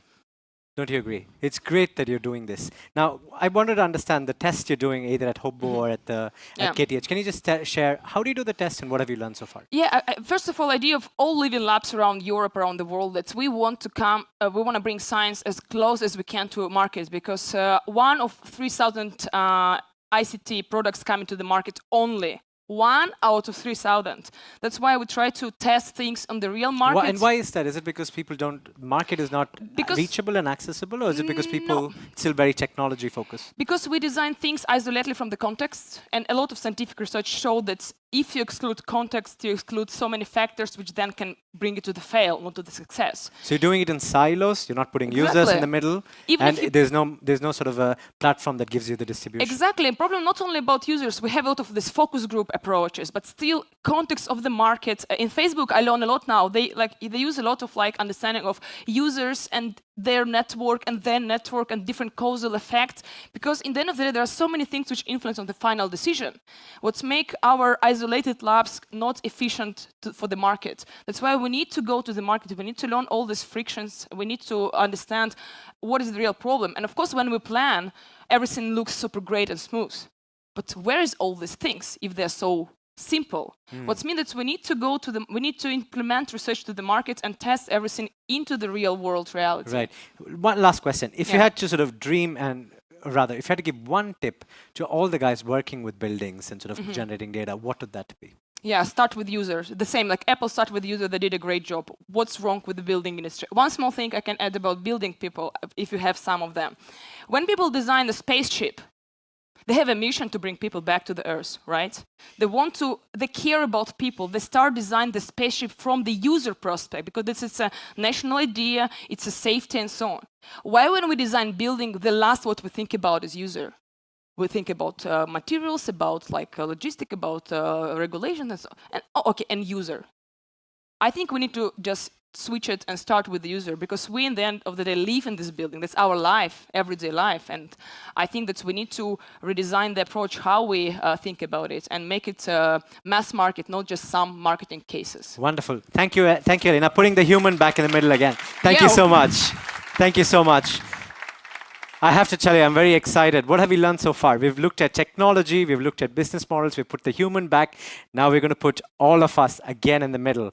So my next and last speaker for the day is Matt McCullen. If you're interested in sex, relationships, compassion, love, you should stay back for the next 15 minutes. Where are you, Matt? Welcome up.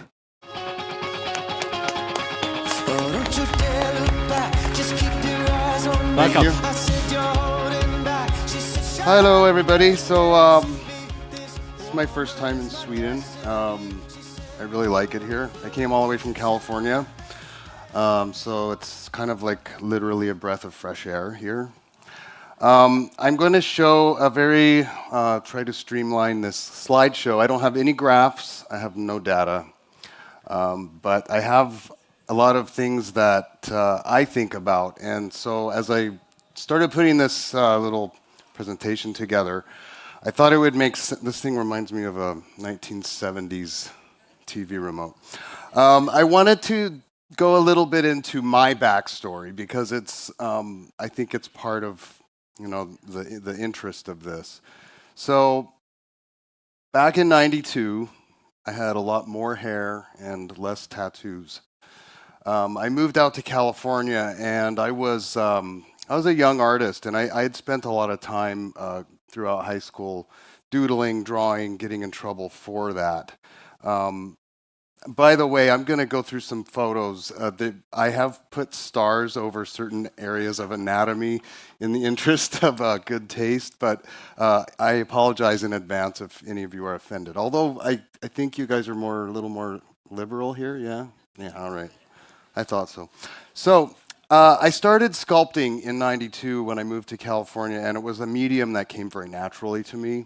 So I started sculpting these little model kits, and essentially what they were was like a model airplane, but they were people. I started with like superheroes and did some sort of, you know, sexy women, and that was just my medium.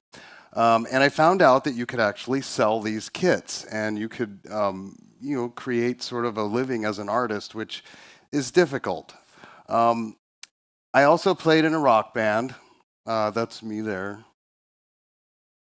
And at one of my shows, I met a young lady who worked at a Halloween mask company. And for whatever reason, we were talking about sculpting and this and that. And she said, "Oh, you should come and apply at the company where I work." So I did. And I took one of my little figures there, which had absolutely nothing to do with Halloween masks. But they saw that I was artistically inclined and decided to give me a job. So throughout the next several years, I started sculpting masks, anything from aliens and old ladies, skeletons. This is one of my favorites. It's really gross.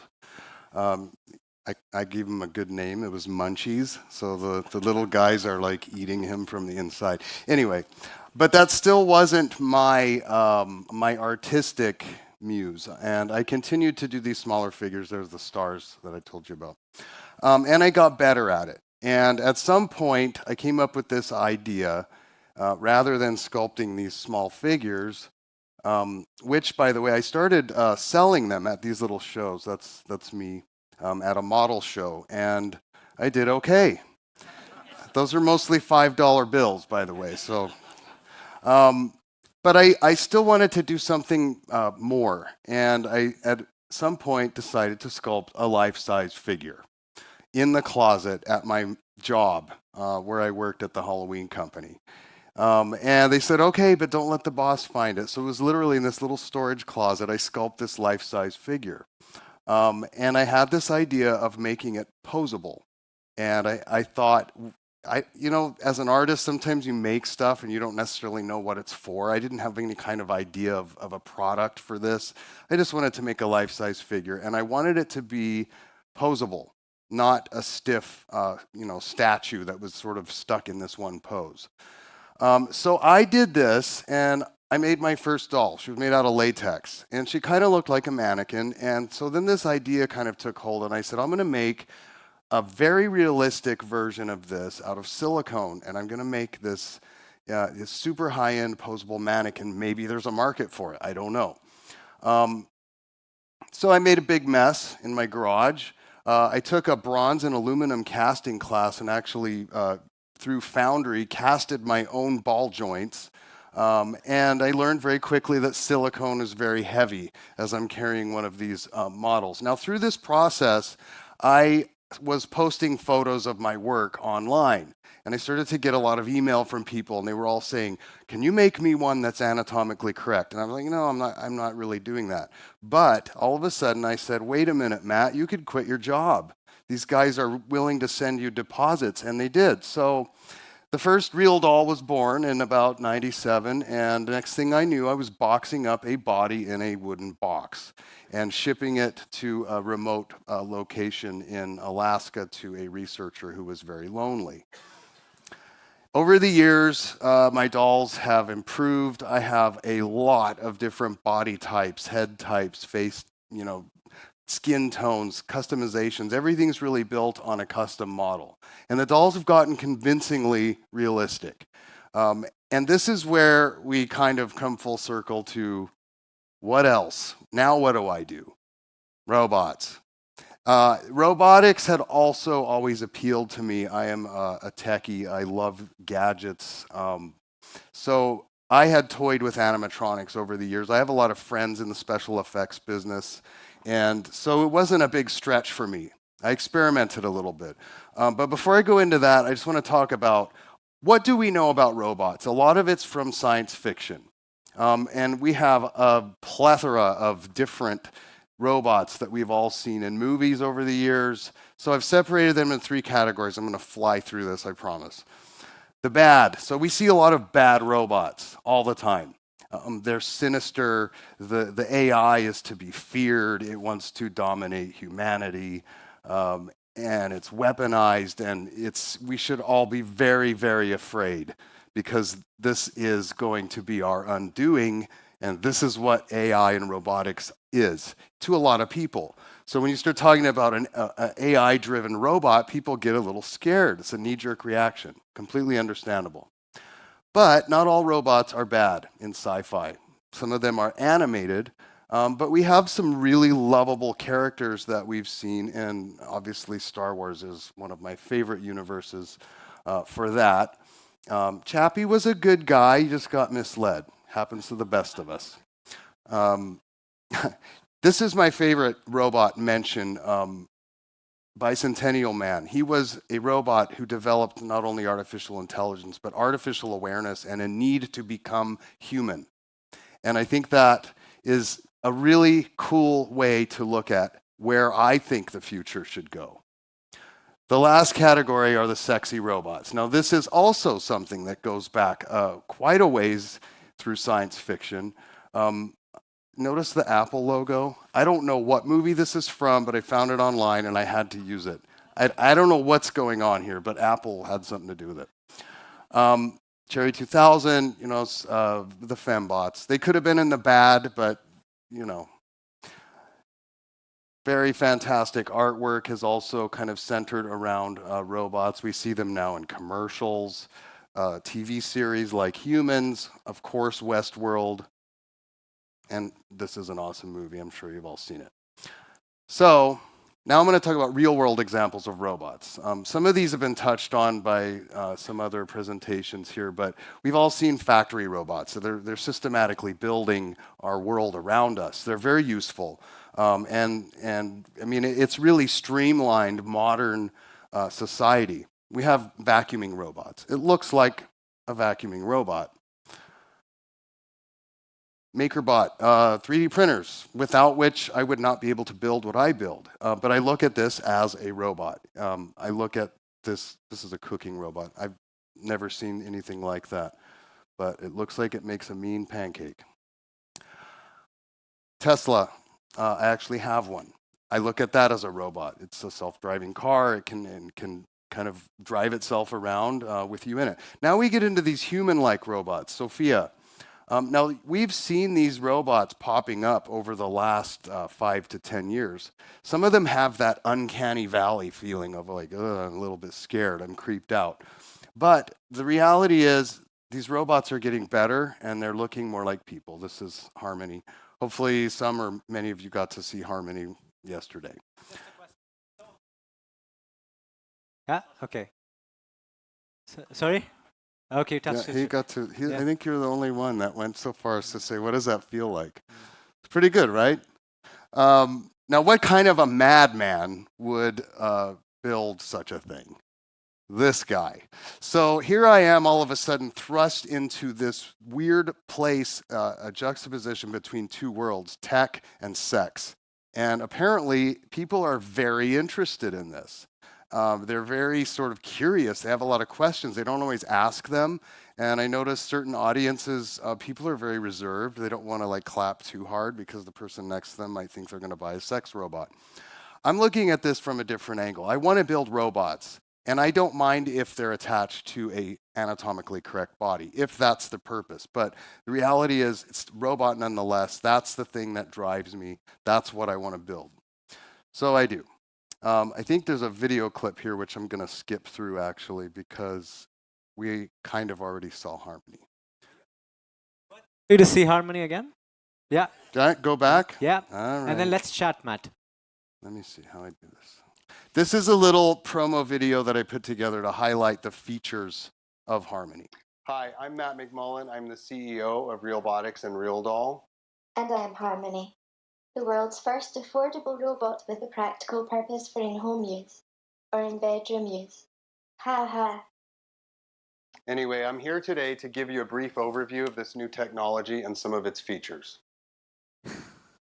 Harmony is a robot. And when you say robot, you think, oh my God, that must be super complicated. And it is on a lot of levels. But from the very beginning, I really wanted her to be simple. I wanted to have ease of use. I wanted everything to be modular and even user repairable and accessible. So I'm going to show you a little bit about how that works.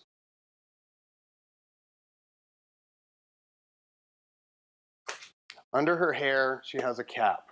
This is a clear cap for demo purposes. A production cap will actually be a cast piece, embedded speakers, and sound reduction included. So this is not necessarily exactly what a production robot will have.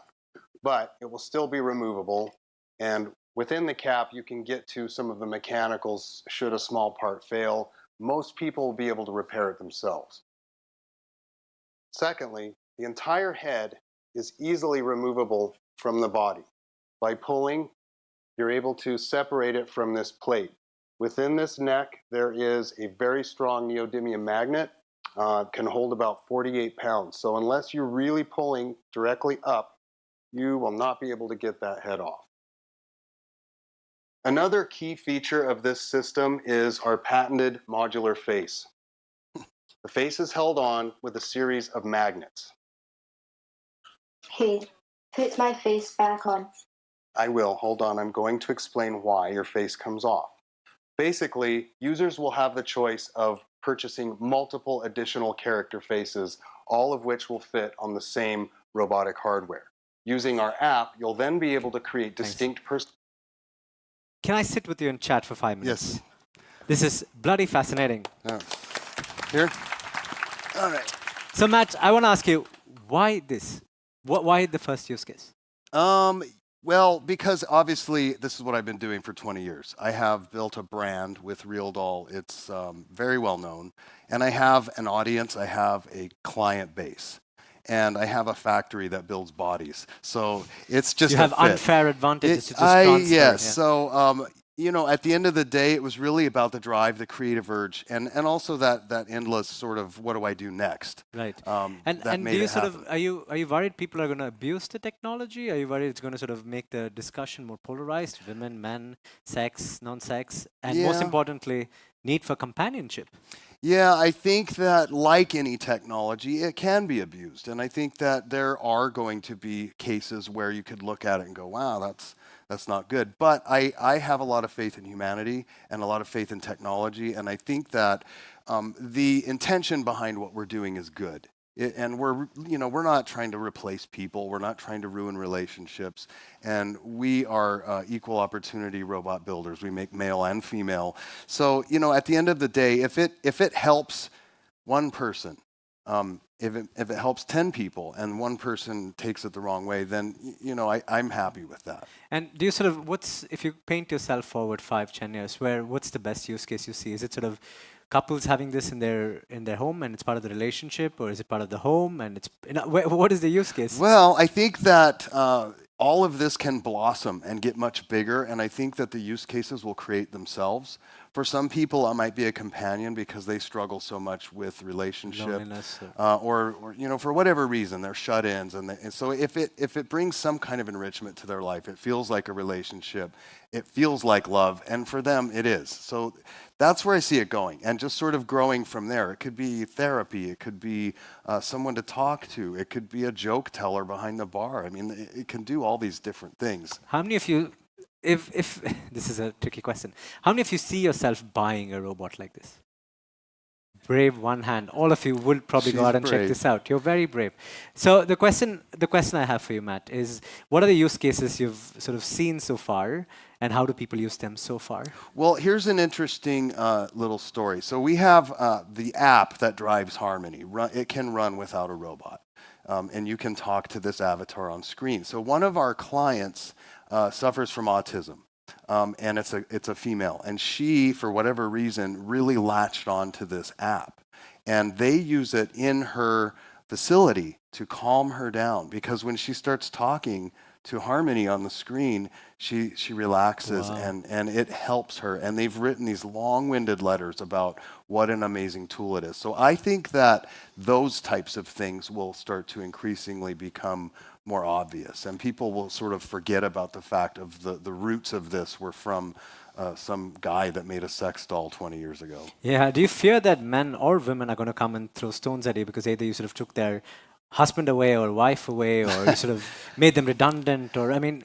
Well, you know, I think it's not like that. I really don't think that a normal person who has a happy, fulfilling relationship would not choose a robot over that. But a person who has never had that relationship, or had one and lost it and broke their heart in the process, that's different. So there's not going to be any stone throwing. Wow, cool. Wonderful. Any questions to Matt? See? We have a shy audience, or we have an audience that's shocked. I think technology poses interesting questions. When we launched Epicenter with our chip, people are like, what are you guys doing? This is so weird. That was one corner. And the other corner was transhumanists saying, this is great, we've been waiting for this. And it polarizes in the start, but then it's about the intention that you spoke about. Yeah. This is what drives this intention? What drives the adoption? I'm personally very, very curious to see where this goes. Last question from you. Yeah.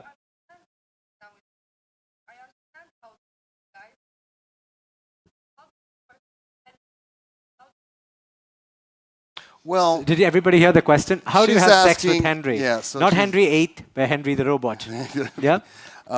So basically, whether it's a male or a female doll, clearly the doll is not the active participant in the sexual act.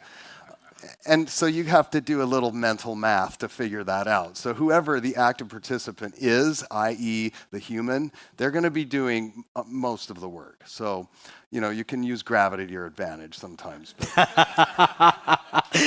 leaving it there. Thank you so much, Matt. Yeah, Keep you're doing welcome. awesome work. Thank you so much. I'm sure you're going to talk about this to your respective halves or to your friends. But thank you so much for the last couple of hours. I learned a lot about what it takes to drive technological change, what it takes to drive new business use cases, from mining to telco, looking at clean air, energy, and I think we're just getting started with this new wave. So thank you so much. I have two last things to say before you run away. There are a couple of exciting things happening here. So there's an expert talk on how do we use data to make cities and transport systems smarter. So if you like IoT, if you liked this IoT, you'll love the next session, which is with Marcus Wallin. And that's, where is that, Jens? Where is that happening? It's at Revelation Space. So you go one level up and to the other side. Then we have, if you like to sleep, not maybe with Harmony, but by yourself, then you go to Management by Sleep. That's happening in the main terrace. And finally, if you're interested in driving entrepreneurship within corporates, stay back here, get a glass of beer or get a glass of coffee, and we'll start here at 3:30. Okay? Thank you very much.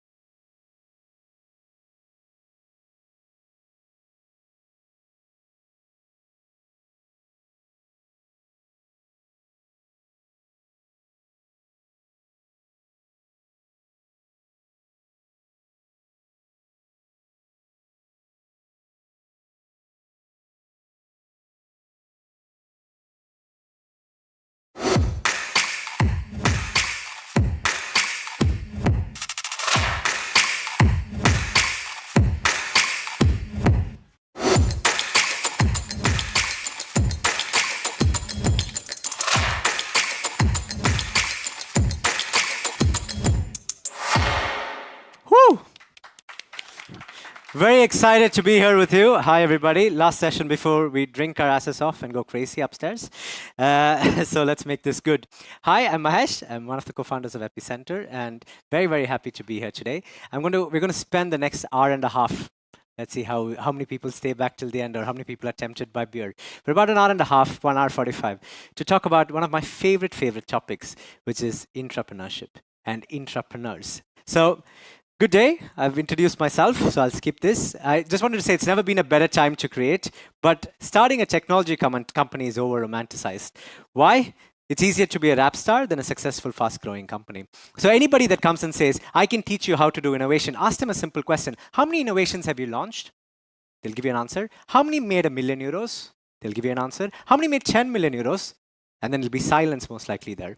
Because it's bloody hard to actually launch and scale innovations. But it's super easy to talk and preach about it. So today is not about talking and preaching. Today is about how the hell do we make this happen? The data is very, very clear, right? Just as I said, very few companies, very few innovations cross the chasm. And every time I go out, people think this is how my life is, working with intrapreneurship. But it's generally like this. You're eating noodles, crying to sleep, looking at why is marketing against me? Why doesn't the group management get it? Or why do they tell me this? Why do they cut the project? We're just starting to grow, or whatever that might be. But there's something amazing about this mindset. And we found 3 words. One is bravado. So daring to try in spite and despite things. The other one is hustling, because let's face it, you're going to have a lot of things eating you, whether that's within the organization, whether that's the market, whether that's demand from the customers. You need to hustle because you won't get the resources you need. You might not have enough time. And the last thing is you have to do it at high speed. Because if you don't do it at speed, you're going to crash and burn. Daniel, who's a good friend, he keeps saying, Spotify, we're a testing company that just happen to do good music or a good music software. We're not trying to be the perfect music company. And a lot of corporates I see or we work with, they want to be the perfect XYZ company and not allow experimentation. But it's easy for me to say that, right? But before I come to how we look at it, do you know how Dropbox was started? It was 3 guys in a basement saying, why is file sharing so sucky? And instead of building the service, they put out a simple video saying, this is how Dropbox might work. Do you like it? And 3 iterations later, 3 video iterations later, 12, 13, 14 weeks in, $3,000 later, they had 70,000 people saying, if you build this, I would use it. So they went 3 months, built exactly what was in the bloody video, and 30,000 people used it day 1. You see how much risk they took away. The opposite of it would be making the perfect business plan, speaking to middleman, speaking to your boss, then your boss's boss, boss's boss's boss, and then coming to the management 9 months later, you have no data, right? So we've been looking at this kind of entrepreneurs and intrapreneurs, and we found 5 categories of such people. The first one is the all or nothing entrepreneur. And this is, think of Christopher Columbus. You know, they might be land and sailed for 20 years and found some guys to come with him and found land. You know, there are very few that succeed because they take super much risk, but they don't understand the concept of risk. Okay, think of Ingvar Kamprad, better safe than sorry. There's a reason why pencils in IKEA are this short. You don't need more. Yeah, he knows a dollar is a dollar and a cent is a cent. He's created all kinds of foundations. There's no chance that his children or his grandchildren are going to fuck up IKEA. Then you have the third kind of entrepreneur who likes the quality of things. We call them the virtuosi. So basically, think of somebody who cooks good food, that becomes great restaurants. Think of Max Martin writing songs, and that becomes Britney Spears. Yeah, so they like the quality of something. These are the entrepreneurs that speak a lot about the quality. The fourth one is a serial entrepreneur. Think of Donald Duck. Every episode is a new episode. This has got nothing to do with the previous episode.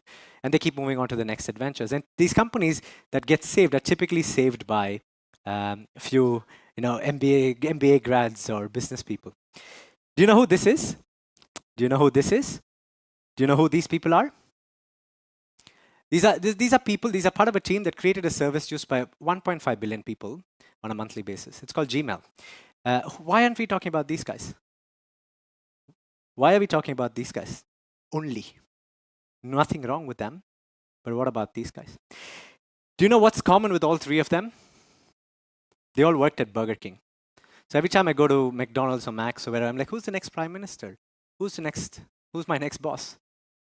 Yeah, because talent really isn't anyone, but unfortunately the statistics are clear. 70% are bored at work. I recently found, one of my colleagues found a new statistic. 11 to 20% of people in your organization are actively working against you. Isn't that scary? 50% are ambivalent. 50% of people that have jobs are ambivalent about their company. That's scary if you agree with this, because talent really isn't anyone. So unleashing entrepreneurs is not just important, it's responsible. And that's what we do. And that's what we're going to talk about today. So I use a metaphor of why Sweden has great musical talent. Because we have great communal music skolan or world-class music schools that give you great singers, that give you great teachers, that give you good DJs, that give you good guitarists, and then comes an ABBA. So if you don't have this entrepreneurship within your organization and saying, we're going to build the next blockchain on the moon, and there's no organization that's going to work this way, that's a bloody pipe dream. So what we're going to spend the next hour and a half is really going into what does it take from leadership all the way down to create entrepreneurs. Okay? And my first speaker, who's just getting his feet wet on this topic, is a wonderful entrepreneur, a dear friend, and he came to this world many, many years ago to fix the problem of sucky websites and online conversion. And then he's been doing that. He's run a premium agency called Conversionista, sold it recently, and for the last year or so has been looking at why the hell is digital transformation broken? Yeah? So we're going to set the stage from a leadership point of view all the way down, looking at why is everybody's talking about digital transformation, but why is it broken? And he's going to take you through that. And then I have two wonderful entrepreneurs, two of my favorite ones, one from SAB and one from Vodka, our Vodka. They're going to take you through their story. How do they manage to do this? Yeah. And then we're all divided into groups, A, B, and C. You know, I'm from India. I like the caste system, so A, B, and C. I'm kidding. Yeah. So what we're gonna do is we're gonna start working in groups. You have a little page in front of you, and the reason we have that in front of you is to really understand two questions: what is stopping your organization to do more of this, and what support do we need to build to give you that strength? Okay, so it's learning with each other and learning as a group. And then at the end, we have our friend Eric Rice, which is a surprise. I'm hoping you thought he's going to be here, and he was supposed to be here. He was supposed to do a video, but instead he send us some videos. So we're going to watch some videos and look at what that means for us. Okay, are we ready? Yeah, are you excited? What do you want to learn out of today? How to succeed? Okay, thank you. How to succeed? That's like a general, how to succeed. Okay, wonderful. Yeah, what else? How to motivate your colleagues? Okay, how to motivate your colleagues. My favorite group here, Group A. The silent group. Gauri, what do you want to learn? Kick asses, okay. So kick ass, motivate, succeed. Okay, let's see if we cover all three of them. But without any further ado, John, the stage is yours.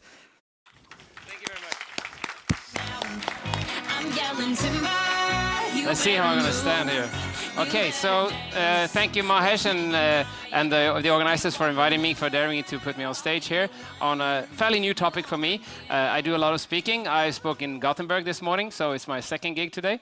But now I'm going to speak about what is broken in digital transformation. Just a little bit about the background where I come from. I started a company called Conversionista in Sweden 9 years ago with the aim of fixing this problem, which is that a lot of people that have websites, they spend tons of effort and money on sending traffic to the websites, but then when it actually lands on the website, we care much less about what actually happens with them. And I was hell-bent on helping Sweden fixing this problem, and so I started my company Conversionista 9 years ago. And then I merged with a company called Curamando 1 year ago, and just to tell you where I come from. So Curamando is the traffic company, we're the conversion company. But we also realized that when we are as consultants, when we are out working, we see that we give perfect plans and backlogs and strategies for companies to on a tactical level to do these things. But then we come back 9 months later and we ask them, what happened? And nothing happened. So then we realized everything we do needs to be connected to the digital strategy, and also we need to add a layer of digital change management. So this is basically, I'm a consultant, we're a consultancy, we work with these things. That's it. So I'm going to start with the why, with the video of Simon Sinek, which you probably, how many have seen this video, the super famous one? I'm not going to pick out so much on the golden circle. I'm going to start with this thing. if you remember the video, you will have heard that he talks about how the fact that the results of what you're doing should never be the goal. It is an outcome. So he speaks about the first flight with the Wright brothers and how they're competitive. He wanted to be famous, he wanted to be rich, and all those things. So he failed, but they saw that he wanted to do the flight, so they were working on the why. And so I think that sets the stage for the first problem of digital transformation. I think the digital transformation itself is broken. So when we are speaking about the goal of achieving digital transformation, the reason why we don't get there is because digital transformation should not be a goal. Basically, our goal should be to have happy customers, to have new customers, to have efficient logistics, to have perfect risk management. And at the end of the day, when we have used all those digital tools to achieve this, someone will come along and tap you on the shoulder and say, John, actually, I noticed that your logistics are perfect, your customers are happy, you have tons of new customers, and you actually achieved all this by being digital. So you are now officially digitally transformed. And then I would say, oh, really? I didn't notice. It went so smoothly. So stop thinking about digital transformation. That would basically be my first message. So here's a quote. No sane business leader should wake up in the morning wanting to become digitally transformed. You know who said that? I did it. I made that shit up. So, but I think it's still a good quote. So in the research for this talk, I've read a lot of books, and I read the Escape Velocity by Jeffrey Moore. The subtitle is fantastic. Free your company's future from the pull of the past. That is like, oh, it's so true, but also a little bit sad. But what he's saying in this book is that companies, leaders, because he works mostly in the US, leaders, it's not that they don't see the train coming. It's not that they don't understand that if they don't get out of the way, they're going to be smashed. They're basically saying, we're stuck. Right? So we don't have a problem. If we go back to the golden circle of Simon Sinek, we don't have a problem with the why. He says the why is the hardest part. But when it comes to digital transformation, the why is actually the easiest part. It goes like this. Unless we do it, we're screwed. That's the why of digital transformation. And then we come to the what, which is we inject digital ways of working with everything that we do. And then we come to the how, which is like, uh-oh. That's when it really starts to hurt, right? So it seems like we have a bit of a problem with the how here. So if you need what we call digital why-no, then you get these visionaries and you do like inspirational workshops about the fantastic, innovative, disruptive technologies you can use. If you think you have a problem with why, do all that. If you don't know the digital what-no, then you need to read all the books about the different technologies you can use. But we think that the biggest problem is a digital how-no, as we call it. So I'm going to be speaking for the rest of the talk about the how. That's what I hope, at least. So, and it's fantastic that the problems with digital transformation, everything can be explained with a single Dilbert strip. I swear. Yeah, you don't believe this, but I tell you it's true. Because sales are dropping like a rock. Our plan is to invent some sort of doohickey that everyone wants to buy. And then the visionary leadership work is done. How long will your part take? So basically, that is the essence of digital transformation.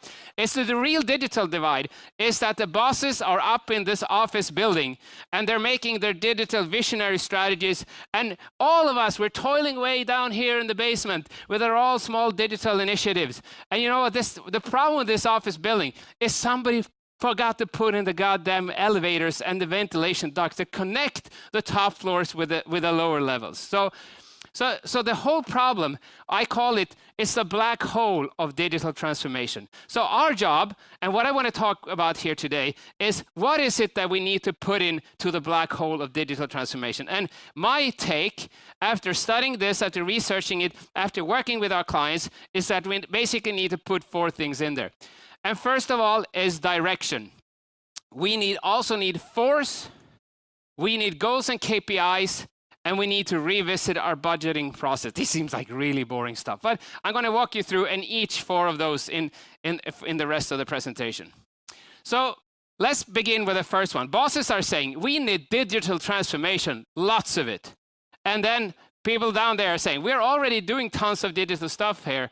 Haven't you noticed? No, they didn't, because we are struggling to find a focus. And when we see all these like small things that we are doing, so maybe in your organization, we're digital because we're doing marketing automation, programmatic, omnichannel, mobile first. And we also hire a guy, he's like a really cool data scientist, I think it's called, and like a full stack developer, I think it's called, right? We have tons of them, they're great, yeah, they're everywhere. And we also do the AI and the VR and the BI, and we do the A/B testing and the apps and all those. So we're like, oh man, we're doing digital. But the problem isn't that you're not doing enough digital stuff, it's unorganized. So what I've tried to do, I try to create a model that basically takes all these stuffs and put it into 5 separate containers. And so that people can organize their thinking about what is it that we really should focus on. I met a successful entrepreneur yesterday who runs a company that does the scale-up lab, Per Steen from Codable.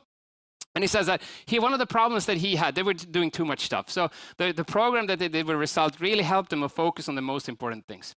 So the 5 digital ways, as I see it, and I'm just trying to, I created this because I want people to be able to focus their efforts. So the first thing you can do, I'm sorry, it's like all Apple all the time, but that was the best stuff I found.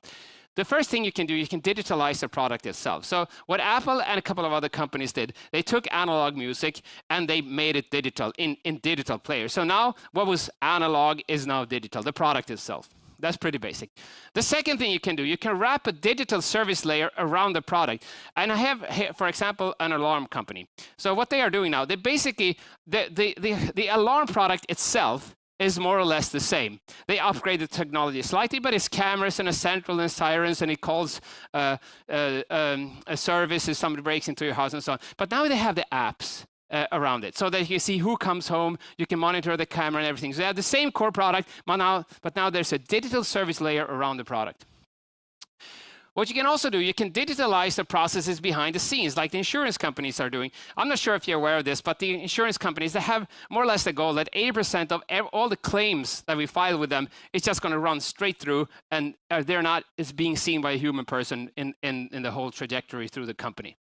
So everything should be automated. You can also digitalize marketing, sales, and retention. So everything that you do, that you produce, is still the same, but the way that you sell it to your customer is now digitalized. And I took Tele2 as an example because they are currently, I would say, the leader in digital sales and marketing. I'm proud of their customers of ours as well in the telco space in Sweden.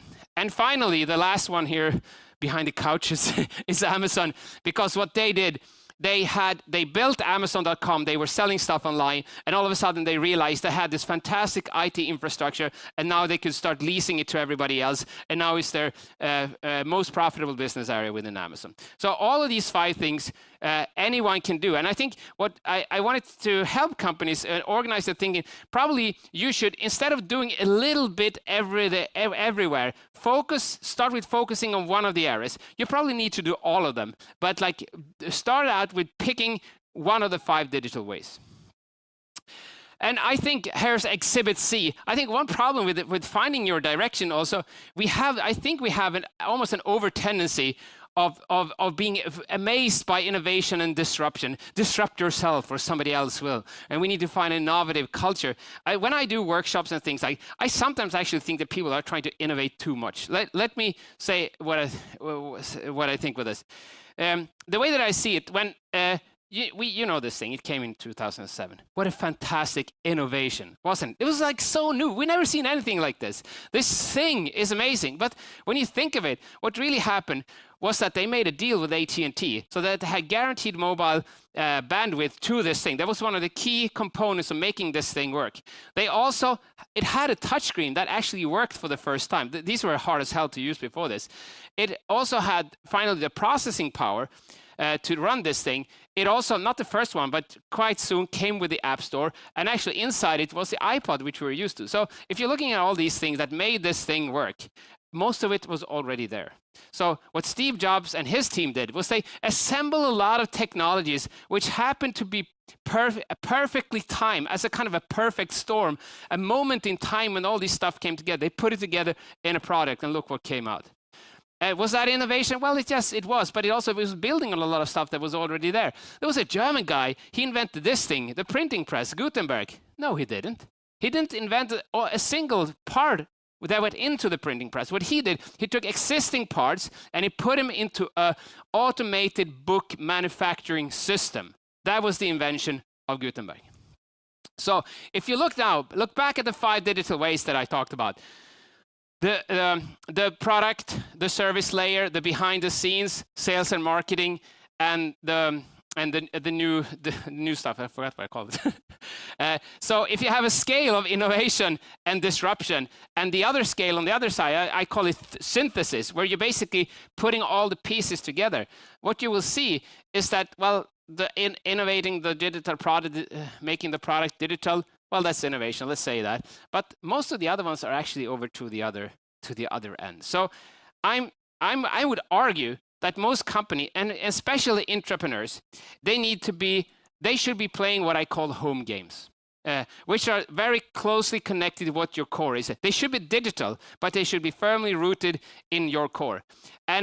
But when we're thinking innovation, we're thinking disruption, we're thinking about these moonshot ideas that we heard about. And I would argue, from a competitive point of view, I think what a lot of companies should understand, let's argue if this is true or not. Your core, only you can do this. The moonshot ideas, anyone can do it. And if the most important factor in this game is speed. Now, if you're doing the moonshot ideas, everybody else is going to be faster than you are. So you see this business idea, everybody sees this, and the least qualified company to do it is you. Because everybody else is more qualified, because they're smaller, they're more nimble, they can capture it before you do. But this is the game that you can win. So let's look at the next factor, which has to do with money. I'm throwing tons of money into all this digital stuff. When will I ever see some returns? And then at the bottom flows, we have this huge pressure to transform, but almost no resources. So everybody here thinks it's overfunded. Everybody down there thinks it's underfunded. So the corporate system for allocating budgets is broken.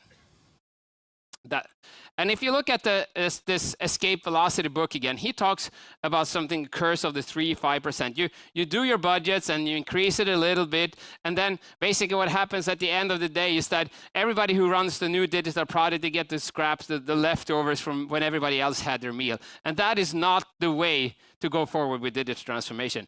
I think one of the problems with this also has to do with this Max Giordano. I took this image yesterday. I don't know if you saw this guy, but he pointed out that the problem we have with exponential growth is that when we have exponential growth, which we need to fund linearly, we get this divide here in the middle where when people get impatient for results, they don't see it, they don't feel that it's coming, they're putting money into it. So for example, when we worked with Kronans Apotek, we were at this situation when they were underfunding the project, and the problem here is that they were aiming somewhere down here. They're like, we're going big for e-commerce. Oh yeah, that's great. So where's your e-commerce stream? All 2 of them are sitting right here. So, well, if this is going to be 10% of your budget some year, do you seriously think that 2 persons can achieve this? But because they were kind of spoon feeding it, and it's like a little agile project, we see what happens. So companies, they need to seriously invest in these from the beginning. And I think also one of the problems with this is if you look at these 3 different curves and you look at how they look in the beginning, let's see if I can't even point this now. You see how there's almost no difference there in the middle. So how are managers going to know whether they're going for the green line or the red line? In the beginning, they have absolutely no way of knowing that. And how you measure that, I'm going to get back to that in terms of the goals and the KPIs. So here's what I think. And this is also what I took from the book by Jeffrey Moore. Allocate budget to new initiative before you allocate budget to your ongoing business. So this needs to be, timing-wise, you need to look at these things so that you guarantee that the products get the money that they need to achieve these goals, and not by eating the leftovers from the rest of the company. So the third one, bosses say, you're all busy doing digital stuff. When will I see some business wins? People down here, they say, you never show me how the things I do fits into the big picture. That's where we have the problems with the goals and the KPIs. So the strategic objectives, the business goals and the KPIs are not connected. And so then I read this guy called Richard Rumelt, who wrote the book Good Strategy, Bad Strategy. I recommend this. The reason I have them is because I think they really help me in my thinking. I think they're really good reads. He talks about something called diagnosis, guiding policy, and a set of actions. And I'm going to show you first with a bad strategy how it could work. Here's the vision. We will transform all business processes to become the digital leader in our industry by the year 2022. Now, stuff like that quickly goes into the visionary leadership part is done. How long will your part take? So what he says, you should have a diagnosis. You can't formulate a good strategy if you don't have a current diagnosis of the current problem that you have. So I made one up. Now, as an example for you, for example, the arrival of Amazon in Sweden will make next day delivery the standard customer expectation. Now that's the diagnosis. So then the guiding policy becomes, we will not accept any speed bump in our processes, product selection, or partners that stops us from next day delivery. So anything that stops us from next day delivery must go. Finally, you have a set of actions that you need to do. So when you formulate your strategy like this, then you can actually work it. Another method which works really well is the OMG framework for no, I'm just kidding, it's not OMG, it's OKR, right? So the OKR, how many have you worked with the OKR framework? Quite a good crowd, objectives and key results. And I think that what really the OKR framework does is that because you need different metrics in different stages. So in order to understand whether you are on the green line or not, you need a set of metrics here in the beginning. Let's say that the first thing to determine what's called a product market fit, you need to closely monitor in the beginning the net promoter score. How many of the early adopters are willing to recommend the product? That's a key indicator for that you have a product market fit. Now, later on in the growth journey, that's not the most important one. So your goals and your KPIs, your objectives, they need to move along with the journey you are making here. And the problem with a lot of companies, they set a bunch of static KPIs, which are mostly tied to financial accounting and things like that, and which basically give you no clue in how the stuff you're doing here is connected to the bigger picture. Last one, our competencies are hopelessly outdated and hiring is impossible. And then these people say, I want to learn and develop. If somebody show me the way. So I would argue here that the force that these organizations, or the momentum that you need to acquire, they need to get something which I call the 3 digital superpowers. So there are like 3 superheroes. Let's look at them one by one. The first one that you need is the ability to listen. We're talking about data-driven, but I actually don't like data-driven that much, the word data-driven. I think the ability to listen is a much better description of what's going on. Now, if you have the ability to listen, then you secondly will acquire the superpower to act faster. And if you're able to act faster, then you acquire the third superpower, which is the superpower to scale. Let me just show this with a few concrete examples. So here's a company that I didn't work with, but I found this on the interwebs when I was looking for a new dishwasher. So let's just look at this example. I'm shopping for a Miele dishwasher because the old one broke, and the new one, I wanted to have a Miele one. Somebody said they last longer. So I'm searching for this, and then I find it here on the White Away website, I found the all-time classic, the Miele G4910 Skobrus, if you remember that one. It's so good, right? So what I do is I mark the word here, and it says, we offer a price guarantee when I do that. And now this got me thinking, so what has happened here? Well, this company, they're probably looking at what the visitors are doing here with a tool called Hotjar or one of those tools.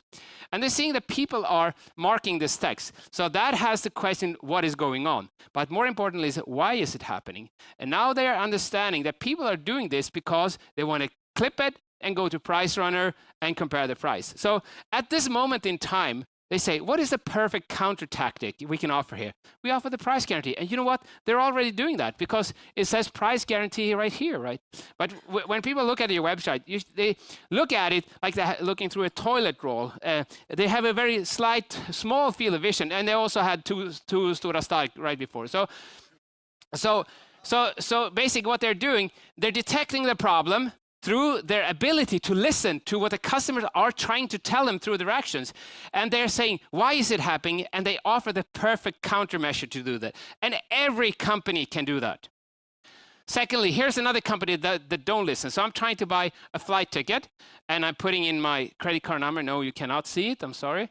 And then I click the blue continue button down here at the bottom to continue. It says that there's an error. Look, find the error. Where's the error? Can you see it? No, it's down there. It's all the way to the bottom. They put the accept the terms and conditions off screen on desktop. And I swear to God that if I would be looking into their data on their desktop behavior, 95% of their customers do this because no sane human is sitting around thinking, maybe there's some other stuff off screen that I should be checking for. It's like we don't work that way. And this company would know that if they would only be listening, but they are not. And then the second superpower, the ability to act. So Amazon bought Whole Foods, and then they wanted to see, I got like 45 seconds left. They wanted to put the whole Whole Foods inventory on Amazon.com. And if you're running an e-commerce store, you know what it takes. You have the whole PIM systems and the product descriptions and the pricing and their discounts and blah, blah, blah, blah on the website. And then all the logistics, because they've been shipping books and stuff, and now they're shipping salad and tomatoes and things like this. And how do we deliver and all that? So they need to get all that shit into place. So from the purchase of Whole Foods was announced until you could buy their products online at Amazon.com. Do you know how long that took? Do you know this number? This is a friggin' important number because it took them 4 weeks. And I tell you, most of the people in this room, you cannot change your email footer in 4 weeks. I cannot. I tried and I failed, right? So, and now you're saying like, yeah, but they're Amazon, they're a tech startup. Yeah, but let's look at the numbers. Where would you put, if Amazon would be a Swedish city, would they be Malmö, Göteborg, or Stockholm? What is the size of Amazon? Where are they? Number of employees?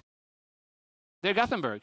They're 560,000 employees. So a company that's 20 years old has 560,000 employees. They can do this stuff in 4 weeks. If they can do it, you can do it too. Anybody can do it. We're just not doing it in the right way. Finally, the ability to scale, which I illustrated with Pokemon Go. They had 15 million users after 1 week after launch, and 6 weeks later, I had 100 million users. So you've also seen these incredible numbers now with Fortnite and etc. And you've seen this before, but I'm just trying to say that because when you are digital, you can scale like you never scaled before. There are no boundaries to your potential to scale, but it doesn't happen unless you have figured out how to act fast and unless you have figured out how to listen. Those things happen before. So here's your to-do list. You need to understand that the digital transformation is not a goal, it's an outcome. If you get happy customers, if you do all these things that you need to doing it digital, then digital transformation will happen as a kind of a byproduct of the good stuff you do. Focus on the how, never forget about the what and the why. Find your digital ways among the 5. Stay close to the core. Chill a little bit about the innovation and disruption thing. Budget, make sure your projects are funded first. And the goals and the KPIs, pick your framework with the OKRs or read a book by Rumelt so that you find a way where your overarching objectives are connected to the stuff that you are doing down here. That's really, really important. Finally, get the 3 digital superpowers. 2 minutes over time, so it wasn't that bad. Thank you very much. Here's me, yeah. Hook up with me in case you want to, because this is actually the first time I do this talk, so I appreciate all kinds of feedback that I can get, and I hope I don't do this for me, I do this for you, and I hope it helps you. Wasn't it great? It hit you like a train. Thank you so much. Yeah. Thank you. There you go. Thank you. So you've got the essence, you've got the know, as John calls it. Let's go into, okay, I get it. Can you show me some examples? And I'm going to show you 2. So without further ado, please put your hands together for Åsa Kapp. Welcome. Give me your attention, baby. I gotta tell you a little something about yourself. I'm not sure I will be able to keep that speed, but maybe you can relax a little bit now. Thanks, Mahesh. So I'm going to talk about our vodka, a company that I founded. Is it moving? No?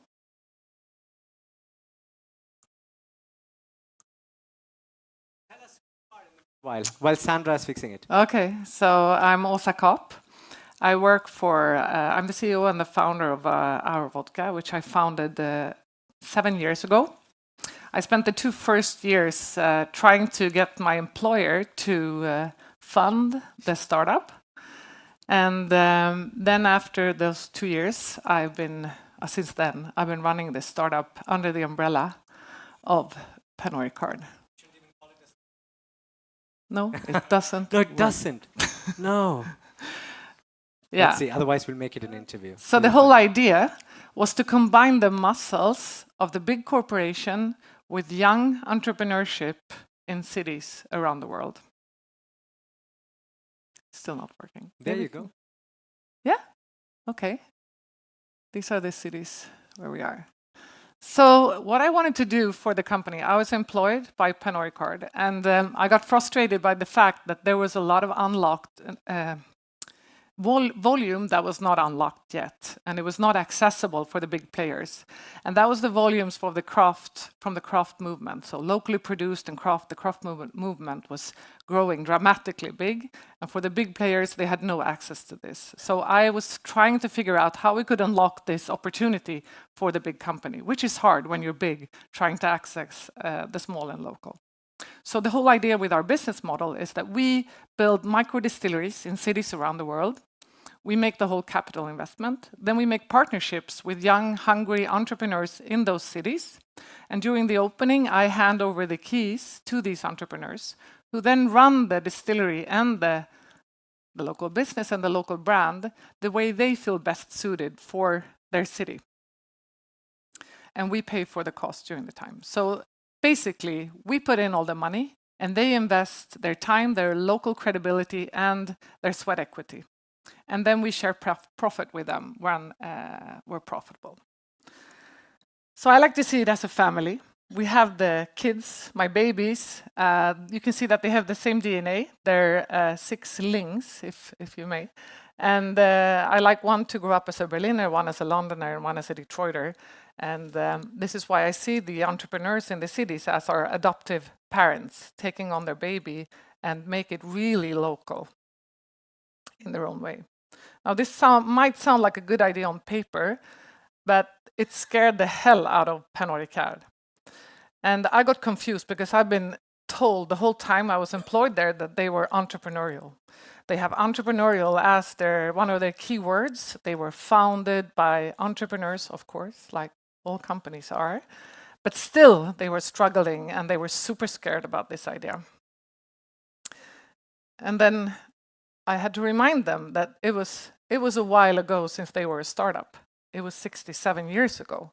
And they had simply forgotten or lost the understanding or the collective knowledge about being a startup. And they forgot that there's a huge difference between the big and the small. I will come back to that. So what they basically heard, because I was so frustrated that they didn't get the hang of my beautiful idea, my brilliant idea. And I thought they were stupid, they were slow, and they didn't get it. What they heard, though, was this Swedish woman, me, who they barely knew, telling them that they would build distilleries for 700,000 euros. They would give away the key to someone who's not employed by them. And then they would let those people run the distilleries for them. Then they would share profit with them as well. And on top of that, I told them that we would not use their distribution network. So they have 160 companies around the world distributing their big portfolio. But my suggestion was that we would distribute outside of this and use smaller distributors and build our own network, not competing with their big brands. And they were like, okay, so you're also going to build a competing distribution network. Great. So this ticked off, the whole warning system and this corporate machinery. What they heard, I told you, there was the controversial business model. It was crazy. The competing distribution, risk of cannibalization came back. I think we discussed this over the 2 years. I was pitching this. We discussed this for maybe 6 months. Risk of new competition and also risk of sharing know-how, which they had never done before.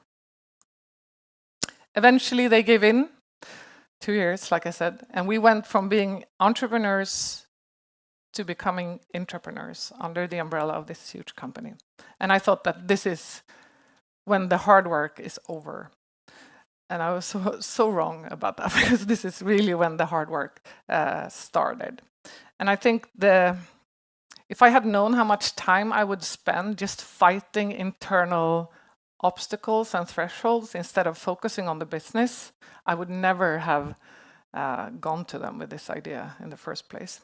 And I think the reason, you all know this, but the reason again is because the big company has processes, stakeholders, steering committees, and orders that you have to follow. They have to be organized in that way.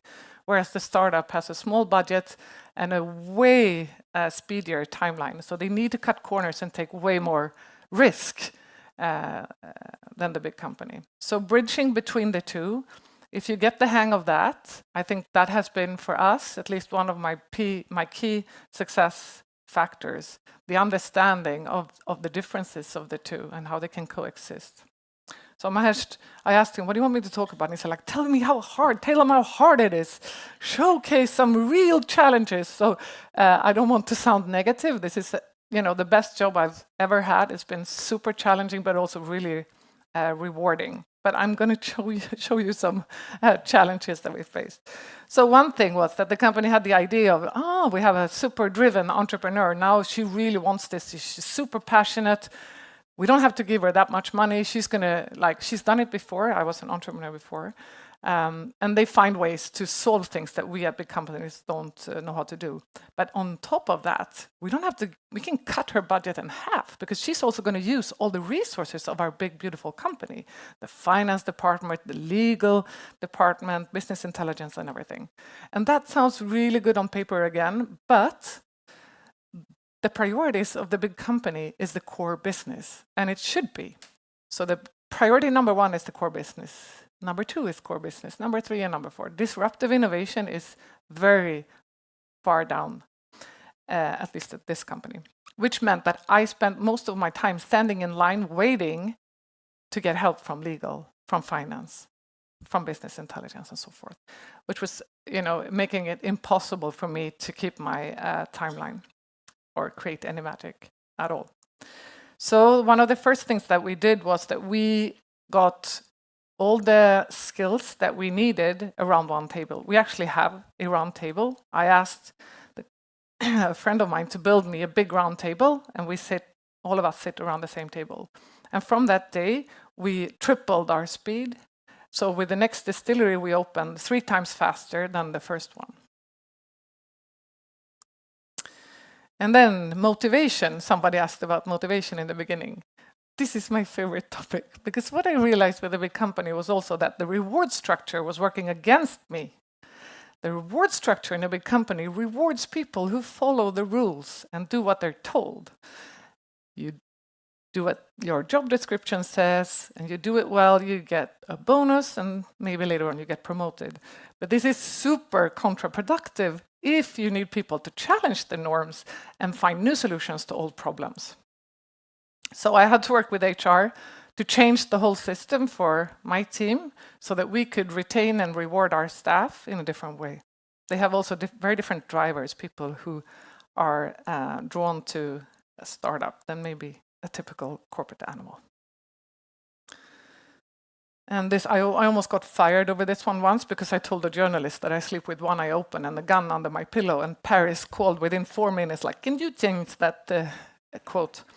No, but really, not all people in your company will agree that it's a great idea to put money behind disruptive innovation. There will always be managers who are completely against these initiatives, and they believe that the best way of spending their money, the company's money, is behind the core business.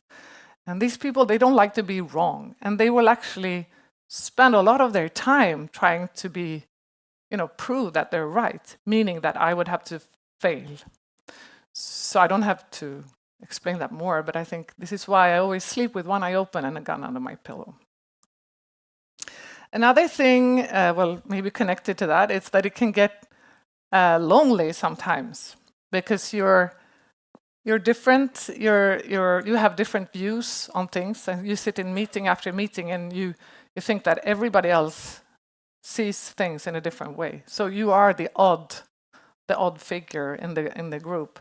And I very often thought of myself as sitting in what if we were a big orchestra, and I was in this company. The company was the big orchestra, and everybody was playing the same song, except for me. I was in the middle trying to play another song and trying to, keep my beat in there, which can be hard sometimes. And it's not all glamour in the startup world. It could also be quite dramatic sometimes, and it's way more drama in the startup world than in the corporate world, which is way more safer and, again, less risk and stuff. So they can get super scared. They should not be exposed to this. This is the day-to-day business of a startup, and this doesn't even mean that the startup is in a bad shape. It could still be doing well. In fact, this guy who took a shortcut in the Dakar rally, he actually won in the end, thanks to that shortcut. He later that week he won the whole race. So I'm just going to leave you with that I believe that the things that you learn those worst days is actually what's going to make you win the next one. Thank you very much, Åsa. Thank you. Have a seat. I'm going to invite you back. Thanks. Thank you. My next entrepreneur combines a wonderful combination of respecting traditions but rebelling against them. So without any further ado, Mart Masik, Mr. Respect and Mr. Rebel. Welcome up. Thanks.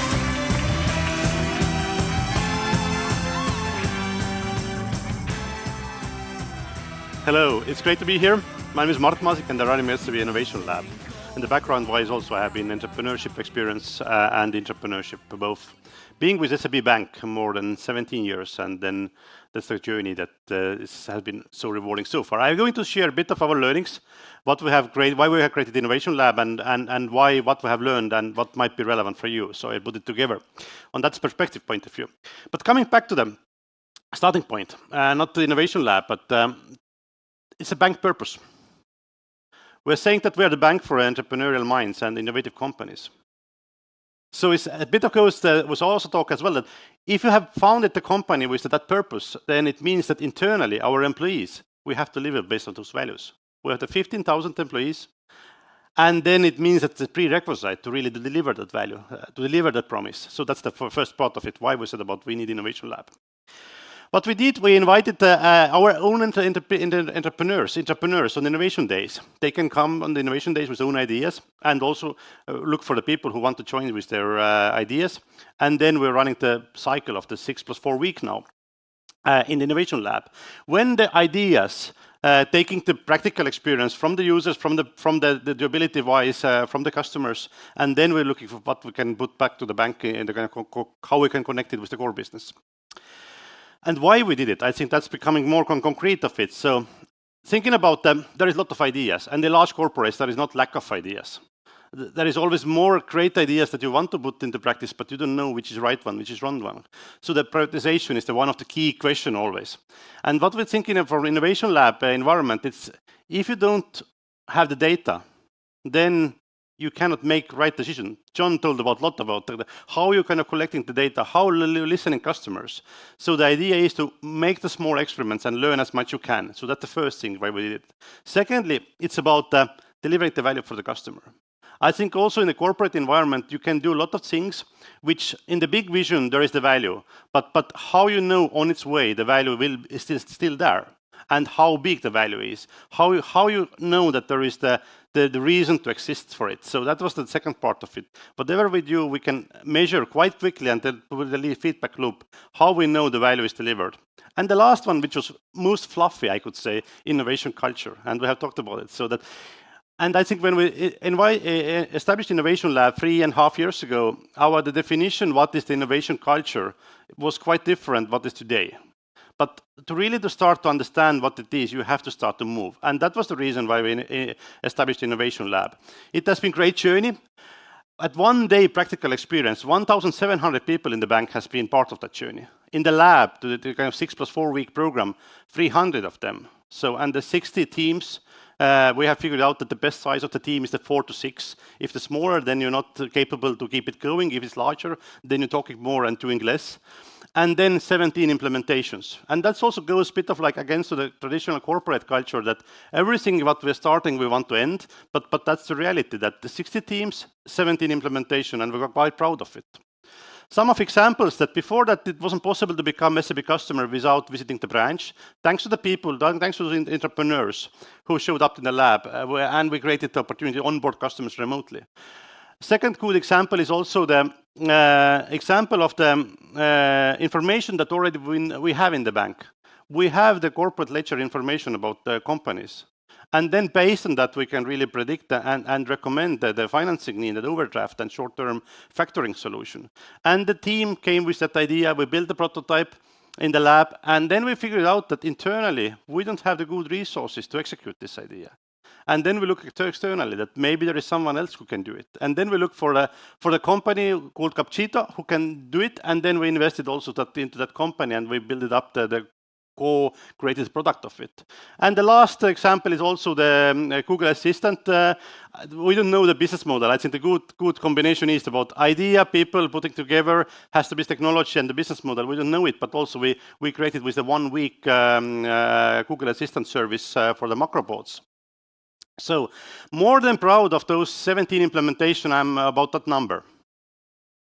Innovation Lab, what we have created is not about building the products and delivering to the value, of course, for the customers. That's the tangible and measurable part of it. But actual impact for the large corporates to have Innovation Lab is what those people doing after the Innovation Lab is over. It's nice summertime here in Epicenter, we run it. People coming here, they enjoy the flow, but then the reality hits after it, when the Innovation Lab is over. But what we're aiming for is about the impact later on. So the people who have been here, got the mindset, got the skill set, practical ones, because you cannot learn from YouTube how to build new businesses. You have to do it practically. And more you do, more probability is that you will succeed. So, and that's the kind of the key metrics for us, I believe. And yes, I think the respect and rebel. I think what I learned, it's about how to balance between the things that needs to be respected. And yes, there is reasons why we are here. 160 years in the business, but there is also a lot of reasons that needs to be rebelled, and that's not the way forward. And I think the opportunity is that how to balance it. So you can build, you can learn, you can get the information, but how you are killing the status quo of it. So that's the biggest learning that those participants who has been here saying that yes, when they're going back to the bank, they do it again and again and again. And the learning isn't linear. So that's the energy curve that we're asking the participants to paint after the Innovation Lab program is over. It goes up and down, and there is hard and easy moments, but that's the kind of the learning, and that's the reality, that there is also the thinking that, okay, there is the idea, let's execute it, but actual life is something like that. And I'm sharing the 4 learnings with you. I think why I think we have succeeded. By the way, the innovation labs, when you're creating innovation labs, then every second doesn't see in the second year. So it's easy to create, but it's hard to stay relevant. But I think we have succeeded. And there is some of the thinking behind it, why I think we believe that it has been so.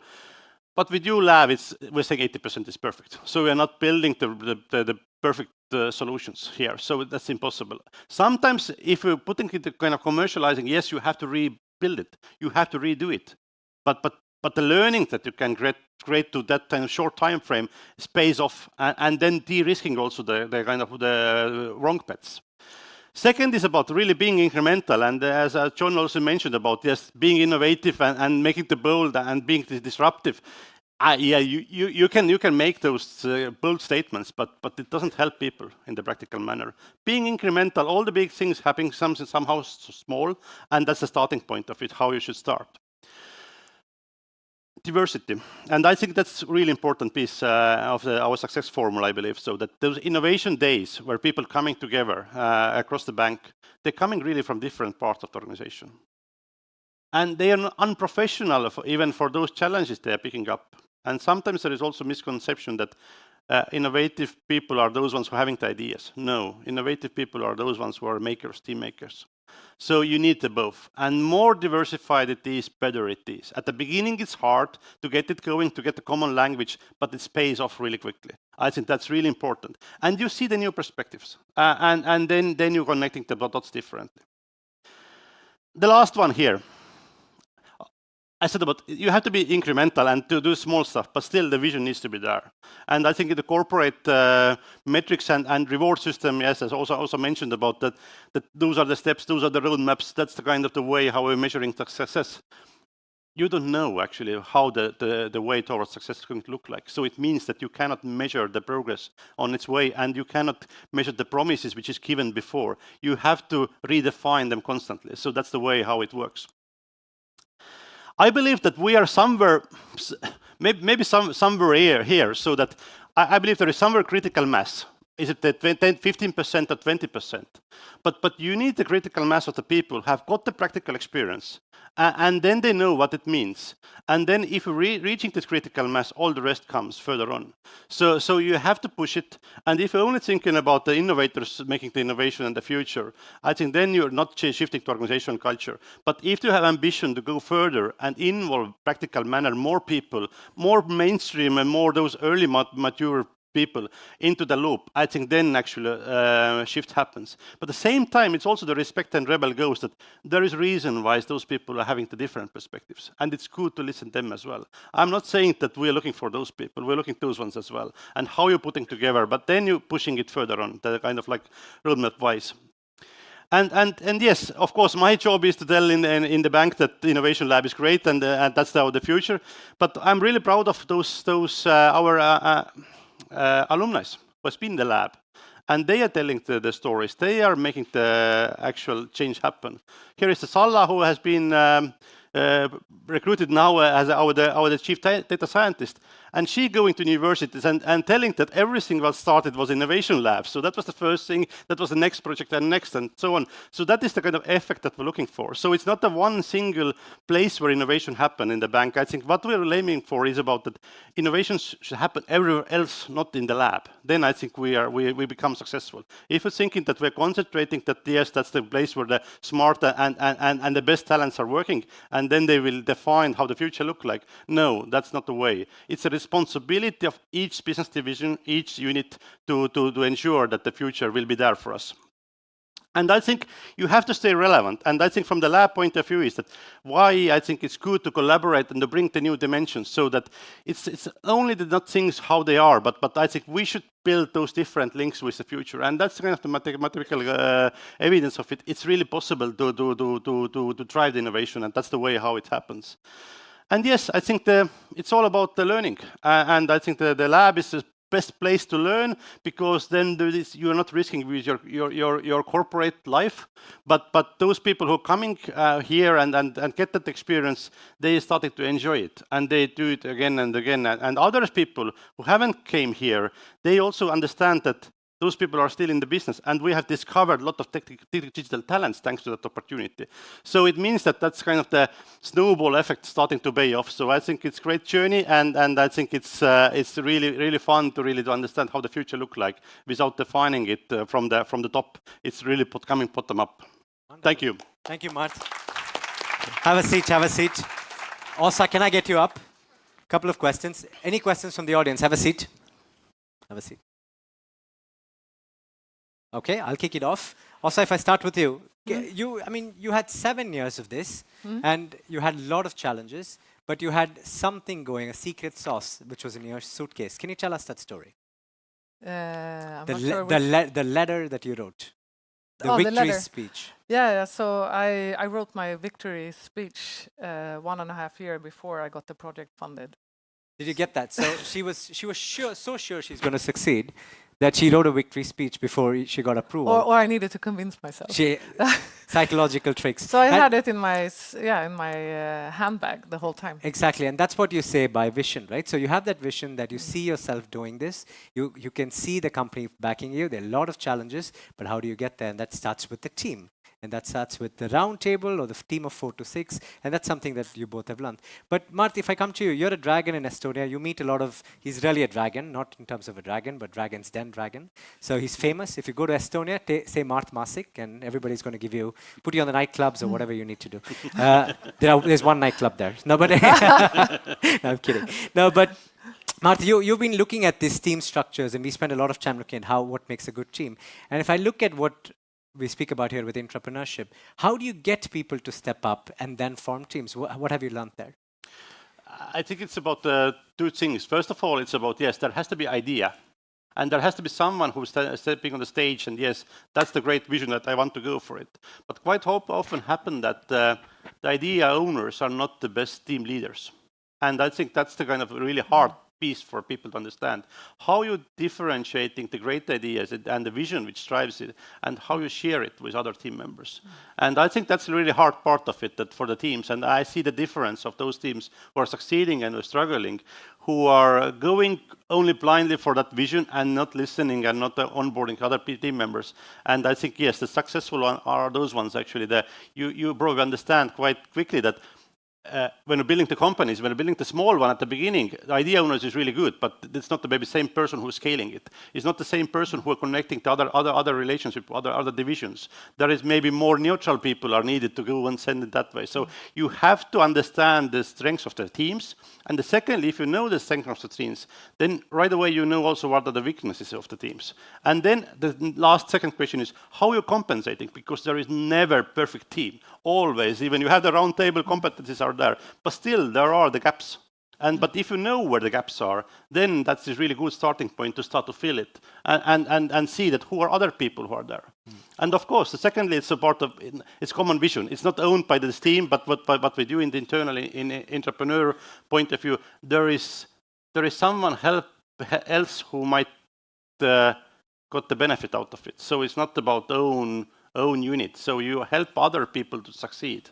There is the stakeholders who will benefit out of it, and not serving their purposes, but really going and help them. But you did something sort of out of the book. You spoke about the threat, you spoke about cannibalization, you spoke about business model, and you had a team, the roundtable team. What were the? Can you give us a couple of examples of challenges you had with the management? What were their biggest problems with it? But most of them wanted the money they just wanted to get rid of the project and do better with their money somewhere else. But I think, so that was hard because then you're fought by your own team. Like where you're supposed to be safe, you have to watch your back all the time. And that's hard. I think. And how did you convince them? But I had to convince every single one of them. That was the hard thing. So one-on-one meetings, a lot of fikas. Exactly. Yeah. And I think in a large company, the management changed all the time. So this was going on like every 6 months. I had to fight somebody new and win them over. So it's time consuming. I know everybody in the whole group actually. Good for networking. But bad for speed, good for networking. But did you sort of have like consuming. Did you have like a logical presentation saying why this would make sense for them, or was it sort of just your passion, or what was the secret? I had a core presentation, but I usually try to find out what their problem was from the beginning, so that what also. I actually hired a few of them. Yeah, because so that's probably the success They factor, were good right? fighters, yeah. And they were quite passionate. So if you have them in your team, you're better off. So yeah, but how long did you get your budget for? Was it like a year or 2 years or no, 6 months? I had for 7 distilleries and 10 years. So, but we already opened 7 distilleries in 5 years. So. Yeah. So, but you wanted a budget for 10 years. 7 distilleries. That was the ask. Yeah. I understand the challenges. But my first task was the pilot in Berlin. Right. Yeah. And that was time box, it was money box, and you had the metrics. Yeah, but the problem was that that was supposed to be testing stuff out, testing the business model, testing the production unit, and testing the safety, explosion risk, and everything.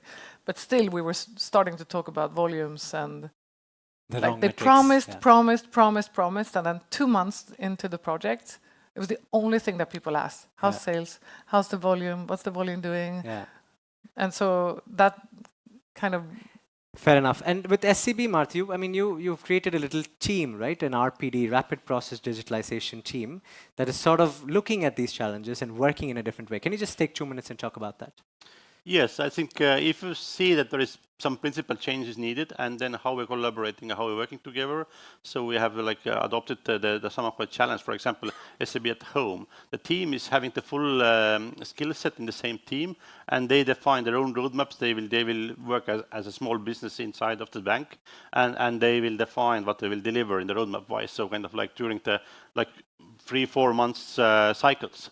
And they have like the bit of freedom, but at the same time also the same obligation for the keeping the existing business going and then building the new business same time.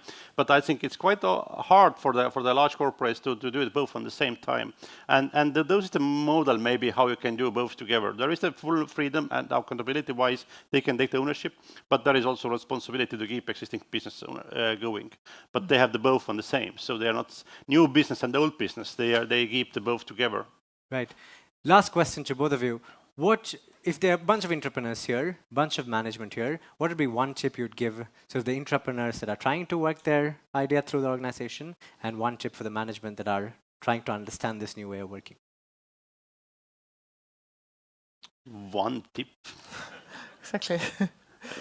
It's a long journey and it's a commitment. It's from the top management point of view commitment. That's the first that needs to be there. I think that's the word. And embrace the people. You have the talents and just give the floor and they will figure it out themselves, how to fill it and how to deliver it. You don't have to do more. Give the floor, give the mandate and stand behind that for a bit longer time. I think mine is two-folded. So the advice would be to sit down from the beginning and set the rules of the game, like completely. The budget, I also suffered from budget cuts every year because I was not part of the core business. So you have a protected unit, but for me it was like, okay, this needs to be saved, core business, oh, this we have to cut. So I had to defend my money as well.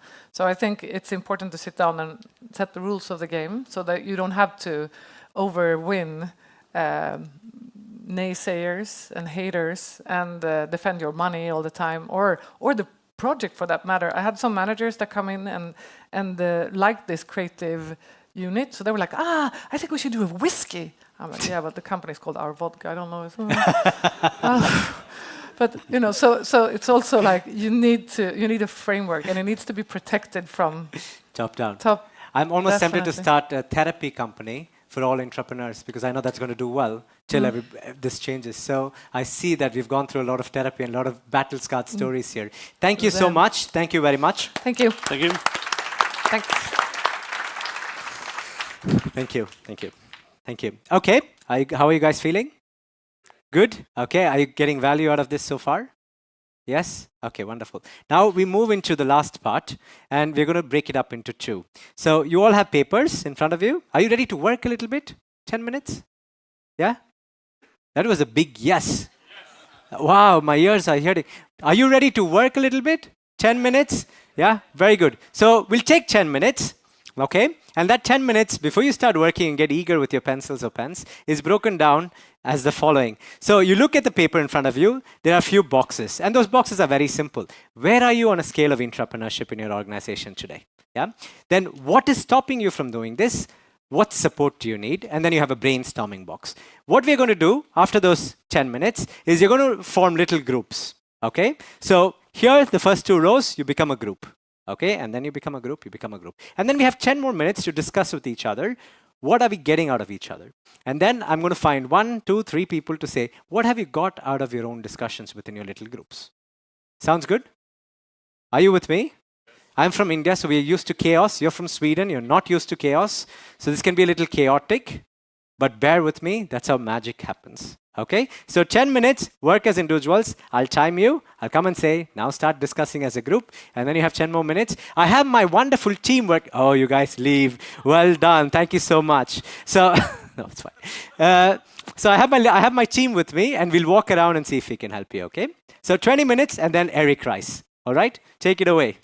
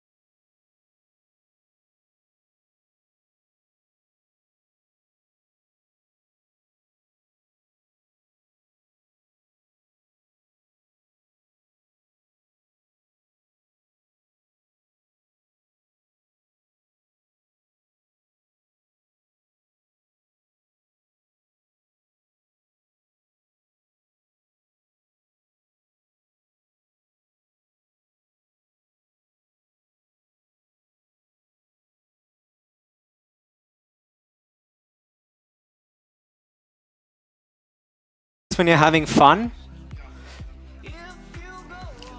Wonderful. I just see you started discussing what we're going to do if it's okay. So all smart people stop talking in 3, 2, 1. Niels, you're not smart. No, I'm kidding. So what we're going to do if it's okay, we're going to bring you all into this row. So just come by here. And my wonderful smart colleague Adrian, where is he? Yeah, there you come by. So he said, it's such a nice, small, cozy group. Let's just bring them together and let's discuss even more together. So now we're all aggregated here. That's good. So why don't we start a little bit from here? What have you gotten so far? You? Yeah, sir? So tell us which company, if you want to. If you, yeah. On. Yeah, it's on. And I'm working at Optimering Aqua, and we would probably benefit from increasing the team and getting some more investment to unlock the possibility to explore some ideas that we have. Okay. And what's stopping you from doing that today? Mostly cash flow, so sort of getting money into the company and yeah. Okay, thank you. I'll come here. We have a volunteer. Just tell us what have you filled in so far? Yeah? Just talk to my group about this, but one thing is I think is the lack is a lack of resources that you feel and in a big corporate environment and one reasoning is you can obviously do the incubator that Åsa was just telling us about, but the problem there typically is that you as in a big corporate you want to scale it to corporate size. And I think this is the problem. You're sitting on top of a much bigger business and your business management doesn't necessarily scale to the bigger size of the business and you have multiple layers of management on top and to scale there, that's the difficulty. What have you tried so far to get them into this way of thinking, or how are you thinking so far? I think what you need to take serious is that you need a change organization. You can't expect the organization itself to have the resources because it's really sort of thinned out when you get, I think, as Jan was illustrating as well with the big corporate building. So I think that you need to take serious putting in place a change organization when you move up from sort of startup phase and move to the big corporates. Do you agree? A change organization that's responsible? Yes. I can take the mic. Yeah. We have very, very similar challenges. Which company? Sorry. I work for Tieto, but Tieto is a company with lots of smaller organizations within it, so to speak. And I'm a product manager for one of them. And the situation we've had is exactly the same. We have a problem for financing. There's lots of layers of management, but and of course resources. It's always an issue. But what we've started doing is actually dividing in how we invest our time. So instead of we need to run our core business, of course, but we also span out. If we're looking at our backlogs for doing development, for instance, that 70% or 60% for core business, then tactical, maybe 20%, and the remainder for more strategic purposes. And the thing is, you also get, there's no difference between innovation and core business. You can innovate on your core business. So you always make sure that you integrate the efforts that you put towards that. So what does it mean? So 20% of people in that division work on a different project compared to? Well, yes, exactly. We're working on new things. Yeah. And how's the ROI so far? It's actually doing pretty good. Okay.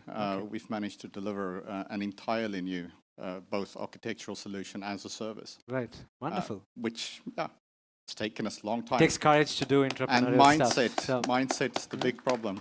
A last thing I'll say, I think the biggest challenge is internally towards our teams. We have the innovators, which I try to count myself among, and then we have the laggards. And we have a different, let's say, time frame of fear.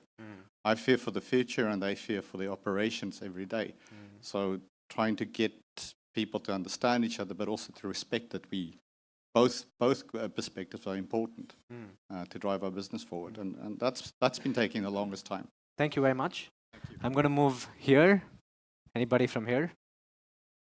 Yes, please. Welcome. Introduce yourself, please. So my name is Talha, and I'm from Core Data. We are a company headquartered in New Jersey. but I come from the offshore center in a land far, far away. And you're Sounds like Mars. no, we are in fact your noisy neighbors. Yeah, noisy in neighbors. Pakistan. All right. Oh, good. I'm not going to listen. I'm kidding. Yeah. So, one of our biggest, we are a professional services company working in the data and analytics space, and one of our biggest challenges recently and in the past as well has been, we want to hire fast and we want to hire the best, and I think some of it stems from the problem of interdepartmental harmony and in synergy, and that is a nut that we're trying to crack right now. Okay, thank you very much. Yes, I'll bring the mic back. Thank you. I'm just trying to understand what are some common patterns. We've looked at organization, we looked at core versus new.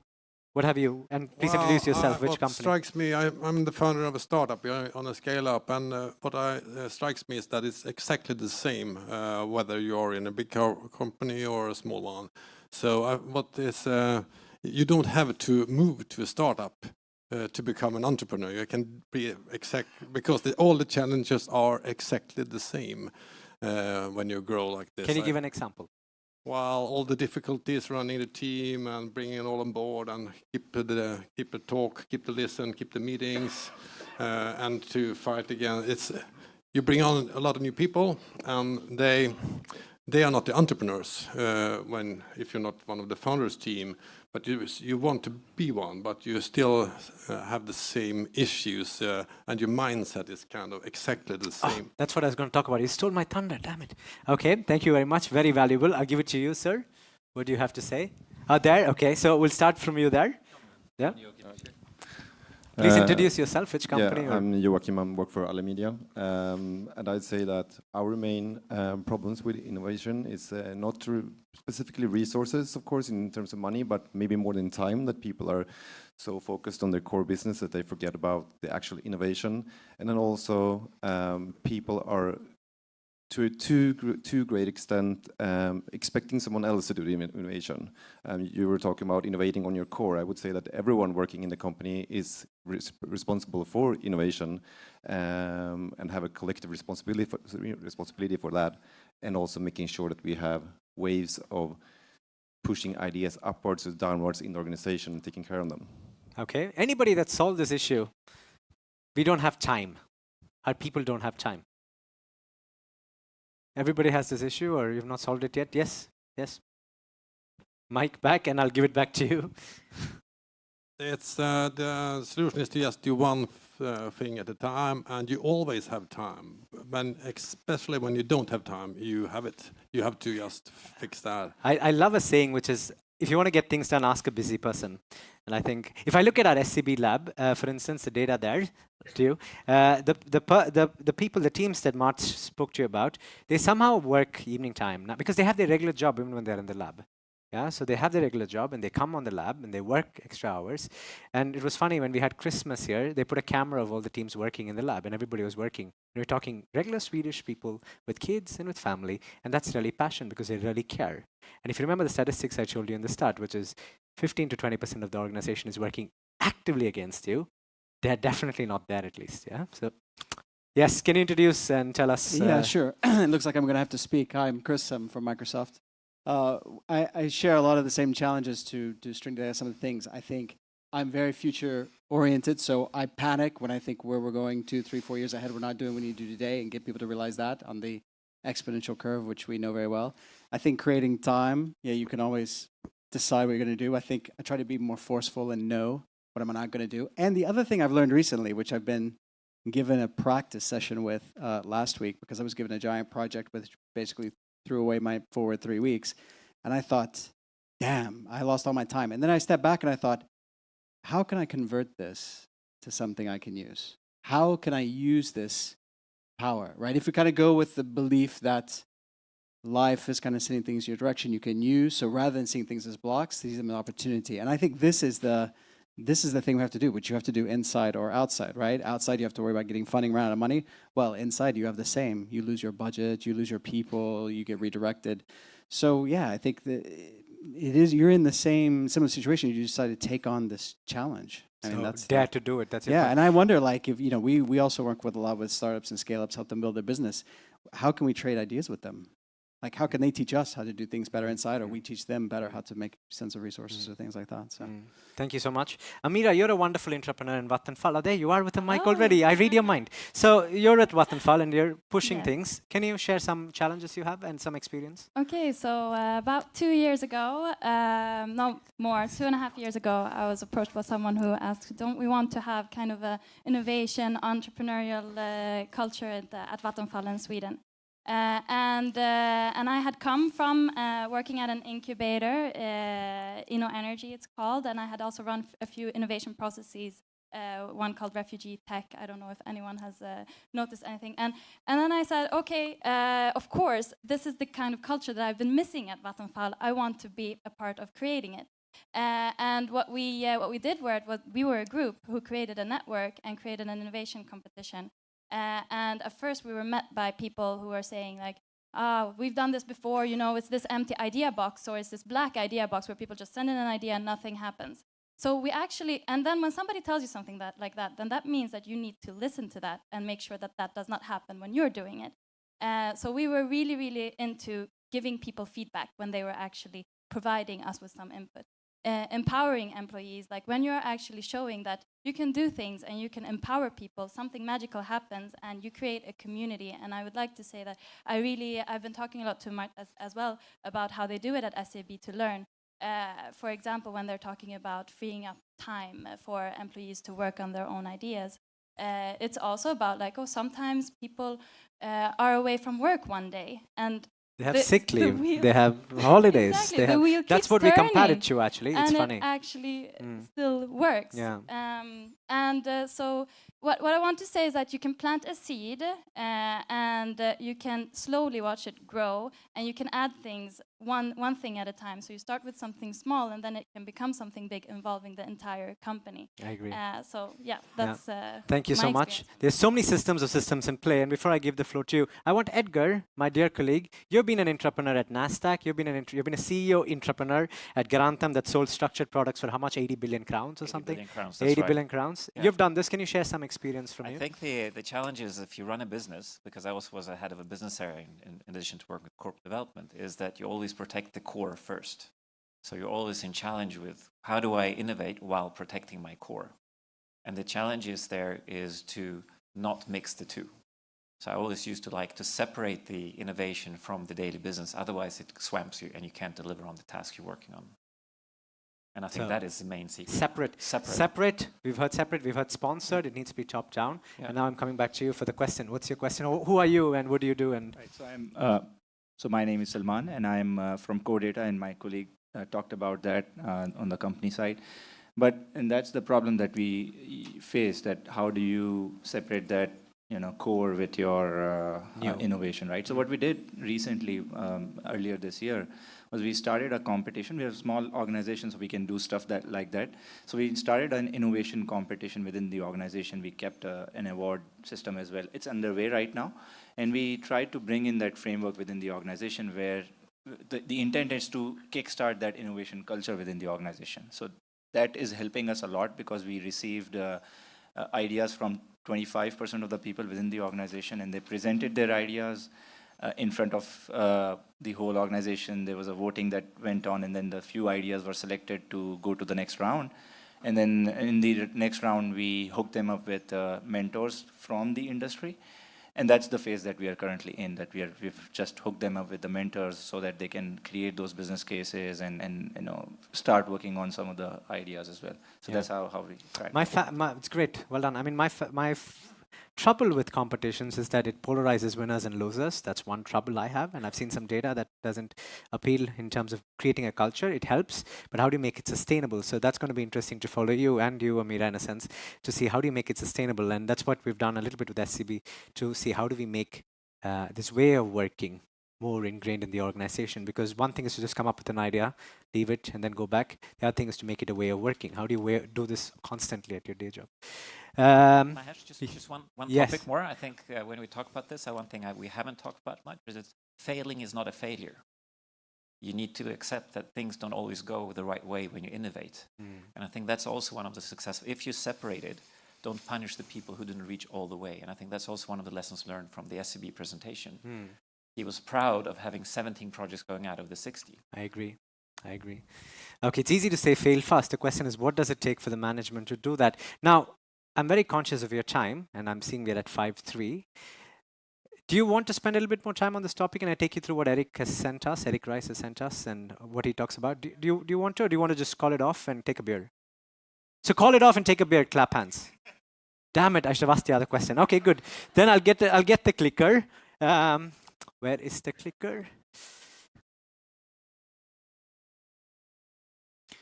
All right. So, I want to go to this slide first. Everybody talks about the core and the innovation part, and I feel there's something amiss there. The way we look at it is, for the core to go faster, you need to innovate on the core, like our friend from Tieto said. And for that, you need to have upgraded ways of working and the mindset that we all know. Yeah. So this is what SCB is doing, right? And then you have things that are experimentation, that are new business models, like what Åsa spoke about, that could work. They need to be strategically aligned, but they're not in the core of your operation. So you're not putting everything into the core right away, because then the immune system kills you. Everything works against you. So there you want to do it high speed, you want to fail, you want to do a bunch of things here. But the question is, what happens here? Right? Isn't that the $1 million question or $1 billion question? So that's what I'm going to focus on. So we spoke about the mindset, creating the culture here. We spoke about the skill set of experimenting, which is really doing it at high speed. But what is the structure we need to have? Yeah, and that's my 3 questions really. And so we call it the connective tissue, or the immune system. No, they're 2 sides of the same coin. So if I come back here, how do we build this connective tissue? And how do we make the organization interested? Whether that's freeing up time, freeing up resources, whether it's giving people space, or whether it's trying a project that has a high uncertainty. And as one of our friends, what's your name, sir? Bjorn. As Bjorn said, it's no different than a small company. Actually, it's very, very similar. Some things that are a little different, but the similarity is more than what you think. But if I look at that connective tissue, that place where the 2 circles should meet, what do we typically get? Well, the middle management, gatekeeper functions. It's easier to say no than yes. It's hard to start. But when you start, easy to get killed. It's too slow. Projects become complex because it's corporate. It's bad metrics to measure progress. Åsa spoke about management getting changed. I'm just calling it boss got fired, but it could be just people changed. Bad Q2 results, new projects wait to get cut. I mean, this is super common. You all recognize this, right? But then what's the other way to do it? And that's what I want to focus on with you. There's something called metered funding, which is what startups get, which is what small companies get, right? So I could come up with an idea, show a presentation, assume you're all VCs, you like it, you'll come to me and say, well, how much are you raising? Are you raising 500,000 crowns? At what valuation? At 10 million? Okay, come, let's talk more.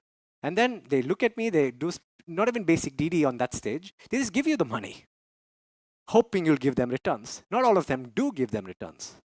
And that's part of their business model. I'm not saying all corporates should have that business model, but that mindset is interesting, right? And that's metered funding. If you look at a fund, they try to look at the 10x, or it's nothing, because if I invest in 10 cases, they know for a fact that 8 of them are going to go to hell, or 7 of them are going to go to hell. But 1 is going to pay back the fund, more than pay back the fund. And that's a very different mindset, and that puts the trust in a Bjorn or in whoever is running a small team to say, go ahead and try. There's a 12 to 18 month runway. It's not 3 months, and show me the best metrics.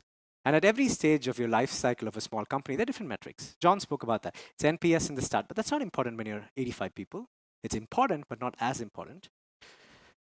We spoke about product market fit. And then there are a lot of vanity metrics corporates have, right? Versus traction metrics. And that's a big problem. So you have vanity metrics that make you feel good, but don't really move the needle. And the last thing, which we all spoke about, is betting on teams. How do you find teams? And that's what I want to speak about. Hold on. And the first thing we're going to... Hold on. Somebody took away my slides. Where is Eric's video? Okay, that sucks. And the first thing... Hold on. It's coming, I think. No, it's not coming. Okay, then I'll show you the... Fuck. Sandra, is it the right presentation? Okay. So I had three videos to show you. Oh, this sucks. I had three videos to show you. One of them was, what's the difference between a large org and a small org? And what he sent us was basically very simple. It's not that bloody different. So if you're a small company and I ask you, Bjorn, where do you want to be in 10 years? You'd say, I want to be 2,000 or 5,000 employees. And then I ask you, how are you going to be different than a company today with 5,000 employees? You say, well, I'm going to do it differently because I'm Bjorn and I'm the founder and I'm always going to be. That's what these guys feel. Okay, so what happens to all these small companies when they become larger? They fall into the same trap. And how do they counter it? That was the first point. Yeah, how do you, despite the fact that you've gone that size, how do you counter it? The second thing is, if I asked all your corporates, who's the CFO? Who's the CFO of Microsoft here? Do you have a person in mind, right? That's responsible for the numbers. If I ask you, who's responsible for entrepreneurship in your organization? That's everybody. One of you even said it. Everybody should do it. But can you imagine your CFO's job being done by everybody? So why is it not as important? And that was the second video. How can you build entrepreneurship as the missing function? Okay. And the third video is here, which is basically, how do you measure accounting? Okay, and this is what he talks about. The first thing we're going to do is establish the baseline. So now we can put the purpose of the minimum viable product on a much more rigorous setting. Somewhere in our business plan, there is a model that says, hey, if customers behave in this way, then we'll have zillions of them over time. Step 2, which is we tune the engine. We make product development changes that are not designed to drive huge gross numbers, but to make those conversion numbers go from the horrible baseline to the ideal in our business plan. And whenever I've done this with teams, I've only ever seen 2 cases. Case 1, it's supposed to be 1%, it's 1%, but it's got to be 10%. So a few iterations in, it's 1%, 3%, 6%, 6.5%, 7.5%. Now, it's not 10% yet, so the model isn't exactly working, but you can kind of say, are we going to get there? Yeah, probably. Each thing that we do seems to drive the number up a little bit. We seem to be kind of heading in the right direction. We're split testing to make sure that the changes we're making are in fact driving the change. It's all good. Here's situation number 2. It's 1%, 3%, 3.5%, 3.75%, 3.8%, 3.81%. Now, the numbers are going up every time. So it's not like the numbers are going down. It's not like it's 0, but you might ask yourself a question. 4, 5, 6 months into hitting that asymptote, are we ever going to be 10%? I think it's safe to conclude the answer is no. Of course, theoretically, it is possible. The next iteration will be that magic one more feature that gets you to 10%. But in reality, that's not the case. When the team gets to the point where hitting that diminishing returns, everybody knows you're not going to make it, and you enter the land of death march. So instead, I recommend we do 3. We schedule the meeting in advance that 3 months from now, 6 months, whenever it is, we're going to have a meeting to decide whether to pivot or persevere. And by that meeting, we will have the data about whether our efforts to tune the engine are working or hitting diminishing returns. And so we have all these concepts in entrepreneurship, like product market fit, that are very vague. This system allows us to put those concepts on a much more quantitative basis. We can't turn whether to pivot into a formula. I can't tell you what to do. It still relies on human judgment, just like science does.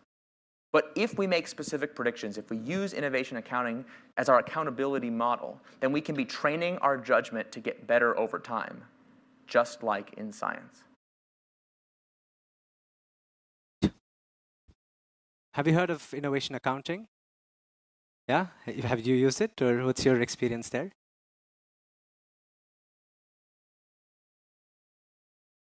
Yeah, okay. And how has it worked out so far? Yeah.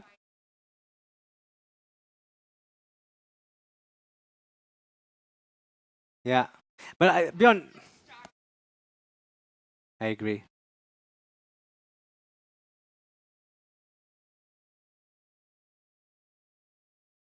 Yeah, okay. Eric, can I invite you up for a second? You've been an entrepreneur all your life. Where is the mic? Where is the mic? There.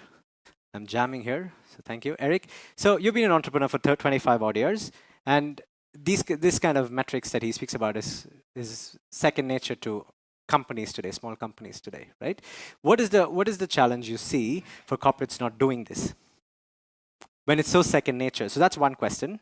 And the second question is, we speak about the startup way of working, but it's not that bloody glamorous, is it? So I want you to reflect on both those questions. Okay, let me try. Yeah, I mean, as a startup or scale up, you're typically 100% data driven. I mean, that's, but it's not revenues. You're probably not going to have, it's hard to say if you're going to make 50,000 in 2 months or if it's going to be 75,000. You can choose the currency, it doesn't matter. But what you actually are looking at exactly what Eric Ries is saying, that everything you do, you get up on simple dashboards, Gecko board or whatever, you hook it up to your Google Analytics, you hook it up to your conversions, and you're looking for those trends. Is what my product team and my marketing team, or if that's just myself, is that pushing the needle? Am I going in the right direction? And that, I would say that in Sweden and in the world, there's probably not many startups that don't work that way. No. But why do we do that? Expect something else in corporate. But you spoke a lot about the startup way of working, but it's also not bloody glamorous, you know? No, of course not. Yeah. It's So not. is it a fair analogy to say let's work like startups, or is it sort of a stupid analogy because 9 out of 10 projects go nowhere then? No, it isn't. I think that you need to have the portfolio way of thinking as well. And what Mark was saying, it's not about the project that you necessarily start. It's about changing the culture so you can go back and work this way all the time. And eventually, maybe as an individual, one of your 10 projects will actually pay off. But as a corporate and with your portfolio of initiatives, you have a decent shot that hopefully is better than the VCs. Wonderful. Now I'm told the video is up, so let's try. So the first question, what's the difference between small... Do you want to listen to this? Yeah. So before this, I asked Eric, and he said, happy to send you a video. And he's a smart guy. He wants to save his time. So he sent me a video of when he talks about it, because I sent him these questions. So here you go. Different. And I'm like, because why? Like, well, we're going to build our organization to the exact same org chart that big companies use. We use the exact same compensation and budgetary policies that big companies use. We're going to have the exact same departments. We're going to have the same matrix management, the same, and but what? Like, but we're cool and we have beanbag chairs and whatever. Like, what's the plan structurally to make sure that you don't have this problem? So I think the distinction between big company and startup is a false distinction, because startups are not intentionally small. You know, they're often unintentional not-for-profits, right? Like they do stay small, but that's not the plan. That's not the idea. And so what I noticed was many of the companies that had been early adopters of Lean Startup back in 2009, 10, 11, some of those CEOs would call me up again and say, hey, remember when we were talking about minimum viable product? Like, that was cool, but didn't you say something about management, something or other? And now my company has 1,000 employees. Could we have that conversation again now that I'm paying attention?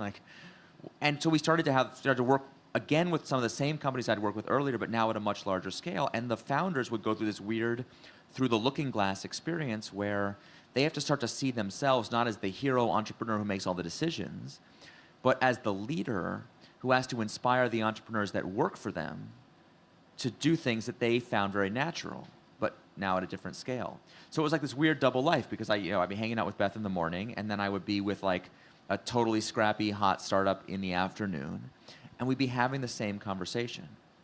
And like, geez, more than 100 years old. Some of these companies are less than 5 years old. Why are they having the same problems? Well, I already gave you the answer. They're built to the same old-fashioned blueprint.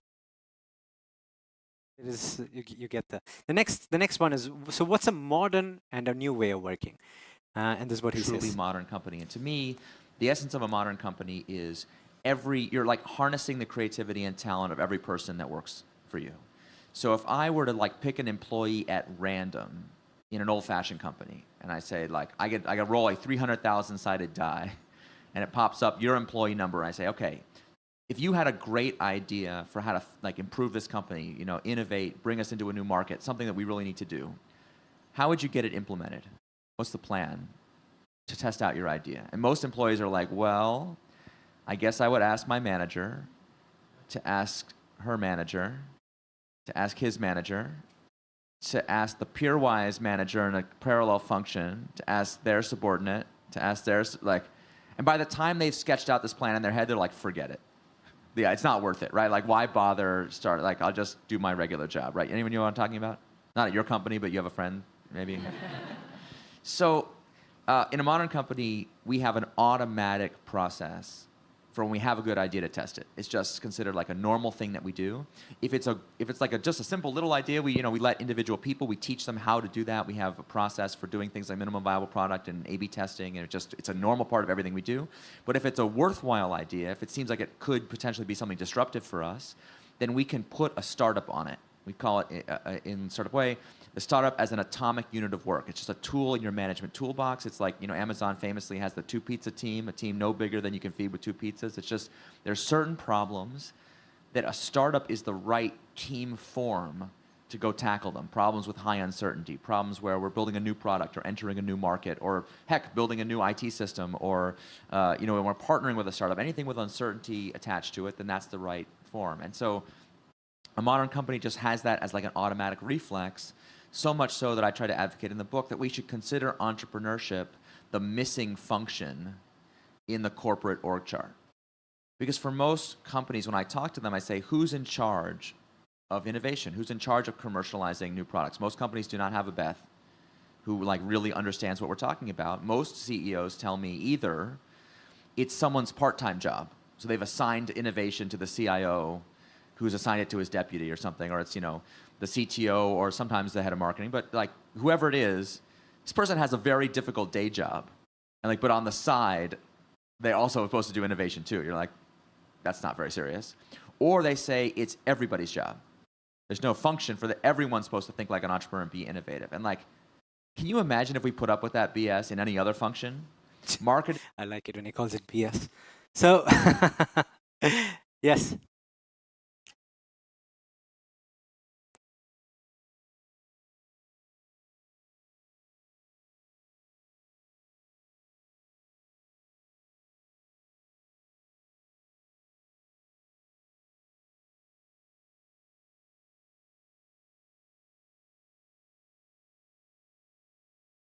No, I think the difference is.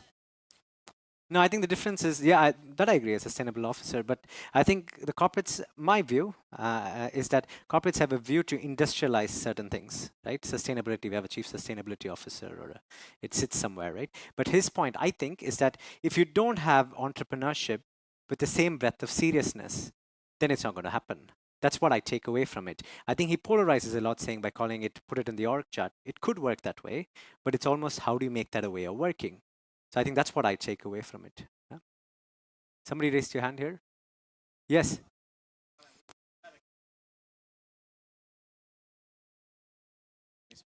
Over the time of our history, and I think the most ingenious one was done by, if I remember correctly, Rich Kaplan, who was leading our customer and partner experience efforts. So we didn't care enough about products and how people experience them, and it needed to be everyone's job.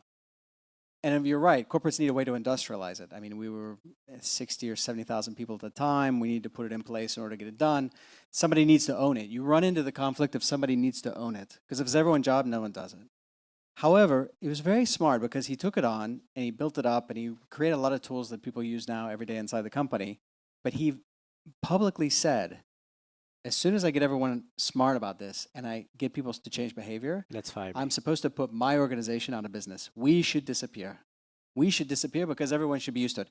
But that's not where we are now. We have to go through the change to change behavior. We have to have owners. We have to do new practices and train people and this kind of stuff. And I thought, yeah, that makes sense. And there are a lot of things we could take that. It's a temporary, it's like a middle ground. It's like an intermediary step that you got to take. And I think a lot of people get stuck in either they don't want to invest or build it, so they don't start it, or they try to cheat by saying this, which is probably what Eric is upset about. It's like, let's just make it everyone's job. Yeah, but everyone doesn't have that skill and that behavior yet. They need to learn, they need to train. Yeah. But our goal is that someday this will go away. Yeah. Because sustainability is everyone's job. Yes. But it's not today, so we got to get them there first. Yeah, I think there's a combination of somebody sparking the fire, training the trainers, making it part of the organization, changing how we measure and the metrics. And we spoke owning it about. for a while. And owning it for a while, and then putting it in the line. Yeah, yeah.